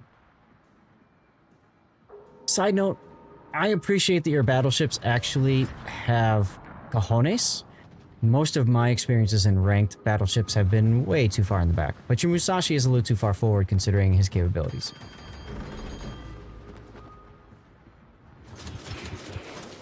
So there's all of that effort into your torpedoes. Let's see what happens. Oh, they missed.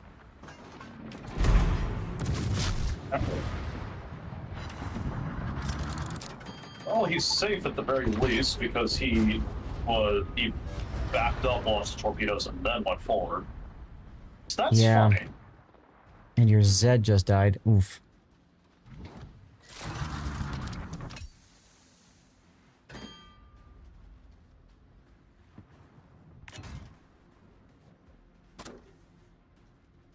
Also, I think it's funny that the heel is right next to the Giuseppe, and he decided not to take it.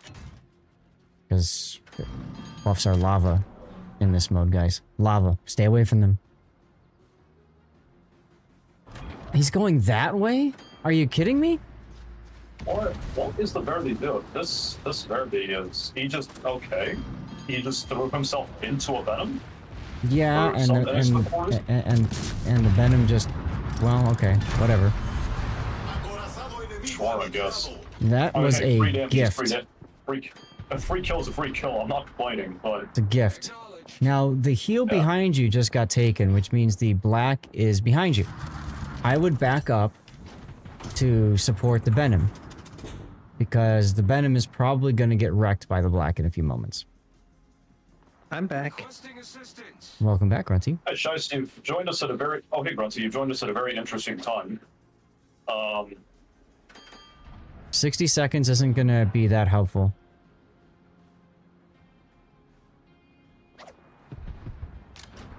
I mean, it's nice that you're telling your team, and you're telling him you're backing him to support him. That's nice. Look at the enemy team. Oh my god, those battleships are afraid of action. You see this a lot with Los Andeses too, and I don't know why.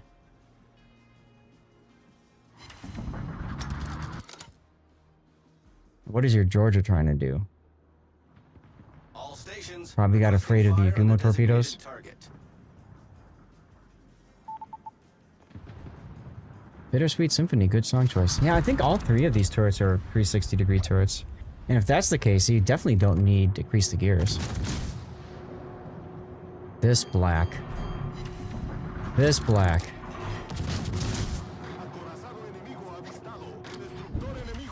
Good thing you got radar available. Hit it. Hit it.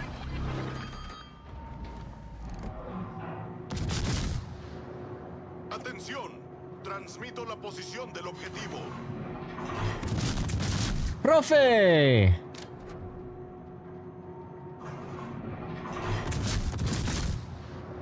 ¿Cómo te llama?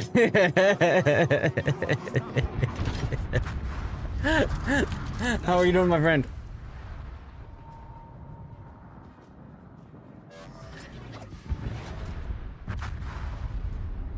Here's a shout out for Profe. Go toss him a follow if you don't know him already. He is a Chilean streamer. What did you say about my mom?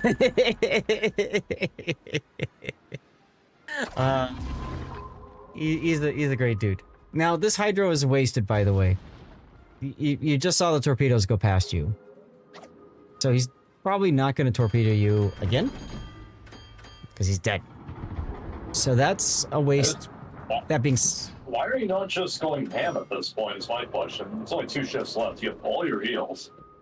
Like, ironically enough, the position you were in is now the right position because you can just farm the Keksarge and just reverse whenever you need to. like now, why are you going the other way? Fluffy! Fluffy raid inbound. Thank you for the raid, Fluffy. How you doing? Happy Sunday, my friend.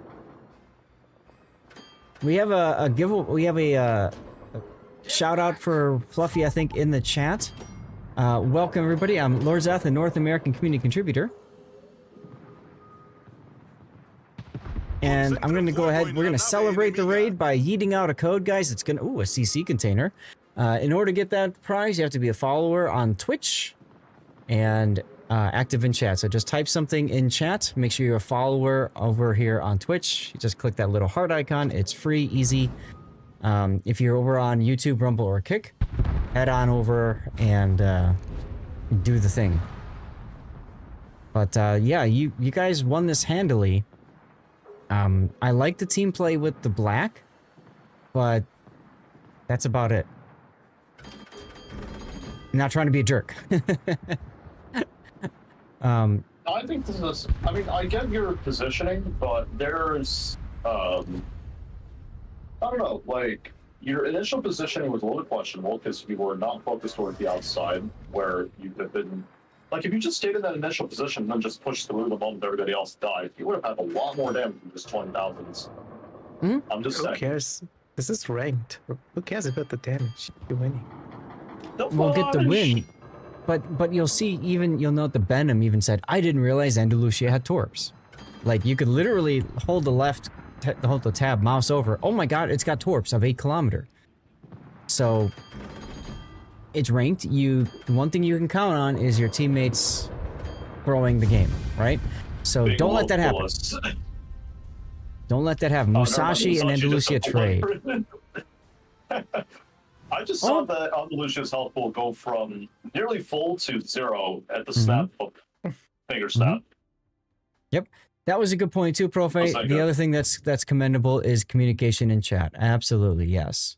And I do agree to a certain extent the win is more important than damage or XP. You just gotta do everything you can to make sure you get that win. So, you know, I don't mind being on the bottom of the scoreboard if we get the win and we get the star. That's what matters the most. So I hope you complimented the Musashi. I mean, I hope you complimented all your battleships because they actually pushed and, you know, grew a pair. And the enemy battleships, aside from the Giuseppe Verdi, really did not. I just can't believe the Verdi threw his life away like that. The He got greedy. He got very greedy for the Santander in the corner. Didn't realize the Venom would actually poke out, would be right in front of him, and he dumped like 30 torps to his face. Yeah, but the thing is, he also went the wrong way. Like, he should have gone like one channel up and get right behind Salado, but he didn't do that. Yeah, to be fair, if he'd done that, if Ensalada had been ready, he would have also gotten a face full of torps there. So. Possibly. Well, you know. Possibly, but he'd already luck chucked his torp, so I don't know. But let's get the replay render up and we can look at it from the top down view. And of course, chat, if you guys have any ideas for a title for this replay, I'm all ears.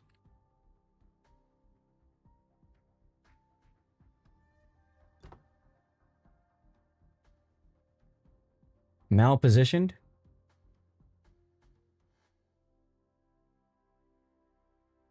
Malposition could work. Hey, awesome. How you doing?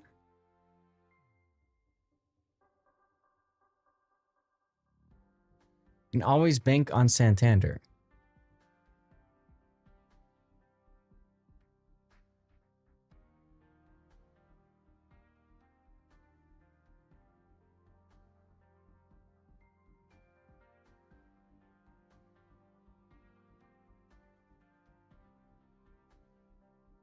What's funny, Electric?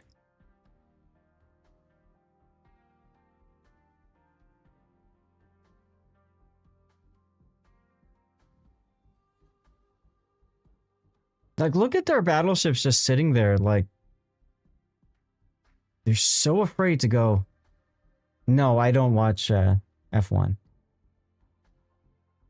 They're just so afraid to do anything. If I was the Gumo, especially on the enemy team, I would be so pissed with my battleships. Yeah, he saved a star. I thought so.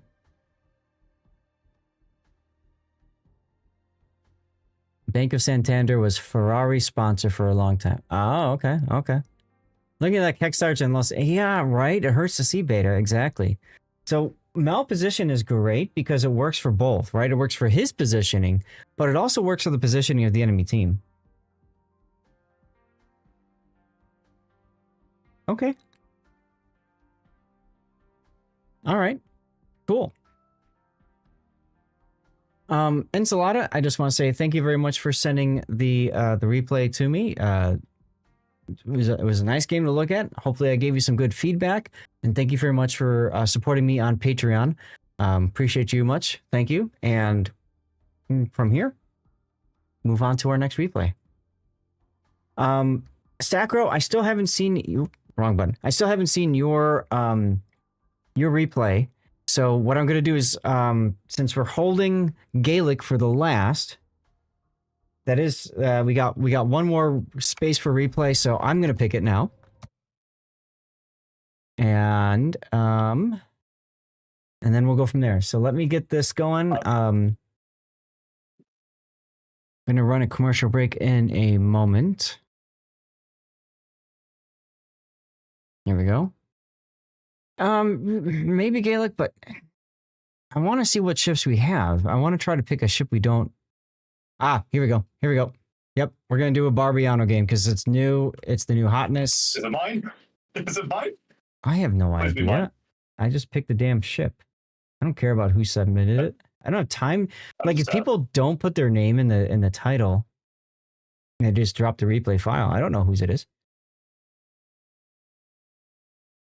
And, you know, I just don't have time to download a file and be like, okay, who submitted it? You know, blah, blah, blah. If it's a prioritized, like a cell replay or the, you know, like a cover my replay, then that's different. You know, I'll write down their name just so I know whose it is, so I know who to ping or something later. But otherwise, no, I don't write that stuff down. Did I click off the commercial? I did. Okay, good. Open replay file.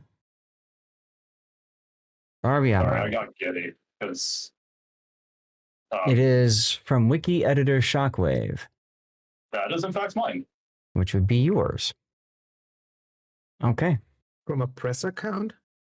Yeah. Correct. So let me make one thing very clear right off the bat. I am a member of the World of Warships Wikipedia team. However, I am not an official community contributor. I am just a privateer, a volunteer. That's it. That is Just getting that correct. clarification out of the way, just so nobody gets confused by that at all, right? Because that'd be the worst thing. Last thing is like, oh hey, are you like a CC? I'm like, no, no, I'm not a CC at all. Wait a second, though. I don't know if Sal can hear me.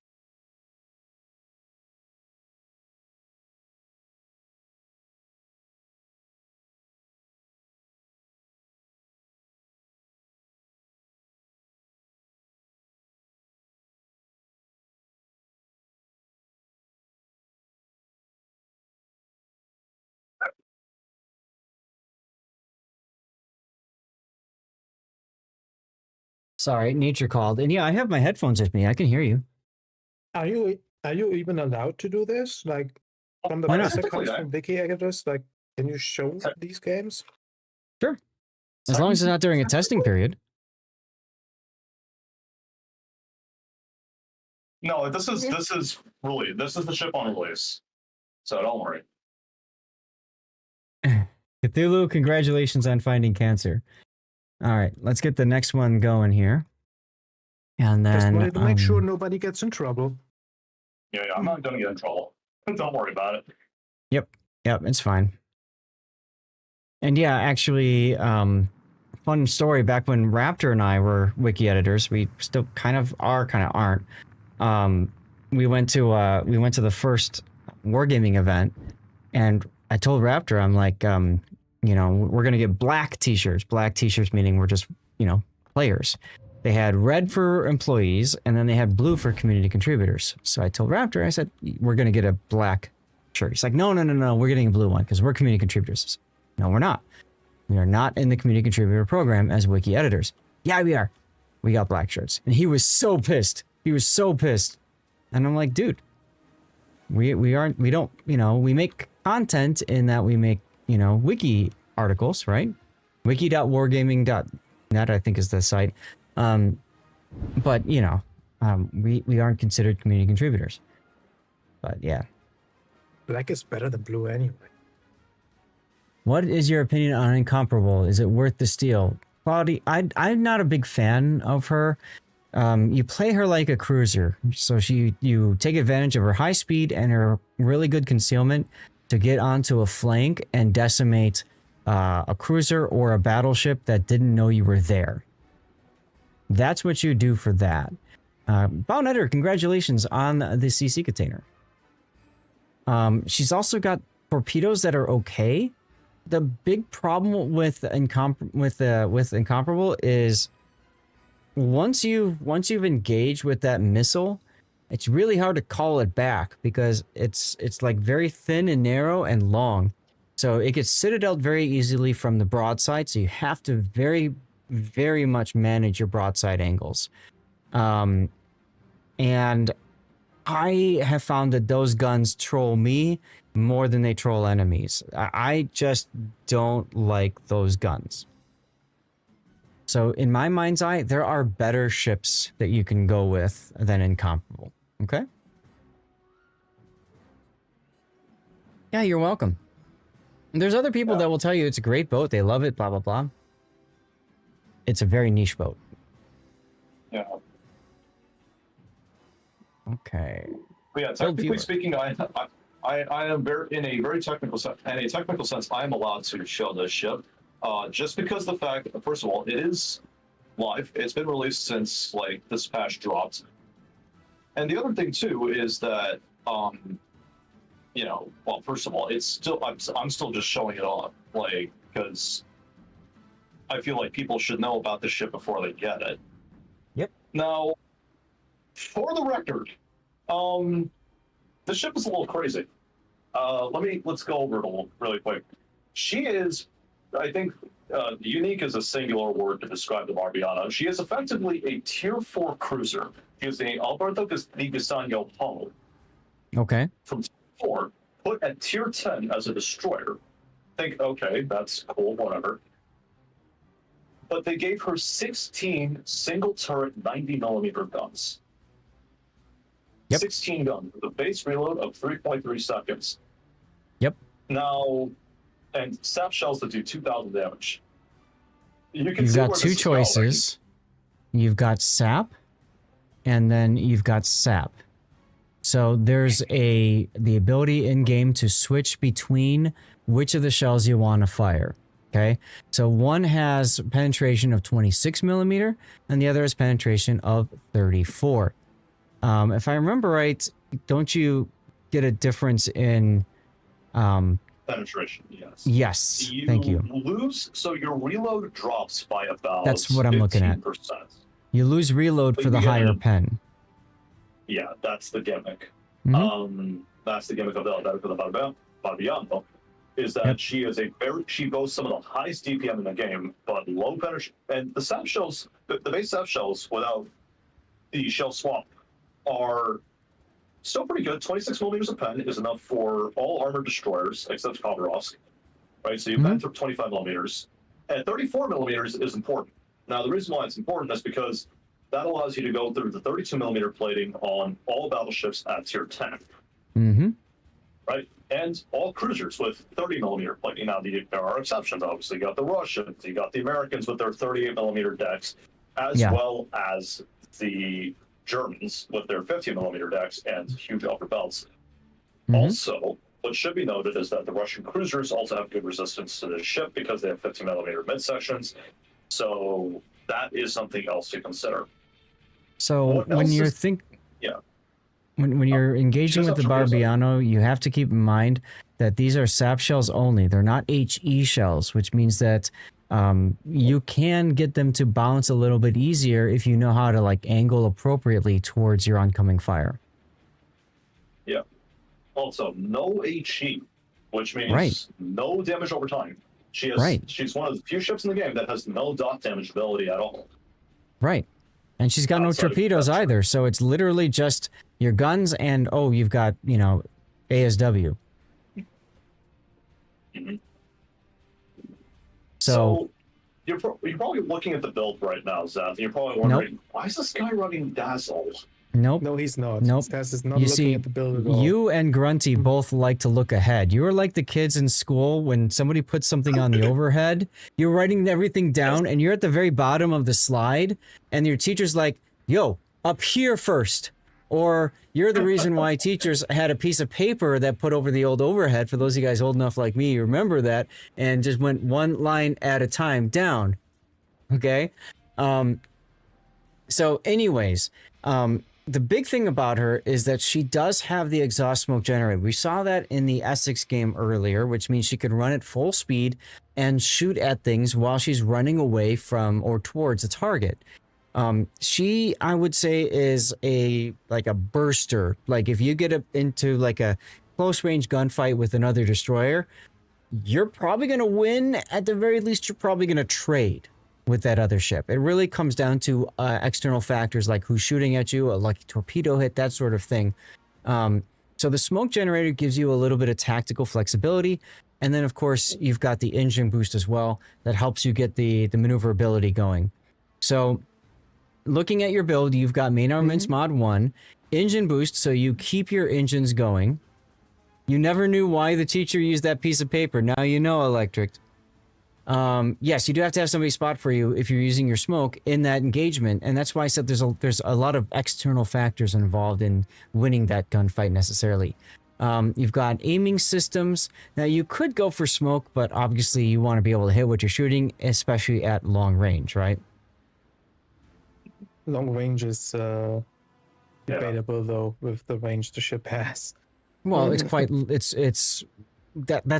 what I'm getting at is, you know, you want to be able to hit stuff at the longer ranges, and at closer range, again, going into that comment about sap and penetration, you have to be good about aiming specific parts of ships. If you're shooting at a battleship, the last thing you want to be doing is shooting at its very thickly armored side plate, right?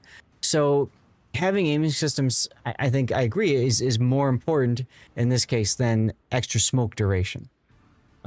You've got propulsion, which is fine. The rudder shift time is 6 seconds. That's a little high for me, but this ship is kind of one of those things where it's far more important that you're scooty so much than you're wiggly.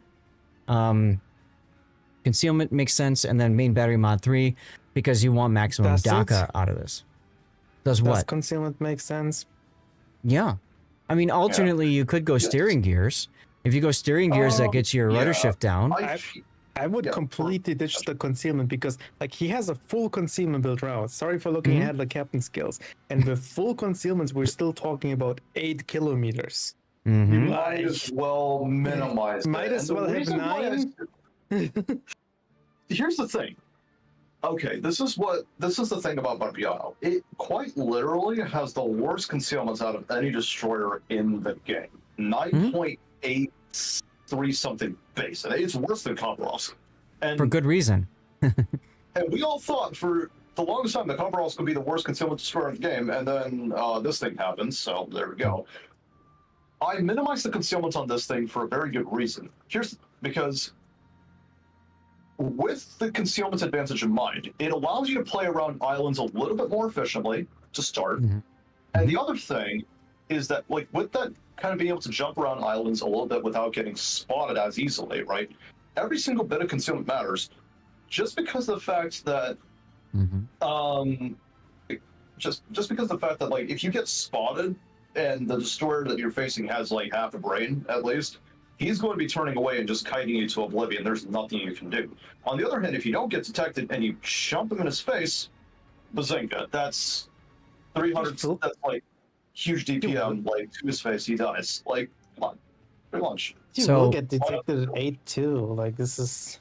Yes, but 8 gives you a lot more flexibility. So if I were to drop this, for example, okay, and now we're at 9 kilometer effectively, right? That gives you a little bit less flexibility to get in position to open up on especially cruisers. With your range at 11.4 kilometer, you don't really have that much of a gap. That's really effectively 2, maybe 2.5 if you want to be technical, kilometers of wiggle room. If you go to concealment module, you gain essentially more wiggle room. You can push that up to 3.5 kilometer of wiggle room. It makes you more comfortable getting in position so that when you need to unleash on a cruiser or a battleship, frankly, you can do so. I get what you're saying, Grunty. The concealment can be a problem because it doesn't help you. But think back, you missed it. The replay where we had the Essex game. Shockwave, you were here for that part. You remember the Barbiano was sitting in a kite-away position waiting for the enemy Marceau to push him. And because I didn't look at his build, but I would imagine he's got the concealment build. I could look at it, but because of his concealment, he knows when the Marceau is charging him and not, which to me is an important distinction versus I'm just spotted anyway. So the whole point of running, and like, here's the thing too, with Barbiano, I did not think it made much sense to extend the range of the ship. And the reason why I say that is because this thing's ballistics are not that much. They're horrible. Are very similar. They're horrible. They're about the same as Daring's, I think. Yeah. I mean, yeah, So but like this, the concealment has nothing to do with the range. I know, but the problem is, if you're going to draw concealment, you're probably going to build against range, right? But I feel like No, I would not. I would not. I would just go for the maneuverability of the steering gears. I know, but but do you have Barbarino? Barbarino. Barbarino. No, or Barbiano? You don't? Barbiano. Okay. Yeah, I would not play into range or like losing conceal, just because of the fact that you need that wiggle room. It's a huge target. Like Barbiano is bigger than, I think it's bigger than Elbing, and Elbing is a huge ship. And I don't blame Elbing with concealment. Like, I think if, like, my personal opinion is right, if you can't get below 7 kilometer concealment, there is 0 point taking any concealment at all. Sure. I don't know about that. We've had some cases before where we've talked about at least taking one of them. Elbing at the very least, Elbing, first of all, has better concealment. Second, you can play at longer ranges because you have better base range, better ballistics, so on. Barbiano cannot play at long range because its ballistics are so horrendous. I mean, see no argument for playing with no concealment, but I don't personally. I get it. Like, you want your ideal engagement range if you're fighting a cruiser or a battleship. You want to be at like above 10. Like at this, like, you don't want to get too closer close the because better. otherwise you get. No, I don't think, because if you get closer, you get blapped in return. How? And you Why? have no benefit of being closer in terms of your damage because you can't Citadel. Your SAP doesn't care if you're 3 kilometers away or 8 kilometers away or 10 kilometers away. It kind of It's does not because you from arc over the. angles. You want to be Because able you to get arc, plunging fire maybe that way. arc You hit the into deck armor. chuggers. Right. Yeah, but you Yeah, actually, that's- isn't the Barbiano that way? If you are further away, you get all guns to shoot instead of just 12 because you can lob them Yeah. over your own ship. That is correct. But again, you're putting yourself at a disadvantage because if you're shooting at that distance, your ballistic travel is horrible. Again, well, why would I intentionally put myself in a position where I'm not going to hit my shells at that kind of distance? I don't have the kind of technical skill to nail those kinds of shots at that range. Yeah, I don't have the ability to do that. It's only going to be useful Like, against ships that are just hugging an island and that's it, and they are static. So Yeah. let's move on because I just looked at my clock. It's 4:30, which means I only have an hour and a half left of stream time, and I'd like to play this game too at some point. So let's move on. So you've got Sansonetti. And of course, Sansonetti, if you get a kill, that gives you range. That's nice. And then if you get Confederate, then you also get reload time for your main battery. Both are very handy. 100 main battery shells is trivial. Welcome back, Glacial. It's trivial for this ship. And then you get consumable action time, which is nice too. Very useful for the smoke and the engine boost. Yep. So let's see. So you've gone with preventative, last stand, survivability, dazzle, concealment, adrenaline rush, main battery, and then incoming fire alert. Okay. So incoming My fire alert argument is for dazzle is this, right? Because I think the big thing to talk about here is dazzle. Now, the reason why I took dazzle is because, as I said, this is a giant ship, right? Not only does it increase the dispersion of shots being fired at you for 15 seconds, which lets you put yourself in a position where you're not going to, take a lot of damage, right? But the other thing too is that you get that extra 8% shift speed, which lets you play a little bit more into like with the engine boost, gives you a little bit extra speed, lets you kind of maneuver a little bit more effectively, right? yeah. The big thing is just the increased dispersion, which you kind of need because you really need to avoid getting hit in this thing early on because your health is your biggest strength. If you don't have health to trade with RTDs towards the mid-late game, and you'll see it in this game in particular, that's kind of important. So yeah. An alternate to Dazzle would be Superintendent and Consumable Specialist, right? So you get the extra charge of your smoke and your engine boost, and then you can cycle through those quicker. This is probably what I would recommend, but fine, Dazzle if you want to experiment with it. If you find it works for you, fine. Because you do get also buffed dispersion, or debuffed dispersion, if you will, from running the concealment system mod. Now, Cthulhu, for this particular ship, I'd say incoming fire alert is probably okay, or frankly, you might not even need it. And the reason why I mention that is because priority target, in the case of a Barbiano, you're probably not going to be worrying so much about how many people are targeting you. Instead, you're more concerned about when shells are in the sky. It just tells you to change course a bit, because if you're playing at 9 kilometer, 10 kilometer, 11 kilometer from a target and it lights up, then it gives you that information to make your dodgy. So that's fine. The big problem is because you don't have torps, liquidator doesn't help. Because you don't have any other shell type, gunfeeder doesn't help. So the only other thing that helps is grease the gears, which doesn't really help that much anyway for this, because you got great turret traverse. So you just finish with incoming fire alert and be done with it, essentially, which, fine. I mean, that works. Alternately, if you really want priority target, you can drop that too. So yeah. And then for flags, you've got HP. You're trying to conserve, looks like. You've got smoke, you've got speed, and you got consumable. Conserve flags on a press account? What? Why would I conserve flags on a press I don't. account? Well, hey, I don't know. You tell me then. Why aren't you running the fire reduction flag? Why aren't you running ramming flag? Anti-air. That's good arguments, I guess. Anti-air. Why not? I mean, there's no carrier in this match, so I know. It's a random battle. You don't know what it's going to be before you get in. So I know, but I guess I was. I just like auto selected the flags. I guess I don't know. all right. That So- is anything like any other Italian ship, the flag is completely pointless. Terrible. No, no, no, you 426, don't. It's got no You, DPS. you don't understand. You put the flag on to ward off the carriers. If you don't take the flag, you get carriers. If you put the flag on, you don't get carriers. That's what you do. Just like if you were to run defensive anti-air instead of hydro. Are you saying that flag is garlic? Yes, exactly. Yes. Oh my god. Okay. It is garlic. And to be quite Also, honest, like you here's just said, it's a press account. You don't care what flags you use.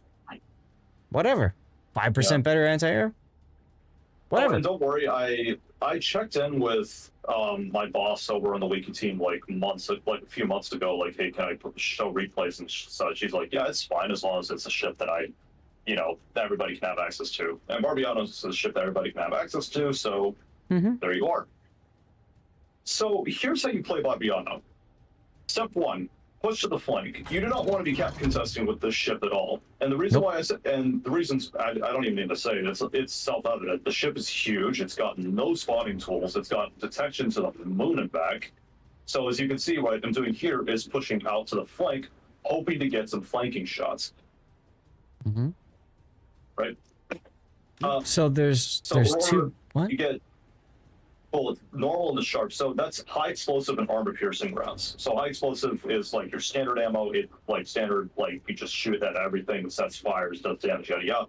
Armor piercing is more for broadside targets, right? So yeah.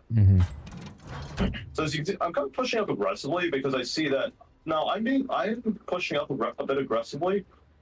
But I see that the enemy team has. I'm RPF located. I don't have the mod, so I didn't know I was being RPF located at the time. So what I already noticed is that they have 3 Hydro destroyers. So what I'm doing here is I'm cutting out the islands, right? So my initial thinking is if I do get spotted here, I can just whip a quick one around the island with my engine boost and my smoke, and I'll be fine. But as seeing that there's nothing spotting me yet, open the rainbow. And there we go. Sherman opens up. Because he's not actually within hydro range, so I can just just look at this. And possibly the Des Moines can radar him in a second. Yeah, that's why I'm turning out. Yep. And then Shimanto, you absolutely chew through his weaker armor too. Observe. Oh look, you've already got your 100 main battery hits. Told you it's trivial in this ship. It was 10 seconds of firing. Like that's it. Yeah. That's 10 seconds firing. He's having fun. He's enjoying the game, everybody. And you got the kill, so now you got more range. Yeah. Oh, I didn't even realize I was on the border. So the nice thing about Fabiano's engine boost that it is an emergency engine boost, but it's a long duration emergency engine boost. So I believe it lasts about 120 seconds with a 90-second cooldown. I'm not sure, it might be 120, 120. I have to just check that. I asked the Des Moines to radar, right? Yeah, why wouldn't you want to kill this guy? Oh, he quit! He quit! He's mad! Or disconnected. But no, my guess is he quit. He's mad. He's so mad. Hey, poor Wooden. You face 2 plus Ragnar plus smoke cruisers in clan battles? Oh my god. Yeah, no, this is... And now we open up the Rain of Fire on the Guden. Spoiler alert, this Guden lasts until the end of the battle. New giveaway is up, guys. By the way, everybody, this is for blue bonuses, so you have to be a follower of the channel on Twitch and active in chat, so make sure you click that follow button and type anything in you would like. So I want you guys to notice what I'm doing here really quickly. You see that I'm using the Sherman smoke against the Guden. I'm staying behind it so that I don't get spotted here, right? I'm still playing it. He gets unspotted, I just keep line firing a little bit more, because why not? But now I'm turning away, or do I turn away? I think I turn away. Yeah, Italian radar. We call it French radar, you just keep hitting whatever you hit with your guns, but same idea. Yeah, no, I'm just putting pressure on this Guden because he's upset. I use my smoke here because I see, oh hey, Valparaiso, right? But he just fired, so his smoke firing penalty is going to be off for the next 20 seconds, which means Now, in the case of Valparaiso, you're focusing right now, you're arcing and hitting the superstructure, so there's no need for the increased penetration. Yeah, basically. Yeah, I just want to highlight that so people understand, you know? Because some people say, oh, battleship, I should switch to the higher pen. You don't necessarily need to do that. Not necessarily, and here's the thing, too, like, back away, like, if I just, like, try to go for his deck, I'm not gonna pen.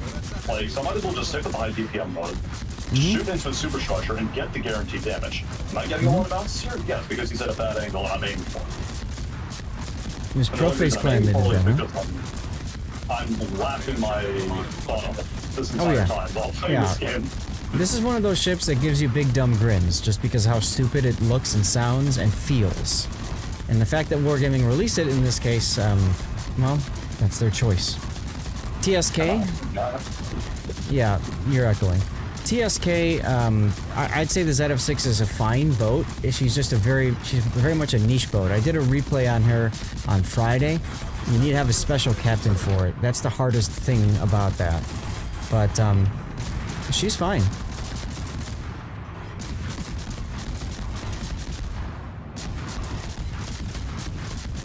For sure not enough to fish it. Yeah, I wouldn't fish for it either. If you don't have ZF6, there's no point in going for it.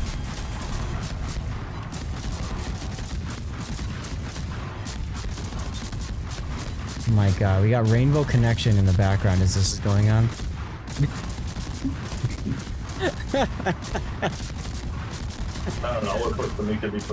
This Valparaiso is having fun, everybody. I switched to higher pen shells just for a few extra shots into his back. Well, when he shows you side, yeah, you have a better chance of penning the bow and stern. So, yeah.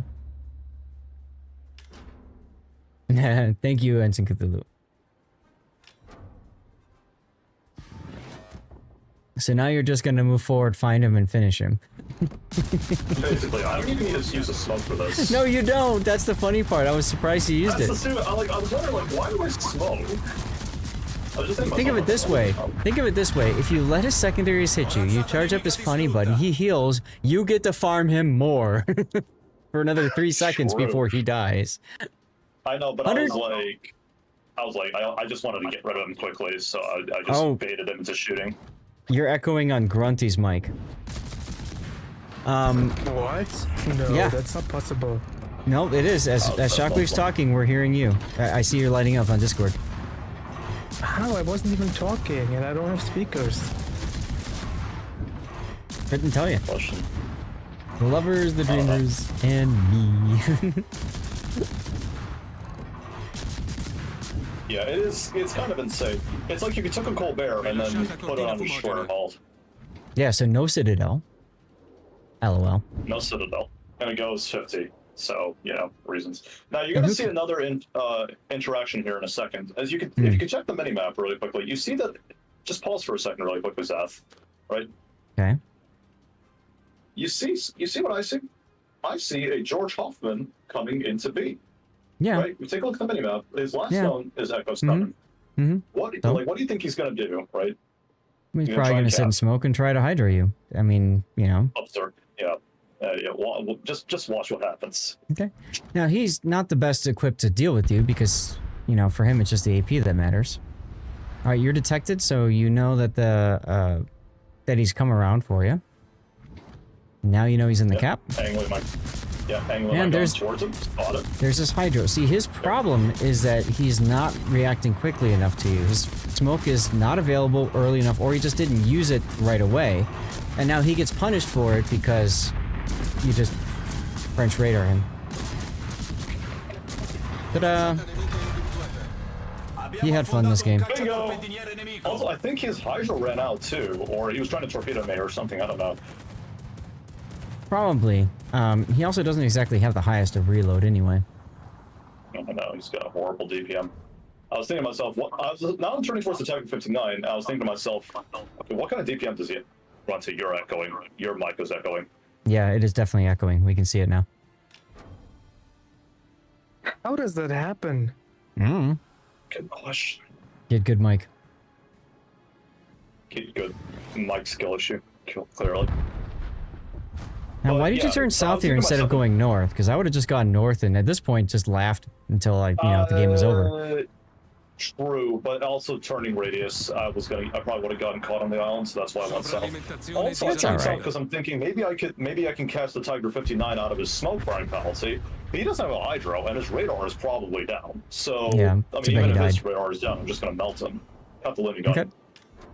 Put more guns on the ship. There you go. Tasty Groningen. Very tasty Groningen right there. Nommers. And I know this guy's probably already used a smoke because of the fact that he was in that position roughly for the past minute or so, right? So he probably doesn't have smoke ready. He probably does have his hydro ready. Maybe he's got a smoke. Doesn't have a smoke ready. So now I'm just going, right? Chugging along. Don't mind me. I'm swearing, guys. I swear. And hello, buddy. Surprise.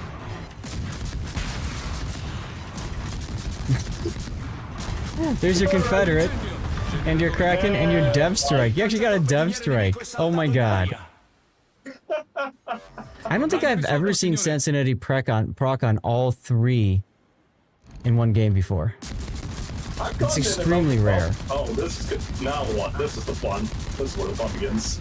Yeah, very nice of him turn broadside. Look at the shell counter just go up. RNGesus taketh away his chance of winning, that's for sure. I don't even switch to the alt fire here because I'm like, nah, I'm just gonna let the rainbow happen. Just look at him. Poor guy. Look at the just look at the shell counter, Seth. I know. Just look at how fast that shell counter climbs. Barbie's Playhouse.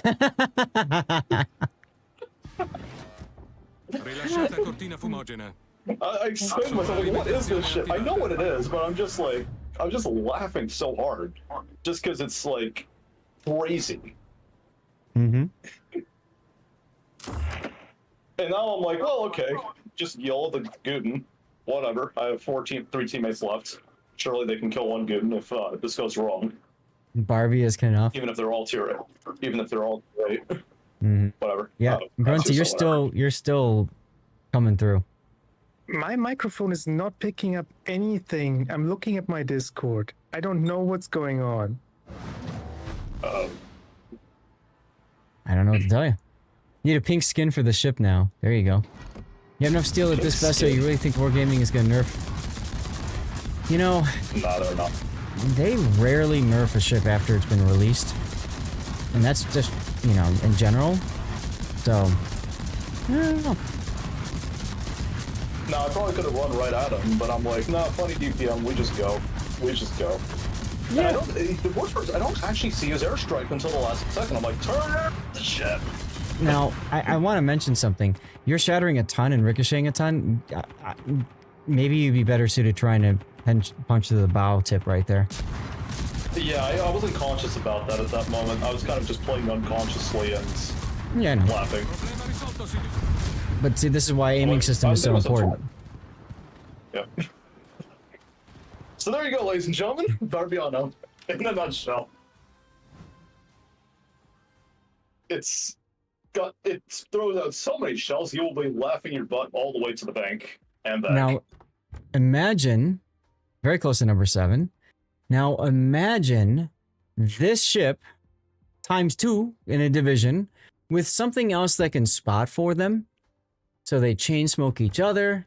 Imagine this ship in clan battle where you can get real cooperative, team play. And imagine this in King of the Sea. Oh my god. This ship in King of the Sea.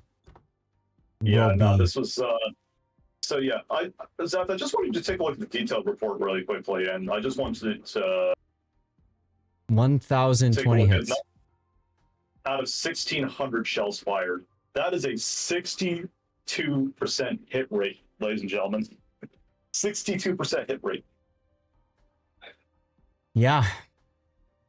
You are absolutely the fire hose. Fire hose, man. And that's the kind of the crazy thing about Barbiano. Like, it does so much damage, and it's like it has so much DPM. Like, who needs fires, right? Who needs damage over time when you have this? Like, who needs a Colbert when you can just fit shells at like Mach infinity? Right? Yep. So yeah, I just want to point out something as well. All 3 of their destroyers had hydros and smokes, and I killed all 3 of them. And it didn't matter. I got the Groningen, I got the Hoffman, I got the Sherman. Now the Sherman rage quitting is probably the funniest part of this. I'm like, did I just make him upset? Yeah. I mean, yeah. Wouldn't you be if you were the Sherman? I mean, you lost like 75% or more of your hit points, and you're in range of a Des Moines. You know you're just gonna die. Yeah, no, he's like, nah, that's the funny part. It's like, oh wait, you smoked up? You're trying to blind? Nah, no problem. Just let me just hose you down. But I'm willing to bet like half the damage I got in him was all blind. Like, just because the fact that you know, like as you said, the Italian radar is just fire hose. It's the French radar, but the thing is, if you are fighting one of these, what you have to do is you have to prioritize reaction with consumables over doing damage, which is counter to what most people do. Most people, they see an enemy destroyer, they line up the torpedoes, they line up the guns, vice versa, and then they smoke and stop and shoot. But this ship doesn't allow you to do that. For this ship, you have to react immediately, immediately smoke, immediately stop, immediately put your hydro up, then worry about using your guns. That's what killed the Hoffman, and that's what killed that's what also killed the Sherman. Exactly. The Groningen just didn't have a chance to react. Like, he was just screwed. That's right. He was not prepared at all. How would you have played if spawning in the middle? Move to the side. Period. Yeah, I mean, here's the thing. I mean, I would have probably moved to the side, but I would have also probably gone to like Foxtrot 4 and just farmed them rotating over on the 1-2 line, unironically. I would have had a range. And plus, even if the Cleveland was in the middle, like, what's he gonna do? What's he gonna do? Shoot me? I have almost as much health as he does, and I have like 3 times his DPM. I don't care. Nice radar, I'm pretty sure. Must be fine that way. Yeah, but this is also, I mean, you can kind of see like why I think this is like this is why +2 -2 is like such a bad concept. Because think about if I had been up against like say that Cleveland or whatever, right? Like, imagine those destroyers were like tier 8s. What could they have done if I'd caught them? They would have just died. Right? Probably. Imagine that Sherman was like a Benson or something, or a Kid. Or there are some ships that could probably handle it better than others, but yeah, I mean in general that is true. I mean, and this matchmaking was really good for you because you had tier 9 battleships that you were up against, which were mostly focused on secondaries and just doing damage over time and surviving, versus Montana's and other stuff that could take away half your health, or Columbos. Stuff that I couldn't pen or damage reliably. Yeah.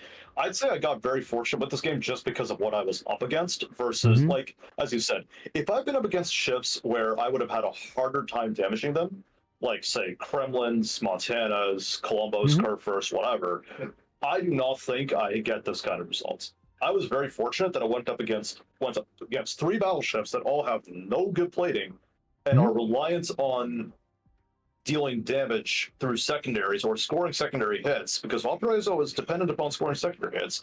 Yeah, that's what I just said. To actually get its gimmick going. So, like, that's why I was laughing all the way to the bank and not just sweating. Like, I didn't even put any effort into this game. I was just like, oh, left mouse click, go. Right. All right. Well, Shockwave, thanks, and you're welcome. Let's move on to the next game, shall we? Sure.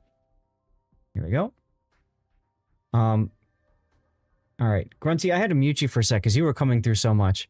If you don't mind, maybe go to push to talk or something. Cause I don't know. I don't know why you're coming through like you are. Talking. Shockwave is so loud. Him going out through my headphones got picked up by the microphone. Yeah. That's probably what happened. Okay. Yeah. I mean, I have him turned down to. I have him actually at 100%. I turned him down to 50 now. Well, there you go. That's All weird right. how my microphone Chat. works like that sometimes. We're going to do a commercial break, and then I'm going to get the last replay up. This is going to be the Suzuya game.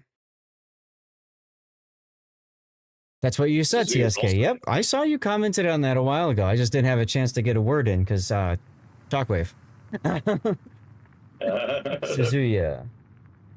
I was cackling like a I think small Barbie's child Playhouse. the entire time I'm playing. Yeah, User Joe, we're still doing replay analysis. This is our last one, and then hopefully I'll be able to play a game or two. At this rate, we'll find out.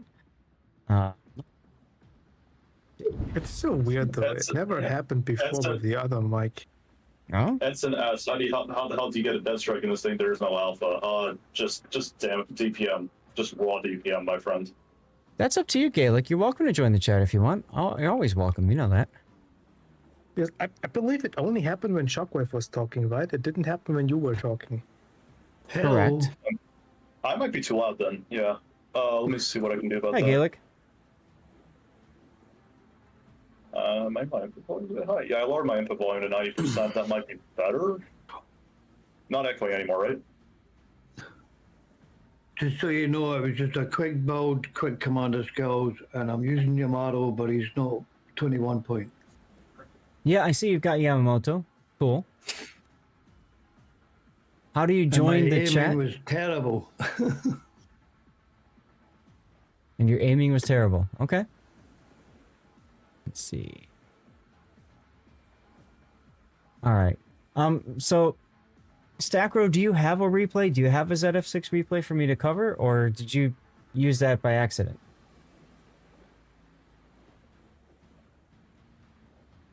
Let me check some pings here.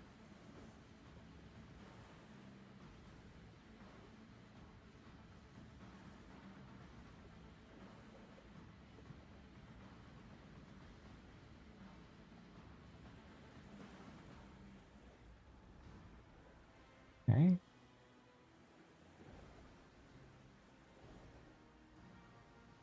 I can't remember. Suzuya was she for loot boxes? How do you get Suzuya again? Yeah, she's these new Daruna containers. Or you Wait, can also Lootception. I think you can also buy it outright. I'm not sure, but yeah. No, I didn't. I won a black one. A black Daruma. That's. Oh, okay. Oh, right. It can be bought in the Admiral package. That's You cool. can buy in the Admiral pack, which I'm Admiral pack not too. a fan of, but yeah, that's fair. Well, you know, I gotta say, at least I feel like there's some progress that's been made with that front because Wargaming has offered a direct purchase route. It just sucks because it's only an Admiral pack, which is basically you have to pay an inflated price for the product or you have to gamble and pay a much more inflated price for the product, most likely. So, you know, it's we've talked about this before, but the best way to get ships and stuff like that is Santa containers and just waiting until Christmas time and just save up. And you know, if you're going to do it then. Otherwise, Sure. for most people, it's a losing proposition. So that's all. Yeah, basically. And I only got it this morning. You got it this morning. Oh, okay. Nice. Very nice. Anyways, that's gonna be all for me. Take care. See you guys later. All right. I'll see you later, Shockwave. Take care. Okay, let's get to our final replay analysis of the stream then. And that's going to be Gaelic Knight in this Suzuya using Cover My Replay and saying he wants to be last. So we saved the best for last, right? I don't know if it's a lot. That's the best. I've seen better. Now the Suzuya you can direct purchase through Admiral's Pack, or you can get it in you could have gotten it during the Lunar New Year stuff. And you can get it right now through the Daruma event or whatever, which is what you did, right? The Golden Month event. So Yeah. you'd much rather the Battle Pass over that Commander Day, much more worth it with red boosters. Okay, I don't know what you mean, Andrew. But yeah, Suzuya is essentially a 155 millimeter Mogami that has been taken from tier 8 to tier 9. She's been given a few things to help her out because she's at tier 9. For example, she's got a repair party, which Mogami does not have. She's got a main battery reload booster, which Mogami does not have, okay? So there are a couple of things. Battle Pass was worth the EP is not, basically. Oh, okay. The event pass is not. Okay, I think I understand what you're getting at.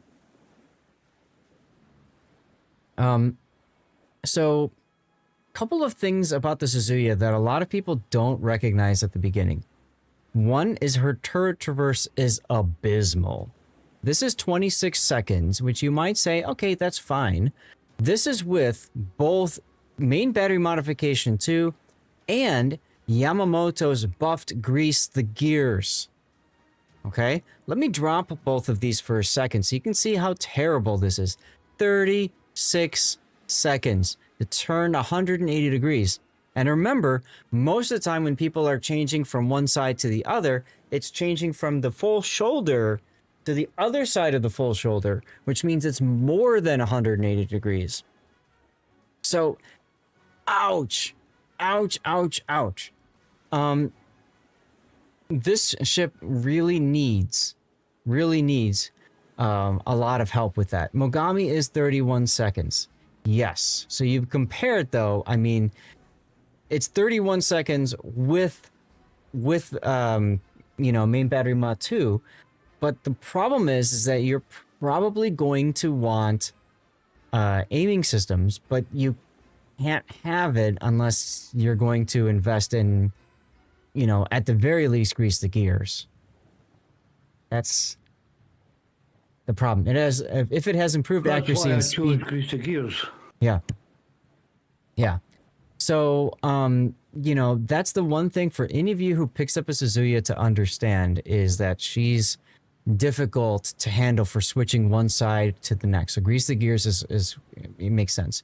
This is why you like Japanese light cruisers so much as a co-op player. The reload may be slow, but the turrets are some of the fastest in the game. True. And then you have this, which is essentially a light cruiser, right? But the turrets is so glacial. So you've got main armaments mod 1. Now you've got the damage control here, and I think you're probably better suited going for engine room protection because it is still a Mogami, so losing steering gears hurts. Or yeah, steering gears and engine. So I think you're better suited going engine room protection there. Main battery, we've already discussed why that's important. Damage control mod 2. You can do it. And this is an operation, so you're probably gonna get slapped with a lot of fires. Okay. Like I said, it's just a quick build. Mm-hmm. It's a light cruiser though. Like, isn't it 30 seconds flooding time and everything? Probably. If I were to take this off and put something else on, it's 24 seconds fire duration. You've got the fire reduction flag on too, so yeah, it's 30 seconds.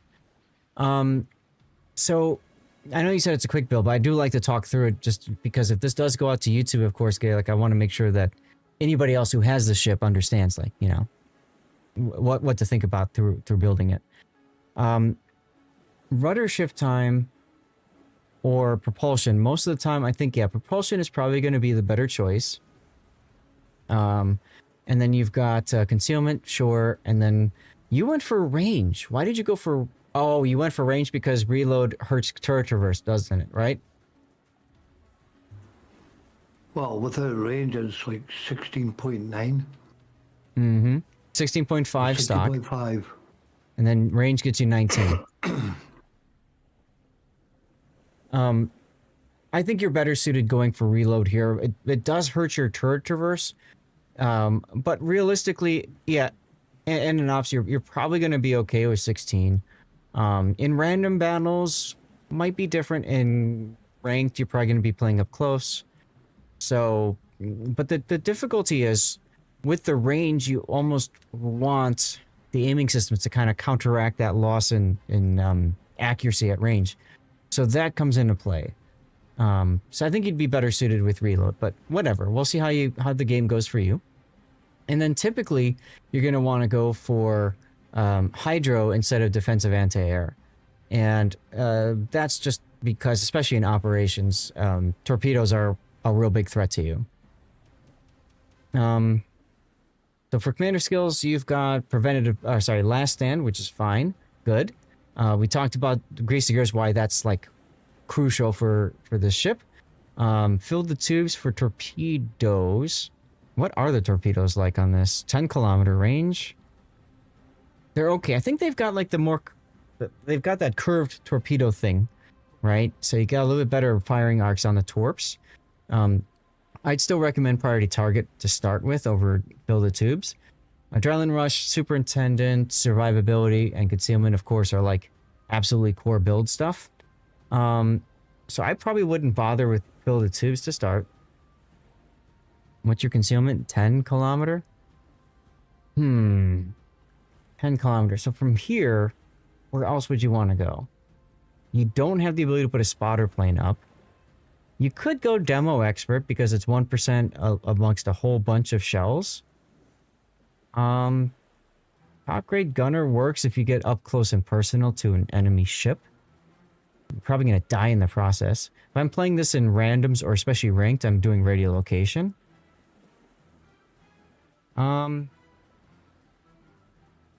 Yeah. I don't know. Yeah, I guess you could do fill the tubes. I'm not sure where you go from here. Sorry, I got a bit of a tickle in my throat there. You could also go outnumbered. This actually wouldn't be a bad choice in randoms. And in operations, not a bad choice either. Because there's more ships than you anyways. So outnumbered would proc a lot. So maybe I might build it like this, Gaelic, but like you said, you threw it together quick. For flags, you've got ship HP, fire reduction, fire chance. Better heal, yeah. You're missing speed. I would go speed secondaries. I wouldn't do secondaries on this. What's the range? 7? I wouldn't do secondary flag. I would definitely do speed flag. And I would probably do the flooding reduction flag. And then the other fire chance. That's probably how I'd run out your flags. Let's get to the game, huh? So this is Operation Aegis. No, sorry, this is Ultimate Frontier. So, okay. You don't have anybody on this side that can spot the destroyers. You got the Talon that can radar them. That's about it. It's gonna be a tough opening for you guys.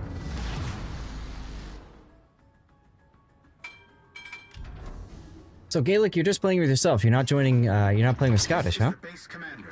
No, I like I said, I got this morning, so I just took it out.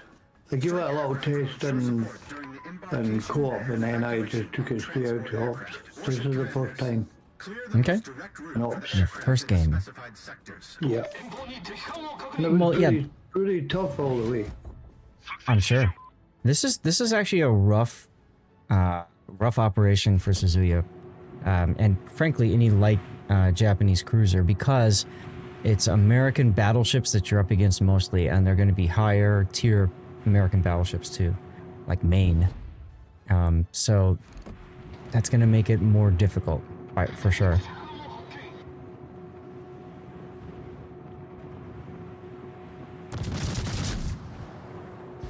But that salvo right there, it's just so satisfying firing that many rounds at once.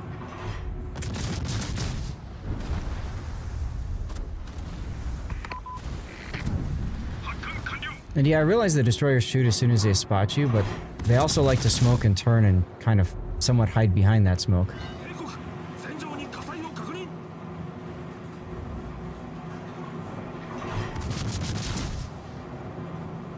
Now, there is a heal on this, which is actually where the Njord went to, like straight there. So, while you've got a heal, this might be a good place for you to hang at some point. The only turn when the destroyer player runs at them. Oh, okay. Because that's been my experience the whole time, is they always just turn. Then again, I'm probably the one running at him. So Iowa, North Carolina, and Colorado. Good, yeah, you're turning already.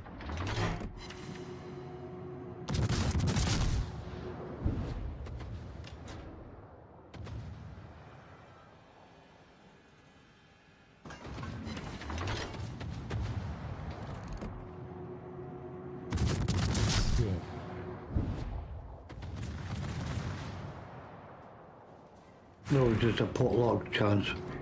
But I don't think I had.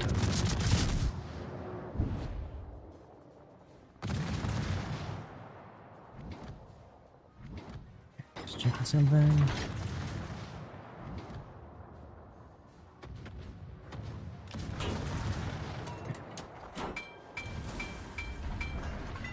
Seattle, I like your switch to AP here. I just shoot right away. I don't know why you're waiting. Oregon is a beast. Oregon is. Usually he doesn't let you do damage when it's outside the map. Okay.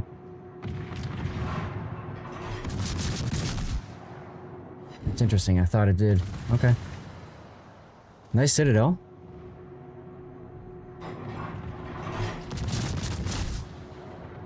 You actually got a secondary hit on the gearing. That's funny. Or is that on Seattle? Probably Seattle. He's angling pretty heavily to you, so probably HE now.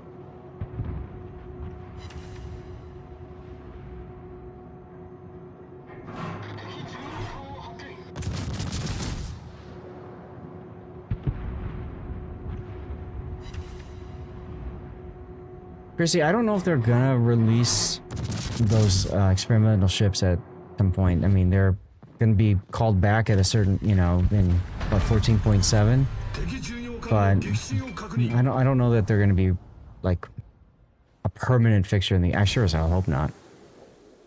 Anyway, back to HE for battleship farming.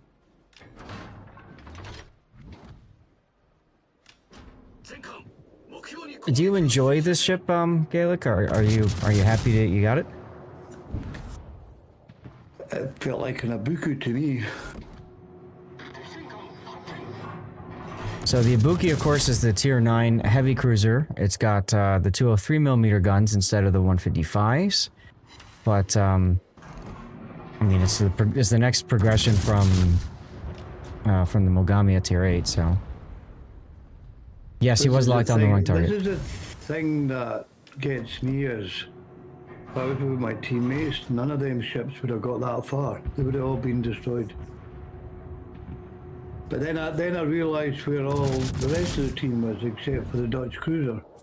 Mm-hmm. Yep, they hit W 4 times. Everybody else was too busy going for the rooster.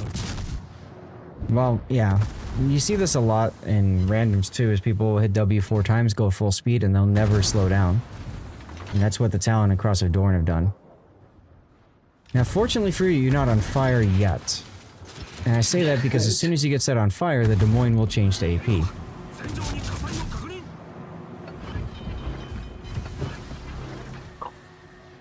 Getting your heel going? I might try to turn out instead of staying turned in here. This is... You're getting a little greedy trying to go for the AP on the Des Moines. But I think it's going to work because he's showing you a lot of side here. 2 Citadels. Wow. I thought to get him to turn the other way so that I can get broadside. Yeah. But yeah, I agree, Electric. I think turning out and just kiting away and spamming HE would have been better, but hey, you got the kill. Also, don't be afraid to use a reload booster because you have 4 charges of it. Oh, that was for the Fiesta resistance.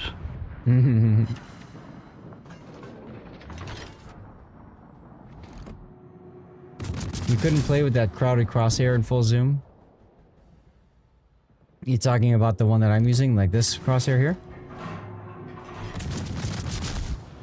I find it helpful for leading targets and aiming for things that are going at a slight angle to me. That's why I like using it. Yeah, that's not my crosshair that I use. Yeah. It's distracting for you? Okay. That's why there's options, right? Yep.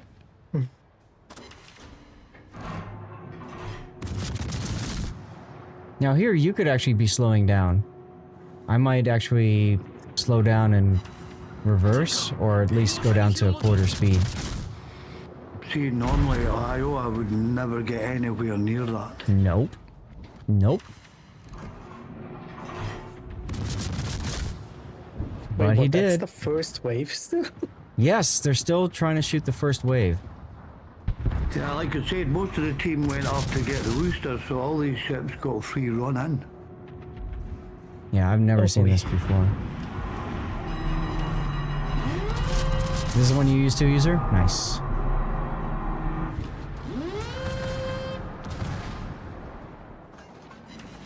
How long is the reload booster cooldown? I think it's 90 seconds. 95.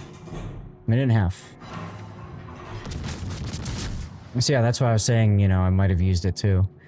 The way you use reload booster on this ship, it's the same for like French cruisers and stuff. You get something on fire, they DCP, and then you booster them afterwards to get them on a sticky fire, right? Probably, because you're a light cruiser, you're not gonna get something done with AP for Citadels. I'm still trying to find aiming correctly. Mm-hmm. And this is the thing, you see at long range, you see how far, how spread out your shells are. That's because you don't have aiming systems. But I understand why you don't, right? Because you need to get that turret traverse down.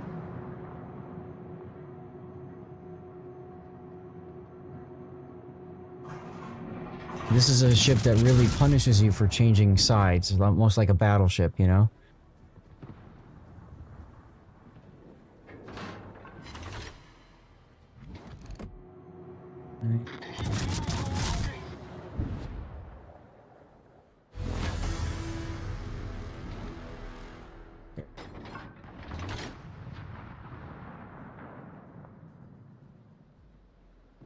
Yeah.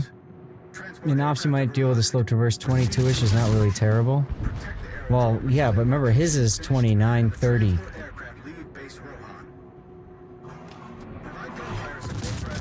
This thing unfortunately doesn't have like 32. It's more 22. It's more like 32. Like Right. 36. I mean, yeah, but another difference too, Electric, is you played the operations well enough to know where everything's going to spawn, so you can have your turrets like pre-turned and that sort of thing. Players that don't have that, I mean, you really do need that turret traverse. Ooh, the shaft theme. Let's go. DCPing the torpedo brake? You should also heal, by the way. I don't like the idea of DCPing the torpedo brake. I mean, you can be set on fire now, like sticky fire. I get you want to keep your torps for later, though, but... Also, keep to HE. I think you're trying to use AP too much. Rip 2 of your ships, your cruisers. Look, it's a Talon across the door and the 2 guys that just went forward.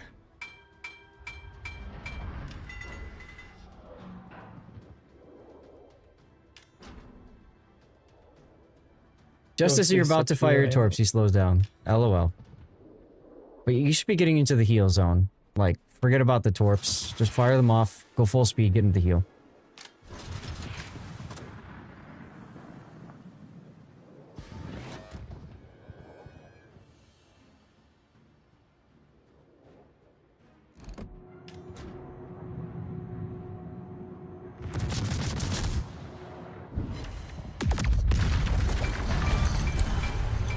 Nice kill. But look at this, you didn't even get Citadels at 5 kilometers here. Mm-hmm. That's how bad IGN 8P is on these light cruisers. On the 155s, yes. Oh, your Iowa disconnected. Oof. But he came back, no? I'm not sure. I hate it when the battleships just sit in that spawn over there. Mm-hmm. Like, this is... Well, they either sit in that spawn or they sit on the heel. One of the two. I'd rather have them sit at the heel. They're at least a little bit closer there. Right. People talking about German anemic alpha blob. Japanese supposed to be the good stuff. The 8-inch HE, yes, from the heavy cruisers. The 6-inch HE is also kind of meh. Back before SAP existed, the 155 HE was actually fun and good. Do not allow them to capture the repair base.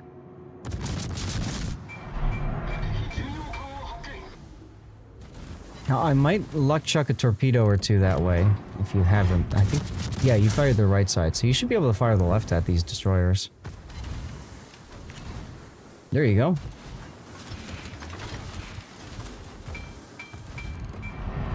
You read my mind.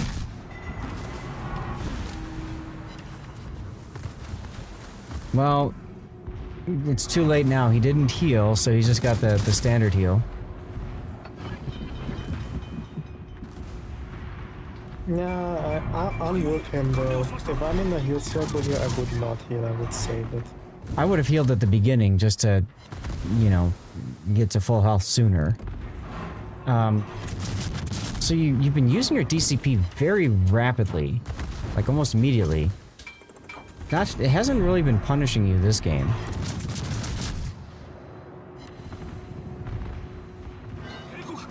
I say that as you get set on a sticky fire. And you might actually... No, because I think you beached. I have to say, because you have to be careful not to go in front of everything else that's coming too. Yes, this was his first game, he said.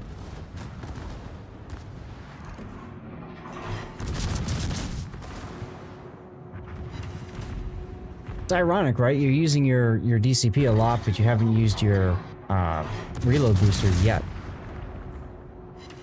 And like I think I in said, this... I'm keeping that for the pierce resist. Right. But you have 4 of them. So you can have 4 pierce their resistances, you know?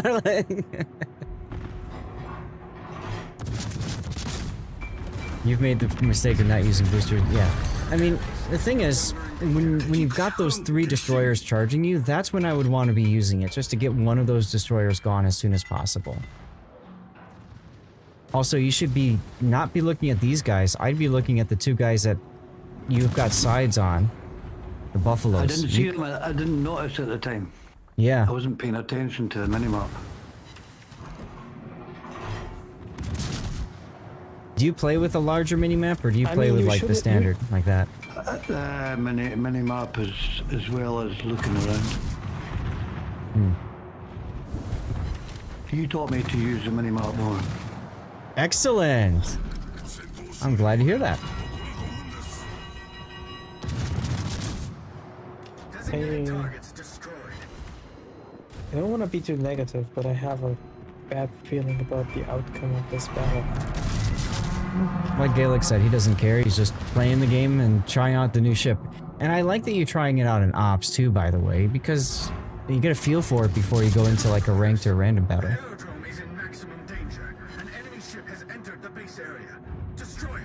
So despite all of you... Grunty, at this stage, I had bad feelings about it too. This might honestly be the worst team I've ever seen in operations.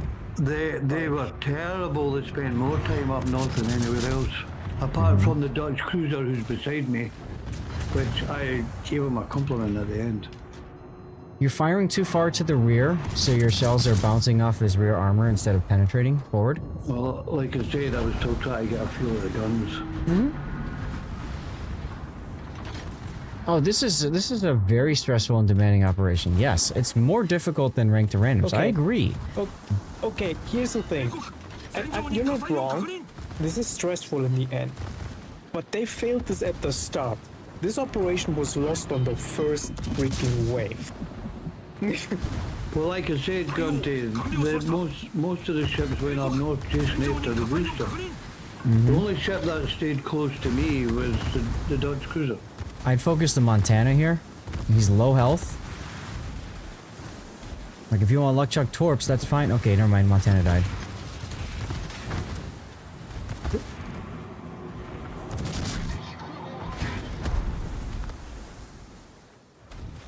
probably want to heal.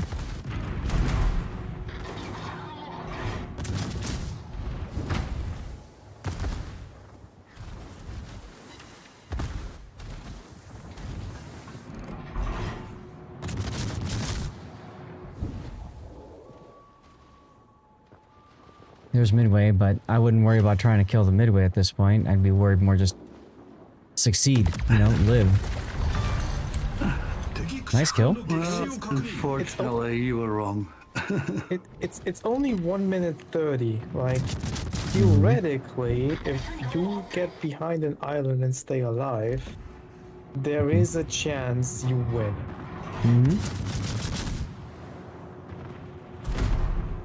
Are you gonna heal now? Okay, there you go.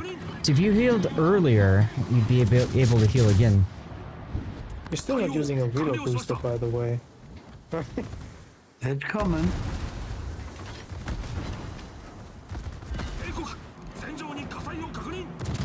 I like to try and get these secondary things as well as primary stuff.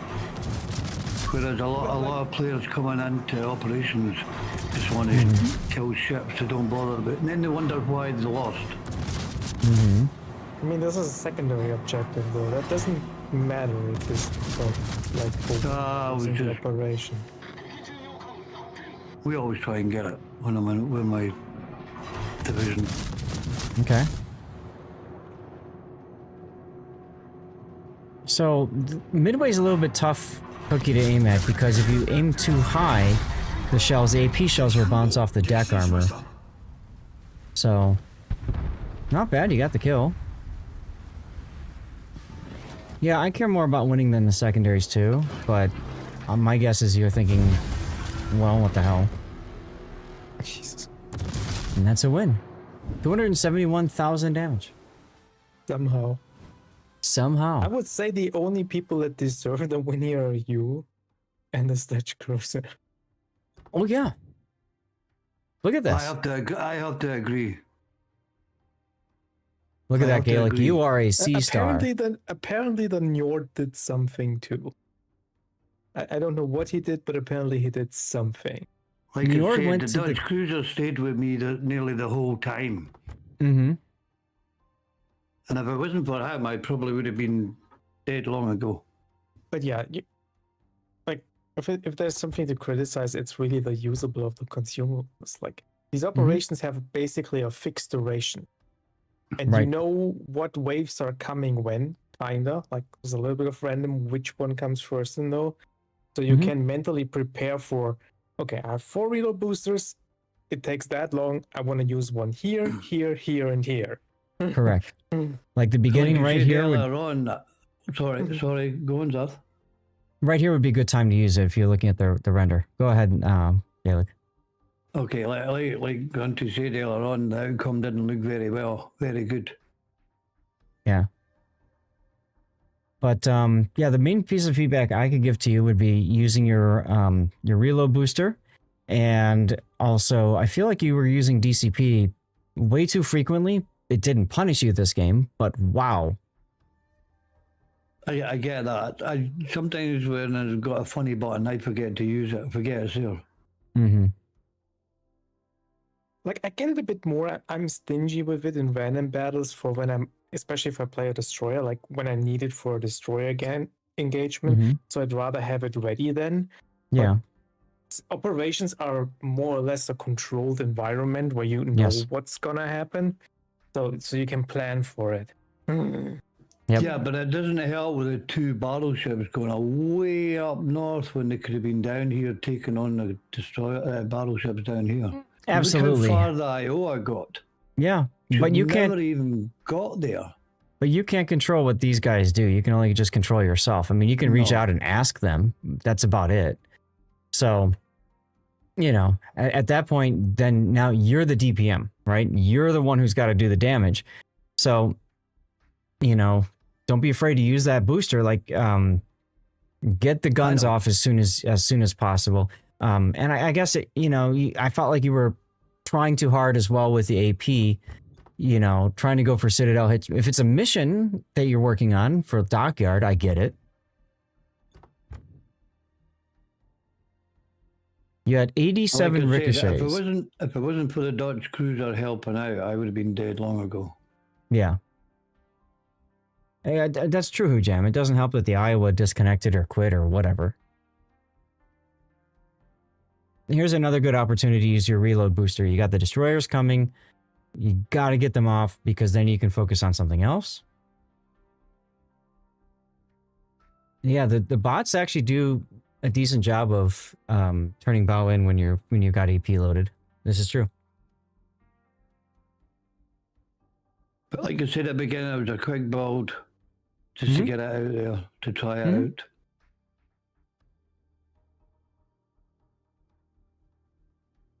I mean, it's impressive you won. Yeah.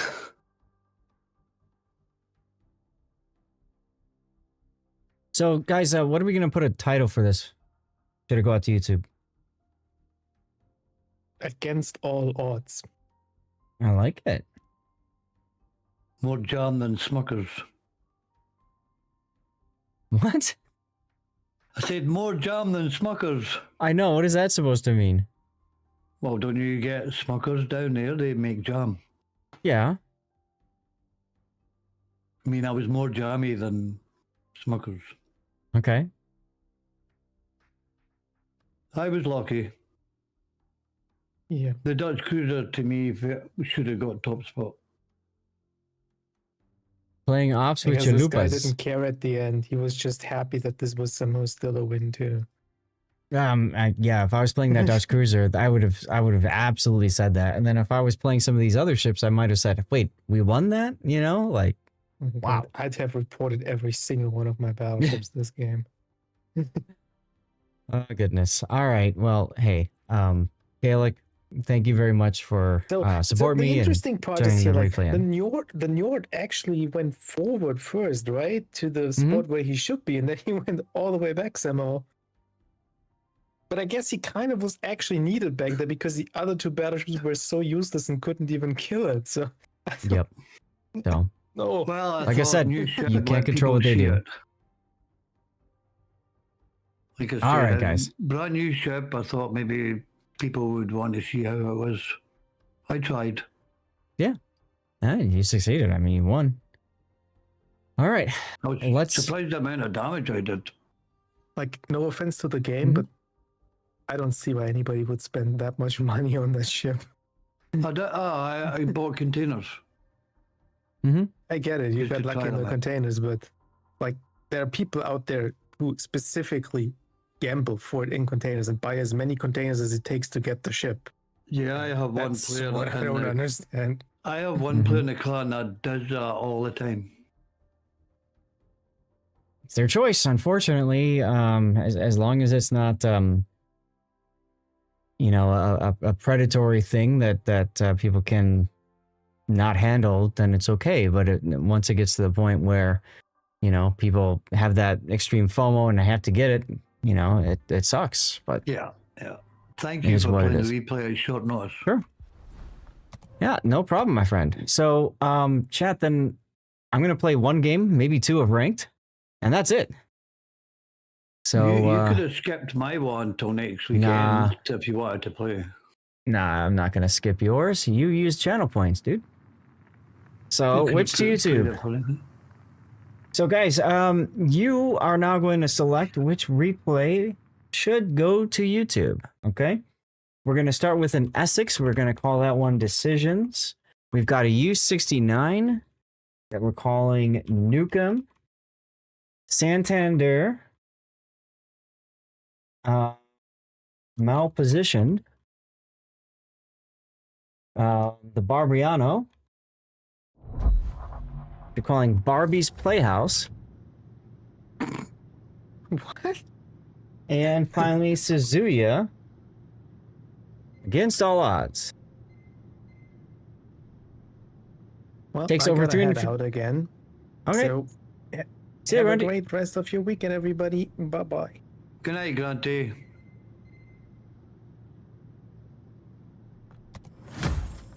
Yeah, it takes over 350k damage for an efficiency badge in Libertad. Well, that's because of how ridiculous the ship is. It's just stupid easy. All right, I got Twitch drops and I got my mission. So let's get to it. Now, chat, you've got the poll up, so everybody gets one vote. This is over on Twitch. If you're watching on YouTube, Rumble, or Kick, head on over to Twitch. You know, log in if you need to, whatever. Put your vote in. If you're on Twitch and you don't see the poll, you may need to refresh the stream or something, okay? That's just Twitch being Twitch. So put in what you would like to see going out to YouTube. The top voted goes to YouTube, and then the second, then I will choose a second replay to go. Okay?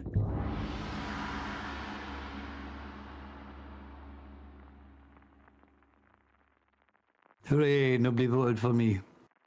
Well, it's a 10-minute poll, my friend.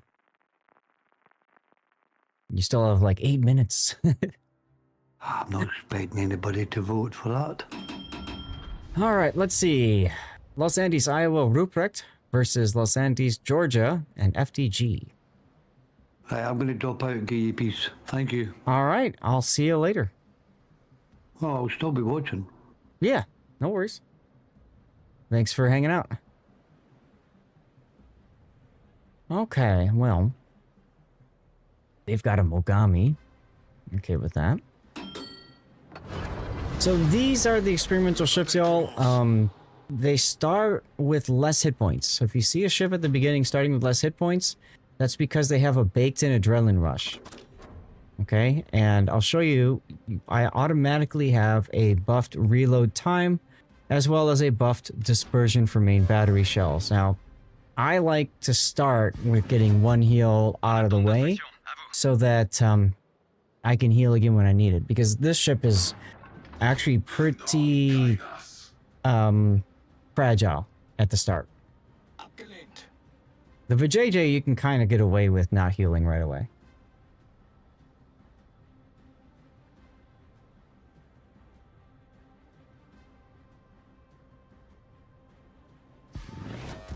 I just realized we didn't have time to do our characteristic cheer, so I'll do that after this game. Just remind me, guys.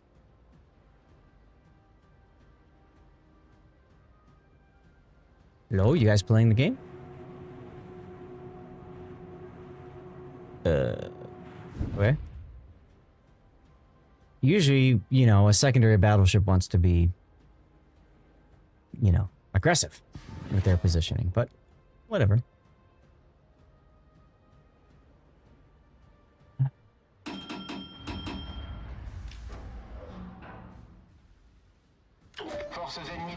Chill over here for a little bit. Can I clear this? Not yet.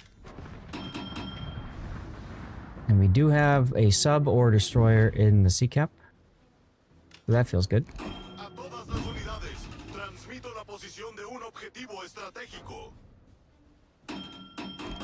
Strategico. Yes, K-Sharp. The Los Andes nerfs have come onto live, but the Los Andes is still a busted, stupid ship. You know. Speaking of, this one I can shoot.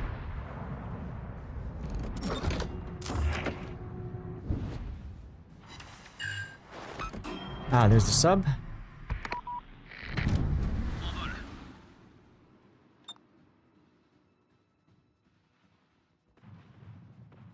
Torpille à midi.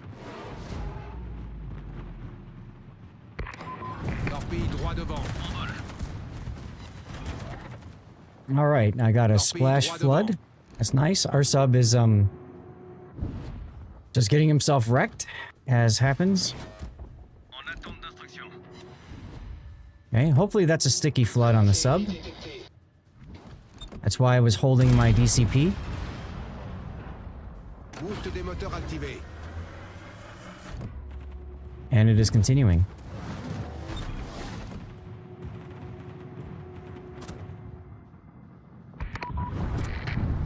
Rip our sub. Their sub has a oil slick.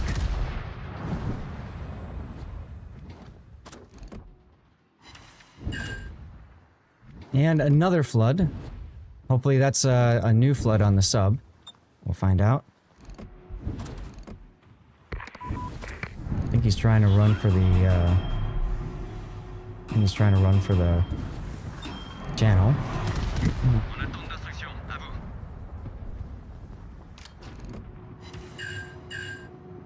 Some ships take 2 to 3 years to buff. Others probably 2 years to nerf.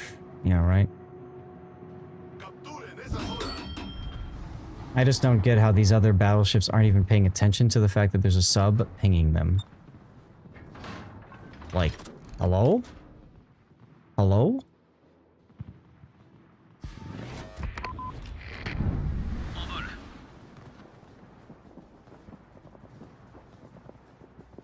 So like I said, this is why I'm doing my ranked speedrun, and I don't necessarily care to rank out. All I care to do is get my wins.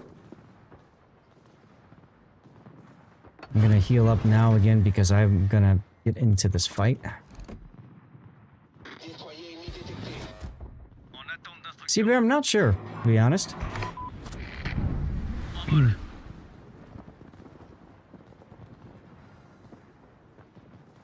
I haven't really looked, you know.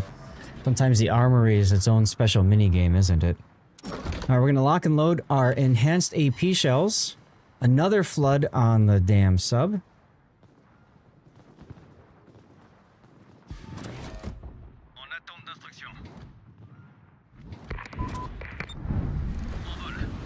And hello, my friend. Not enough. Of course it's not enough. But that's okay. Because he doesn't seem to care that I exist. And another flood on the damn sub. Good job, battleship players. Georgia does not have a shot on me. Good. Sub is still flooding. Also good. Be gone, sub. This guy really ignoring me?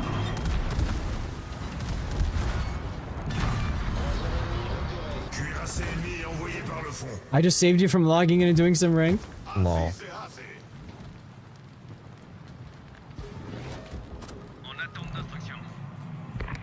I'm on double fire. I want to fix that.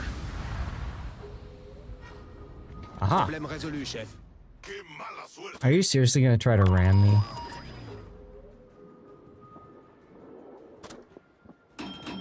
This is the advantage of the hydroacoustic search. This is why I like using hydro, because you have the guaranteed detection at 2 kilometer.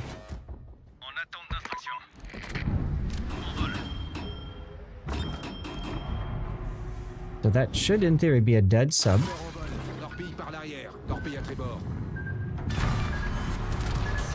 Okay, come on, come on. Triple Citadel on the Mogami. I am here for all of this. Georgia's turning that way, so I can head north. They nerfed the secondary reload on the Los Andes. Come on, DCP already. Let's go. Thank you. Real time? How's that, how's your engines doing here, buddy?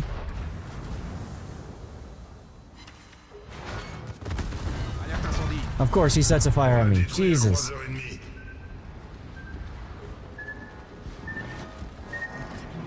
Alright, now to, play keep away from the Georgia.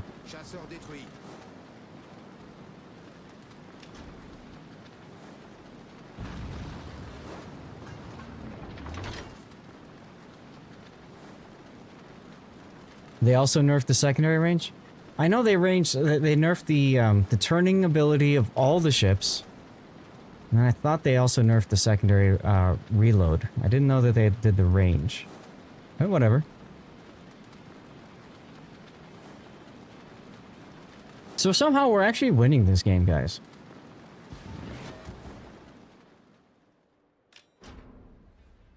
How crazy is that?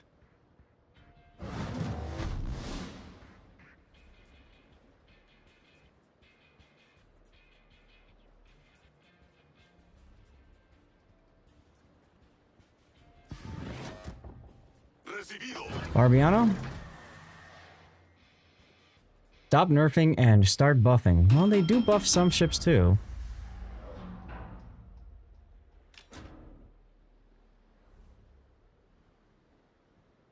I'm stopping here in case the Georgia is going to back around. I don't know where the Georgia's going to go, so I'm going to sit here for a sec, put a plane up. Okay, there's the split.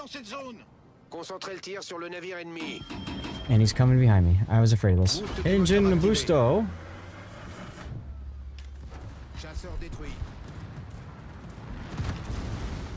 Aha! Found the island. Suck it, Georgia.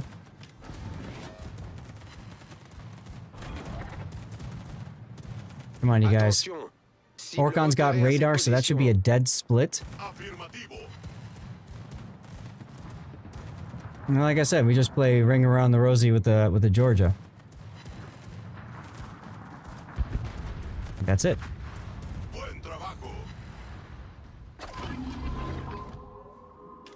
Now I'll just keep him on Hydro.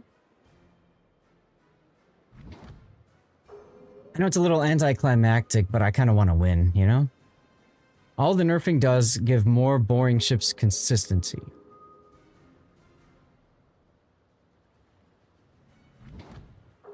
I guess the Los Andes doesn't want to fight the Georgia. That's great, thanks.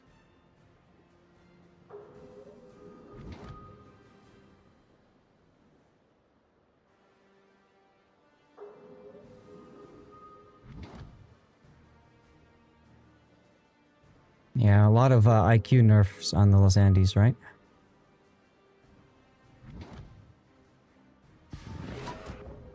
So, Los Andes is going to show up broadside to this Georgia. That's going to feel bad.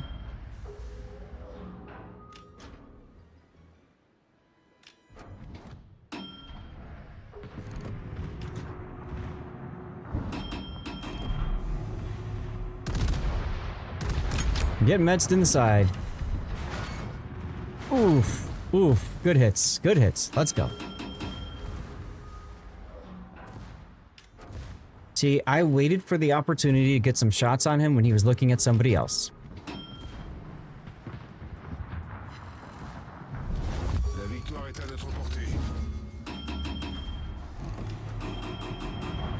Gotta get my guns. Bow turn to my guns. And of course he disappears right when I shoot. That's okay. And it's too late for him. He's chosen to go that way. Fine with me.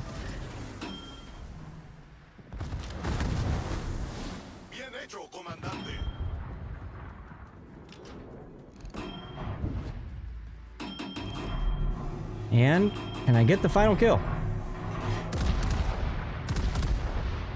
I think so. Come on, come on, come on, come on.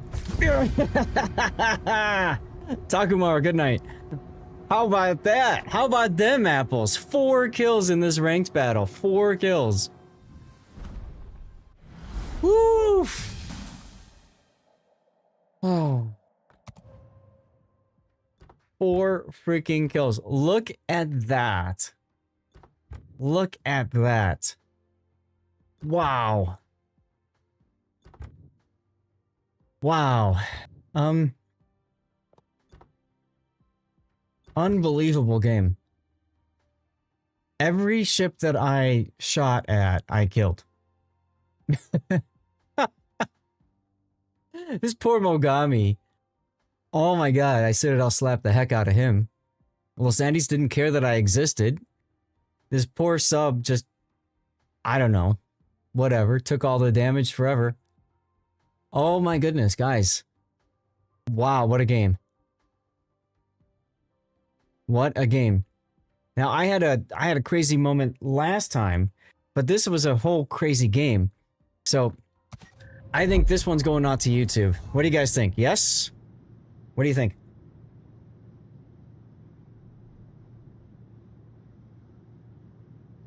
And if yes, what should I title it? I'm curious. What do you guys think? Meantime, let's go to the event pass.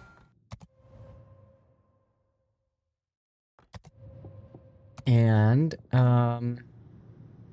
not quite done with my containers. And by the way, in order to get this, if you don't have these ships, you just go to the tech tree and you click on experimental ships over here. And then as you play, you get these action reports. Seabear, were you asking me about the action reports? Is that what you were asking about? So you can either complete the research for doubloons, or the free way is to research them using these things that you collect. You get them every day just by playing. And then you spend a lot of credits for them. Oh, I like that. I like that.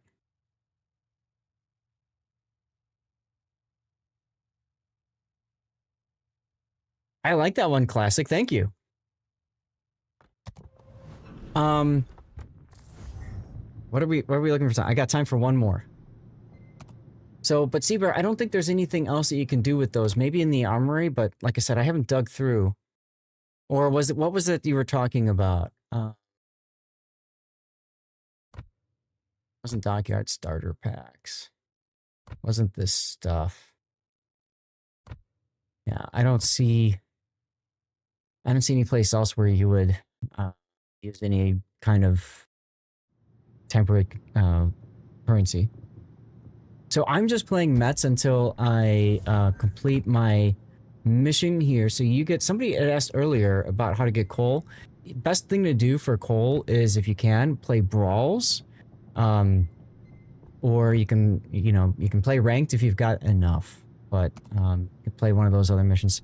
Let's see. So I'm now doing damage to ships with Mets.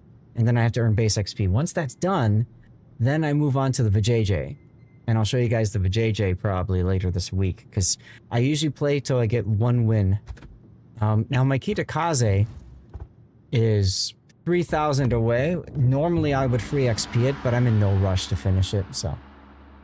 The only other one is Soviet sub tokens. Okay, cool. Thanks, Electric. Man, that was a crazy game.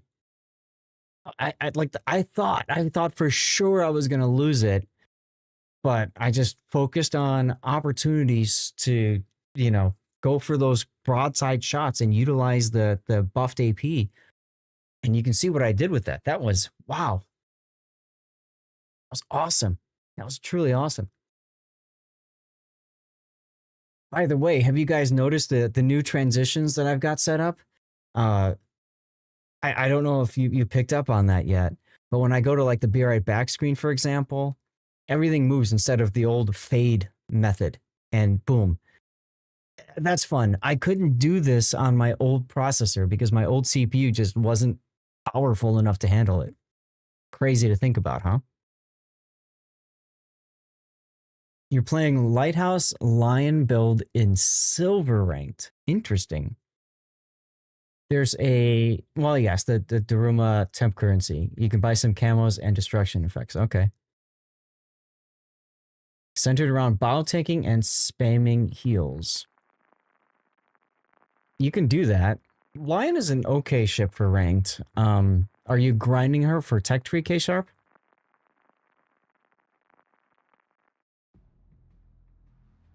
I forgot to do the cheer. Oh, we'll do it at the end of this and then we'll end the stream. You're not, you already have conch, but it's silver. Okay. Fair enough. Well, the only reason I'm asking is because if I were to, hold on, let me ask Keith where he's going.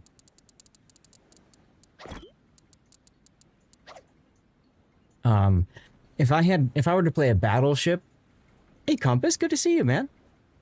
I'd probably be playing more, like a Los Andes or something. No idea where he's going. Okay, he's going to the B cap. That's fine. You're on my team? That's you?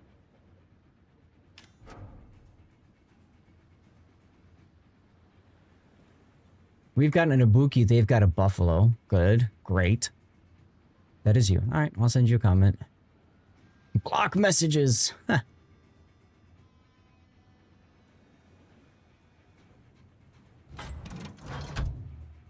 You can if you want. Careful with that because you're going to drag the Soyuz and Iwami over here too. Take care, Wolfie. Thanks for tuning in. Hope you had a good time hanging out today.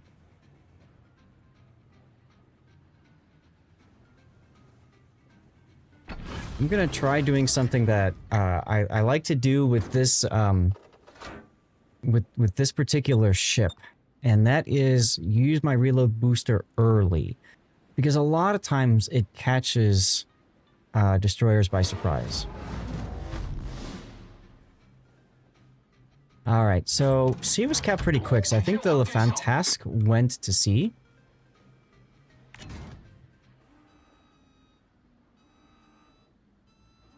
That's how it's done.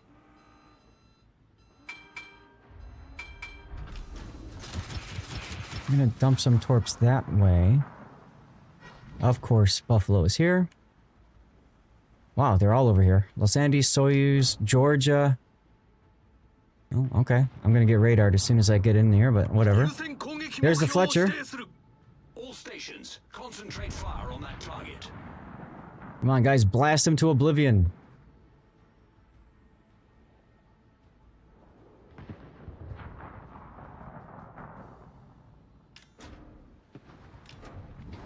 Nice. What's the... There's the radar. I was gonna say, what's the radar range of Buffalo, but I'm pretty sure it's like 9.5. How is the Fletcher not dead yet? Seriously?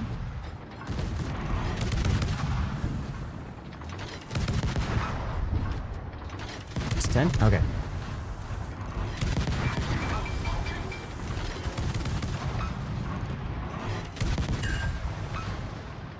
Seriously, how did that Kiev not kill the Fletcher?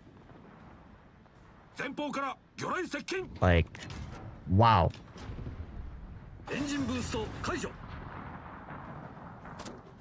Okay. Ranked battles, ladies and gentlemen.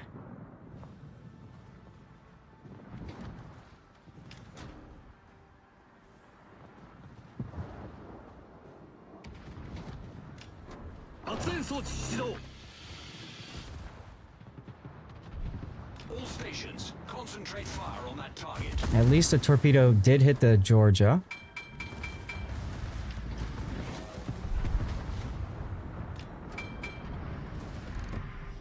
How did that Fletcher get away? I'm Jesus.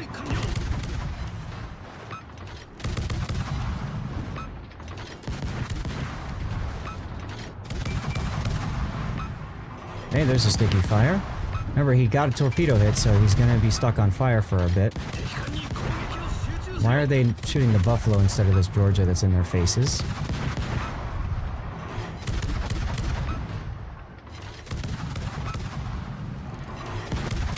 I have so many questions. Yes. This is one of the reasons why, by the way, I like using Yamamoto. Because I can get away with, you know, if I get that first blood, I can get an extra heal off the ground.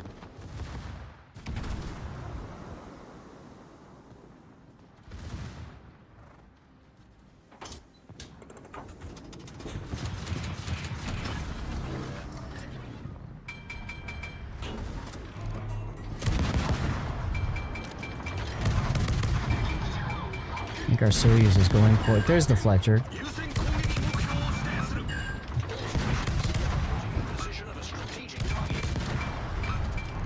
Alright, well, the key finally killed him at least, so there's that.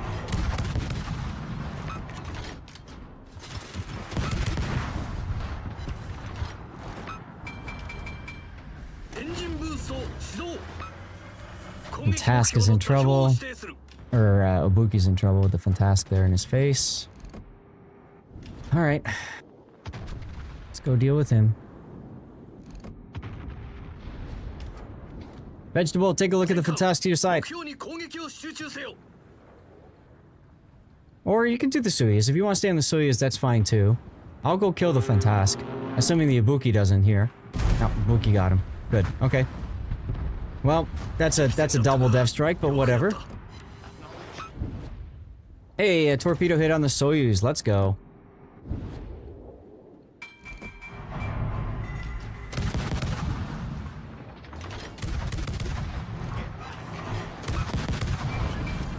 I figured the Soyuz might try to shoot at me. Trying to get him to take his eye off of our Soyuz. Hopefully they don't ram. That would be annoying. They're gonna ram because our Soyuz stopped in front of theirs.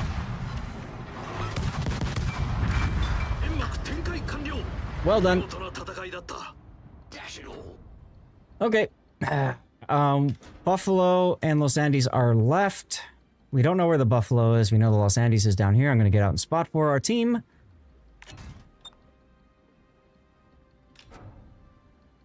There he is. Keith says they are almost dead. Well, definitely not the Los Andes. That's for sure. Touching tips is essential Warster's gameplay. Right? Unbelievable. Now, the nice thing is radio location is not pointing towards the Buffalo right now.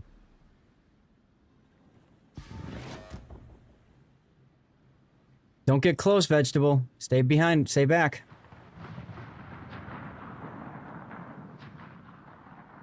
I'm really nervous about this. Acknowledged. Don't get in secondary range. Okay, it just flipped. It just flipped, so I've got to deal with the Buffalo. Last known health is low. He's got at least one heal since then. If you can, keep your guns looking south because I have a feeling I'm about to run into him.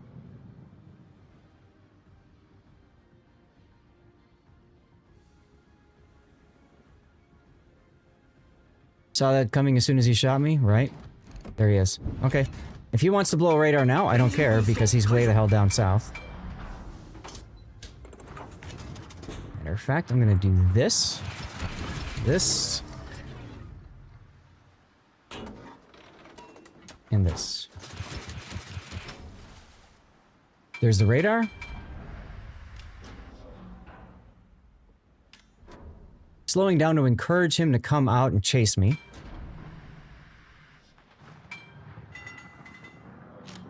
And also so I can make sure I get the cap. Got the cap.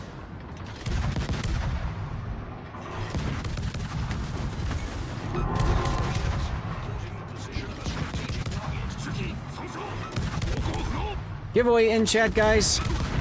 Come on, really? Double fires? Are you kidding me? What is this stupid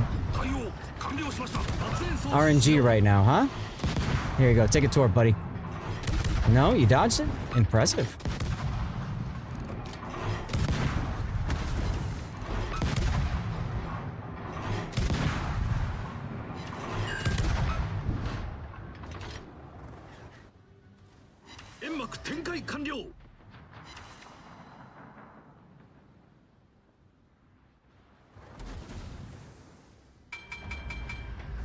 All right. Vegetable, it's probably too late for you. Never mind. I was gonna say, like, you don't have to die on the Los Andes here. The big thing is killing the Buffalo. If we can kill the Buffalo, we win. Hey, Stackro. I asked you before, do you have a replay that you want me to cover? You redeemed a replay for ZF6, but I don't see it.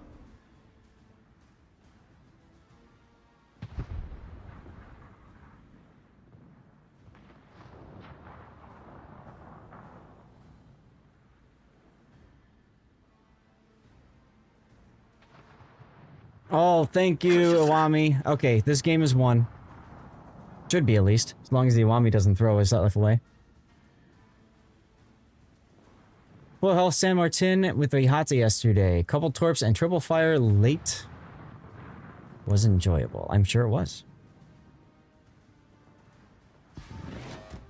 You live!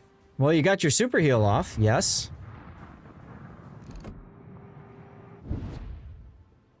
Now, the nice thing is the Los Andes is going to have to stop there because he needs the cap. So, just back out of his secondary range and just keeps, you know, slapping him with HE or whatever. It doesn't matter. And that should be a win. Just in case, as an insurance policy, I'm going to the C-cap.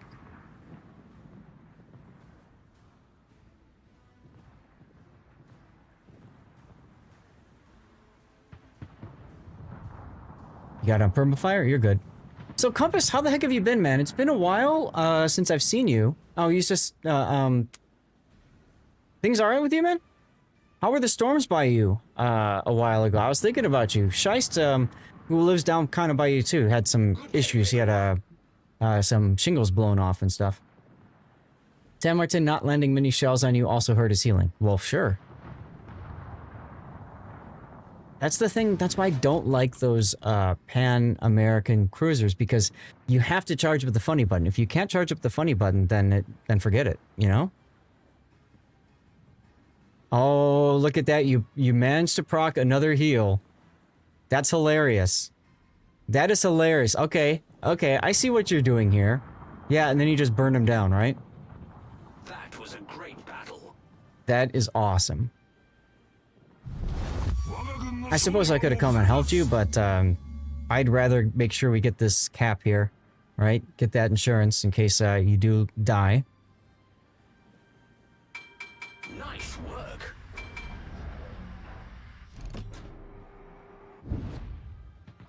Engine boost kaijo. Wow. Alright, what's your potential damage? I'm curious. I mean, you must be at like, what, 2.5 million or something? You can tell me afterwards. 3 point, oh my god, 3.3? Jeez.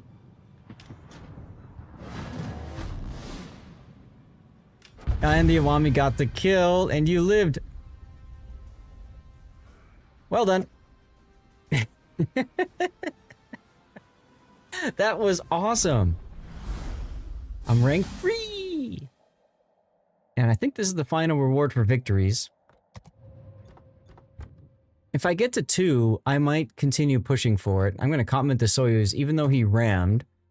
And I'll compliment you again, because, again, you helped me get a star. Even the Ibuki did well. I mean, you know what? I'm complimenting everybody. It's my last game of the night. Unless I do some test ships later. You're all sick for a while, laid up for over a month battling kidney stone. Took 30 days to find. Ow! Rough storms come through, got lucky, no power. Good. Yeah, okay. Well, thanks, Cuppus, for updating me, and I'm glad you're doing okay. Look at this Los Andes. He must have been looking at his team, but clutch. Absolute clutch. The Ibuki landing torpedoes on the Fantask. Absolutely clutch. And then that Fletcher, I don't understand how they let him live, but I'm okay with it because we ended up with the win, you know, and that's what matters most. Chat, we're gonna do a cheer in a sec, so if you don't, ooh, super. If you don't have something to consume nearby, alcoholic or none, feel free to grab something. Panoramics, how's it going, dude? You get a shout out going for you. Alright, so you guys want the Barbiano game. And then I'm gonna probably do the U69. Because I think that's a good educational replay opportunity. Get some good learning out there for people, you know? I mean, you guys, your votes, 7 people voted for Barbiano, Essex came in 3rd. Not that clip. Too bad. Scheists came in last, but that one I think was really good for learning opportunities. Essex got 3 votes, Santander and Suzuya got 2 votes each. Now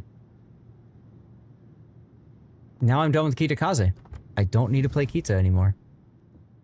Until I reset the line again in like a week. So when you're done researching the line, you don't purchase the ship.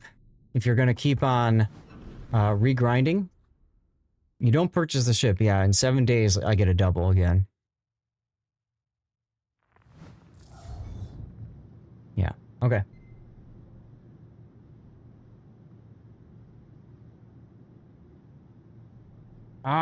Okay, well.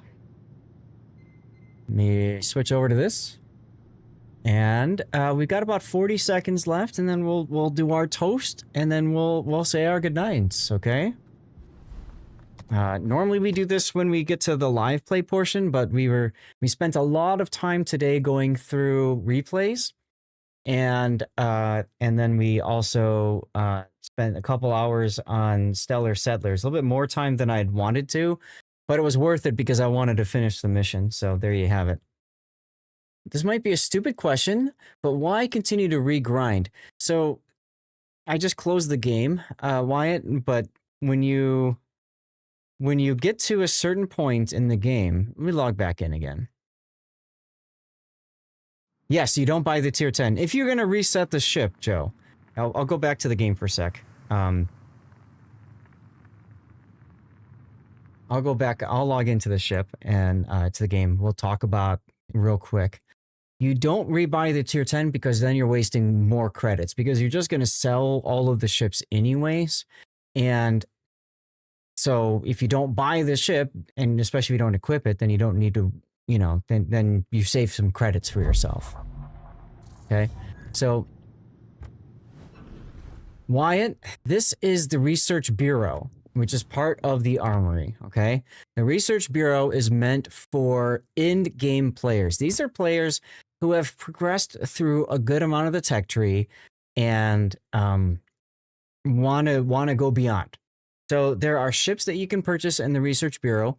These ships have different specialties, like the hull, which has Des Moines guns on a destroyer, as an example, right? There's a whole bunch of different ones here. Every one of them plays a little bit differently, okay? There's also unique upgrades that you can buy in the Armory as well. And you do that by using research points. Now, to get research points, there's a couple of ways, right? One is through missions. So, for example, if I were to go to Ranked and I go to Rewards, you can see that after a certain number of wins, 21 wins in a season of Ranked at Silver, you can get some Research Bureau points, okay? And then you've got over here in gold, a couple other ones if you want to. Ragnar, between Z42 and Ragnar, Burst Brown. Now, to get the easiest way to get those points, besides missions, is by going to the tech tree and you reset a line here, okay? Now, we typically reset the Japanese gunboat destroyer line, the Harugumo line, because it's the cheapest and quickest and easiest to do. And frankly, I've gotten good enough with the Akizuki and Kitakaze that it makes the regrind rather trivial once you get past Minekaze. So what I will typically do is I'll hit reset, you sell all of the ships that you have at half price of the silver, and then you automatically demount all your upgrades, your commanders are put into reserve, flags are demounted, all that stuff, okay? So you regrind the line, and when you do, you get points for victories. And that point is different depending on the tier. So here's tier 10, that's 6,000. Tier 9, it's 1,500, okay? You don't get points for the tier 11 for the super ship. So you research all the way up to tier 10, and then you reset the line, and then you keep doing it.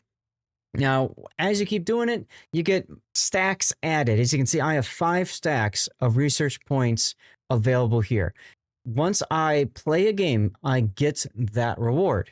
So when I reset this line, all of these then get new stacks. You'll see that there's a stack of Minekaze that I haven't played because I hate Minekaze. I'm not a big fan, so I don't even bother buying it. I just free XP to the Hatsuharu, and then I grind from Hatsuharu up to Harugumo again. I typically do this in Ranked. So when Ranked is tier 6 and 7, for example, I'll grind 6 and 7. Like I think right now it's in at 6 and 7 in bronze. So I'll grind that in bronze, and then I'll go to silver and grind out the 8 and 9 in silver.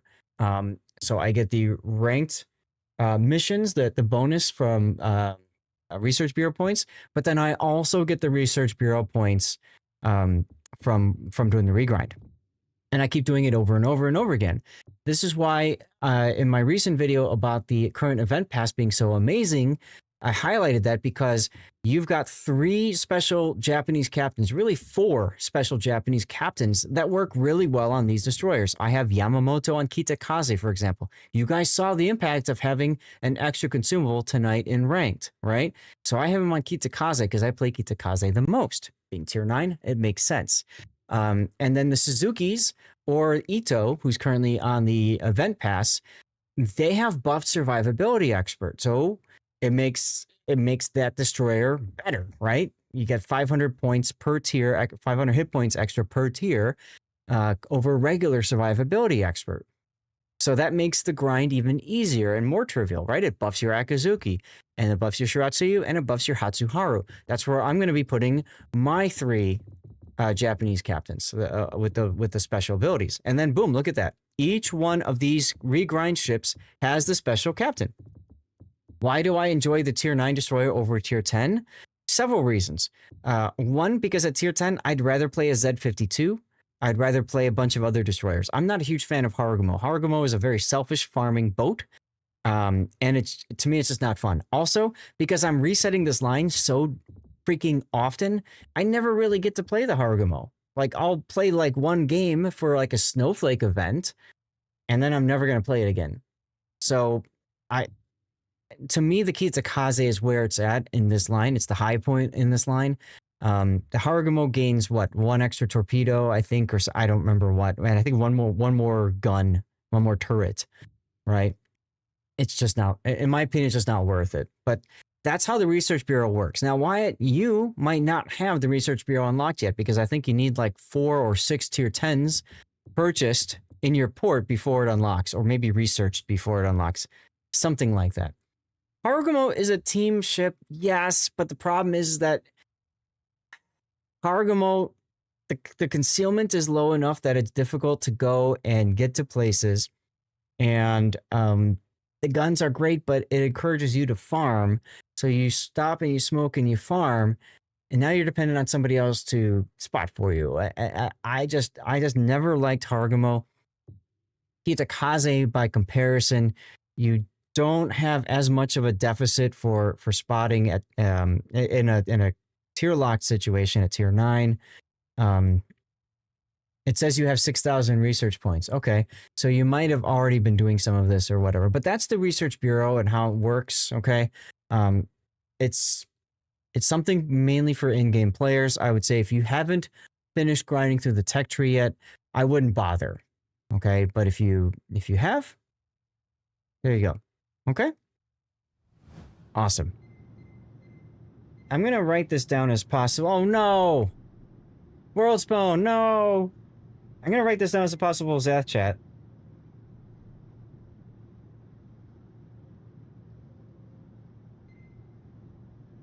Your Research Bureau overview. I'll call it overview.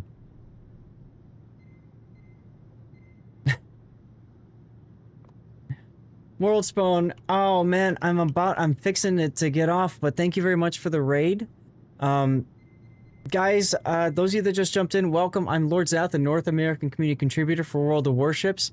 We just finished doing a whole bunch of replay analysis, and we just finished playing 2 games of ranked battles that were insane, absolutely insane.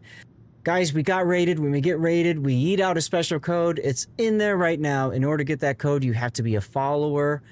So if you're new to the channel and haven't followed yet, just click that follow button. It's the little heart thing. It's free over on Twitch, okay? And then type something into chat. On Discord, replays plus print screens of setup. Oh, perfect. Thank you, Stackro. That's a Venezia. Okay, so you want me to do the Venezia instead. That's fine. I will do that probably on Friday, okay? If you are watching over on YouTube, Rumble, or Kick, get on over to Twitch, twitch.tv/Lord_Zath, and do the same thing. Follow and type something in, okay? What would you use research ships for? Playing the game. Research Bureau ships are ships, just like a regular ship. They're premium special ships. They're special, they're unique, they play different. I mean, Des Moines guns on a destroyer, think about that for a sec. Plays very different. Okay, while that's going off, guys, we need to do our cheer. So, grab your favorite drink, and let's raise a cheer. Normally, I get some dirty water, some whiskey and stuff, but we just haven't had time today. They are often OP. They're meant to be a little bit imbalanced or different. So anyway, cheers everybody. Thanks for tuning in. Happy Sunday to you all. Cheers to all of you. Thank you very much for being here. And feel free to share in chat what you're consuming if you want. Sputnik, hey. I didn't get a chance to show you this in New Zealand. Did you see this already? My Ponomu that I picked up in Christchurch? This was before we met you. This is right before we met you. We stopped back at the hotel and dropped it off because precious cargo. It's cool, yeah. I really like this a lot. Anyway, I gotta end the stream, which kind of sucks. Now that you guys are all here. Tomorrow night is gonna be more stream. Probably gonna be Manor Lords, because I love the game too damn much. Probably gonna be Manor Lords. Okay? That's the plan. That's the plan. What is this around my neck? This is Ponomu. This is greenstone, also known as jade, New Zealand jade. I picked it up when I was in New Zealand, Compass Rose. An amazing birthday gift from Hoghammer, as well as some amazing hype trains before I left for my birthday allowed me to pick this up. I'll get it closer so you can see how beautiful this thing is. This is, like I said, it's New Zealand jade. Look at that. Absolutely gorgeous piece. Absolutely gorgeous piece. So, anyway. Guys, we're gonna have to end the stream. I have to go cook dinner for myself and the wife and all that good stuff. But I do hope that you had a great stream. And I do want to, again, say thank you all for being here. Rub it for good matchmaking, right? Hog, thank you again very much. Hog, you saw my wife's, right? You saw what my wife got on Friday? But it does mean a lot you guys tuned in and hung out. So thank you very much for being here. Sputnik, thank you for the 20 bits, my friend. You haven't.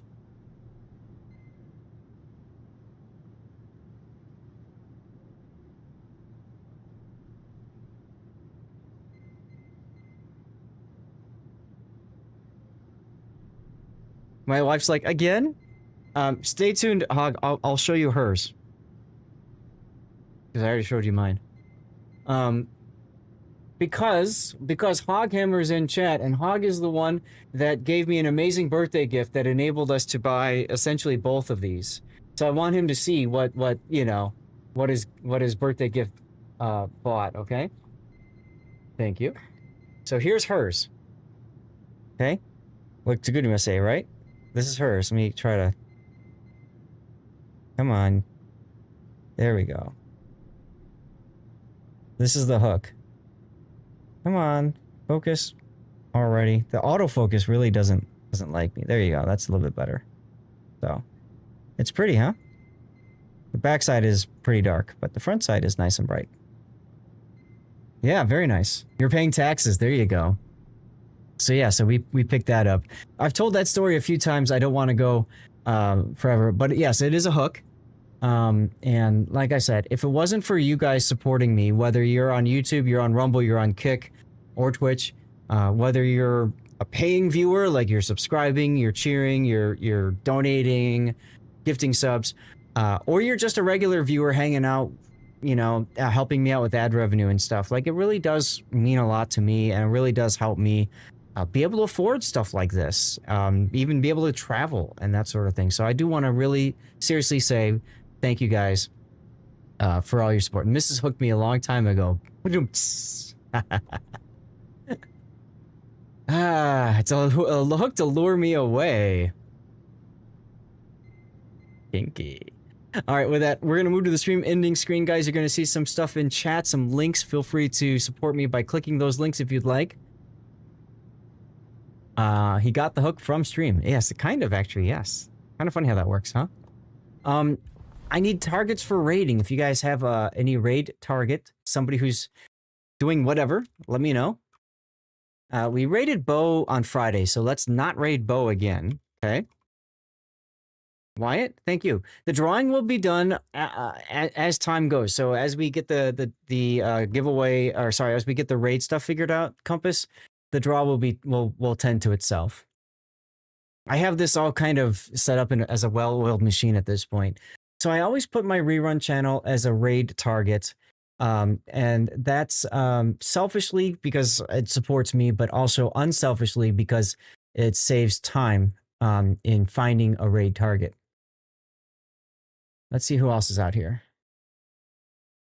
Hey, Stackrow, thank you. You too. Is there anybody that I would say absolutely we should raid or could raid? Not seeing a ton. Chief Engineman, I just saw him. He's got 2 viewers. That's cool. I'll put him down. Anybody else?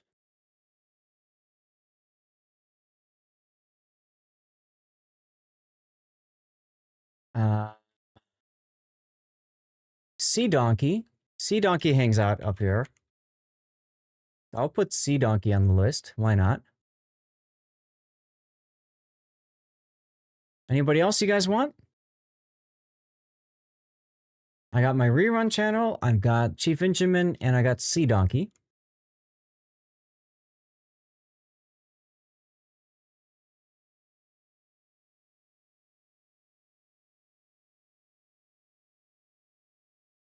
All right, I'm going to go ahead and get the poll going because I have to go to the bathroom and I need to run a commercial break and I need to say final goodbyes to you guys.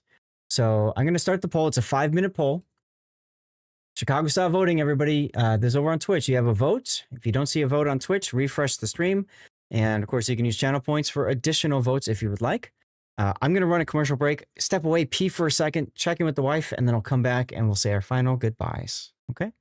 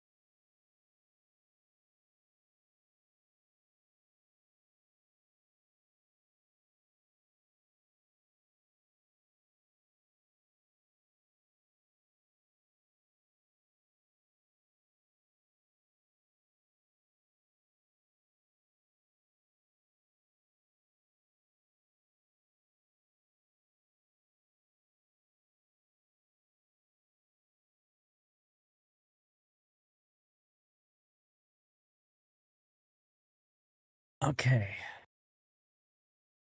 How are we doing on the vote? Rerun, really?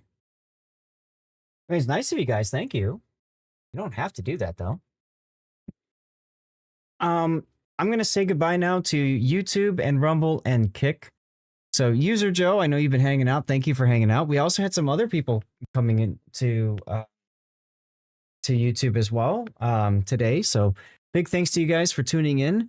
I didn't see any chatter on Rumble, but that's okay. If anybody was on Rumble and enjoyed the show, that's what matters the most, because I am seeing some people following, and the same thing over on Kick. You know, I appreciate you guys. One of the things I got to do is I got to wrap my brain around getting alerts going for Rumble, I think. I don't know. I think I have alerts set up for everything else. I need to double check that, though. Hey, Wyatt, congratulations. All right, YouTube,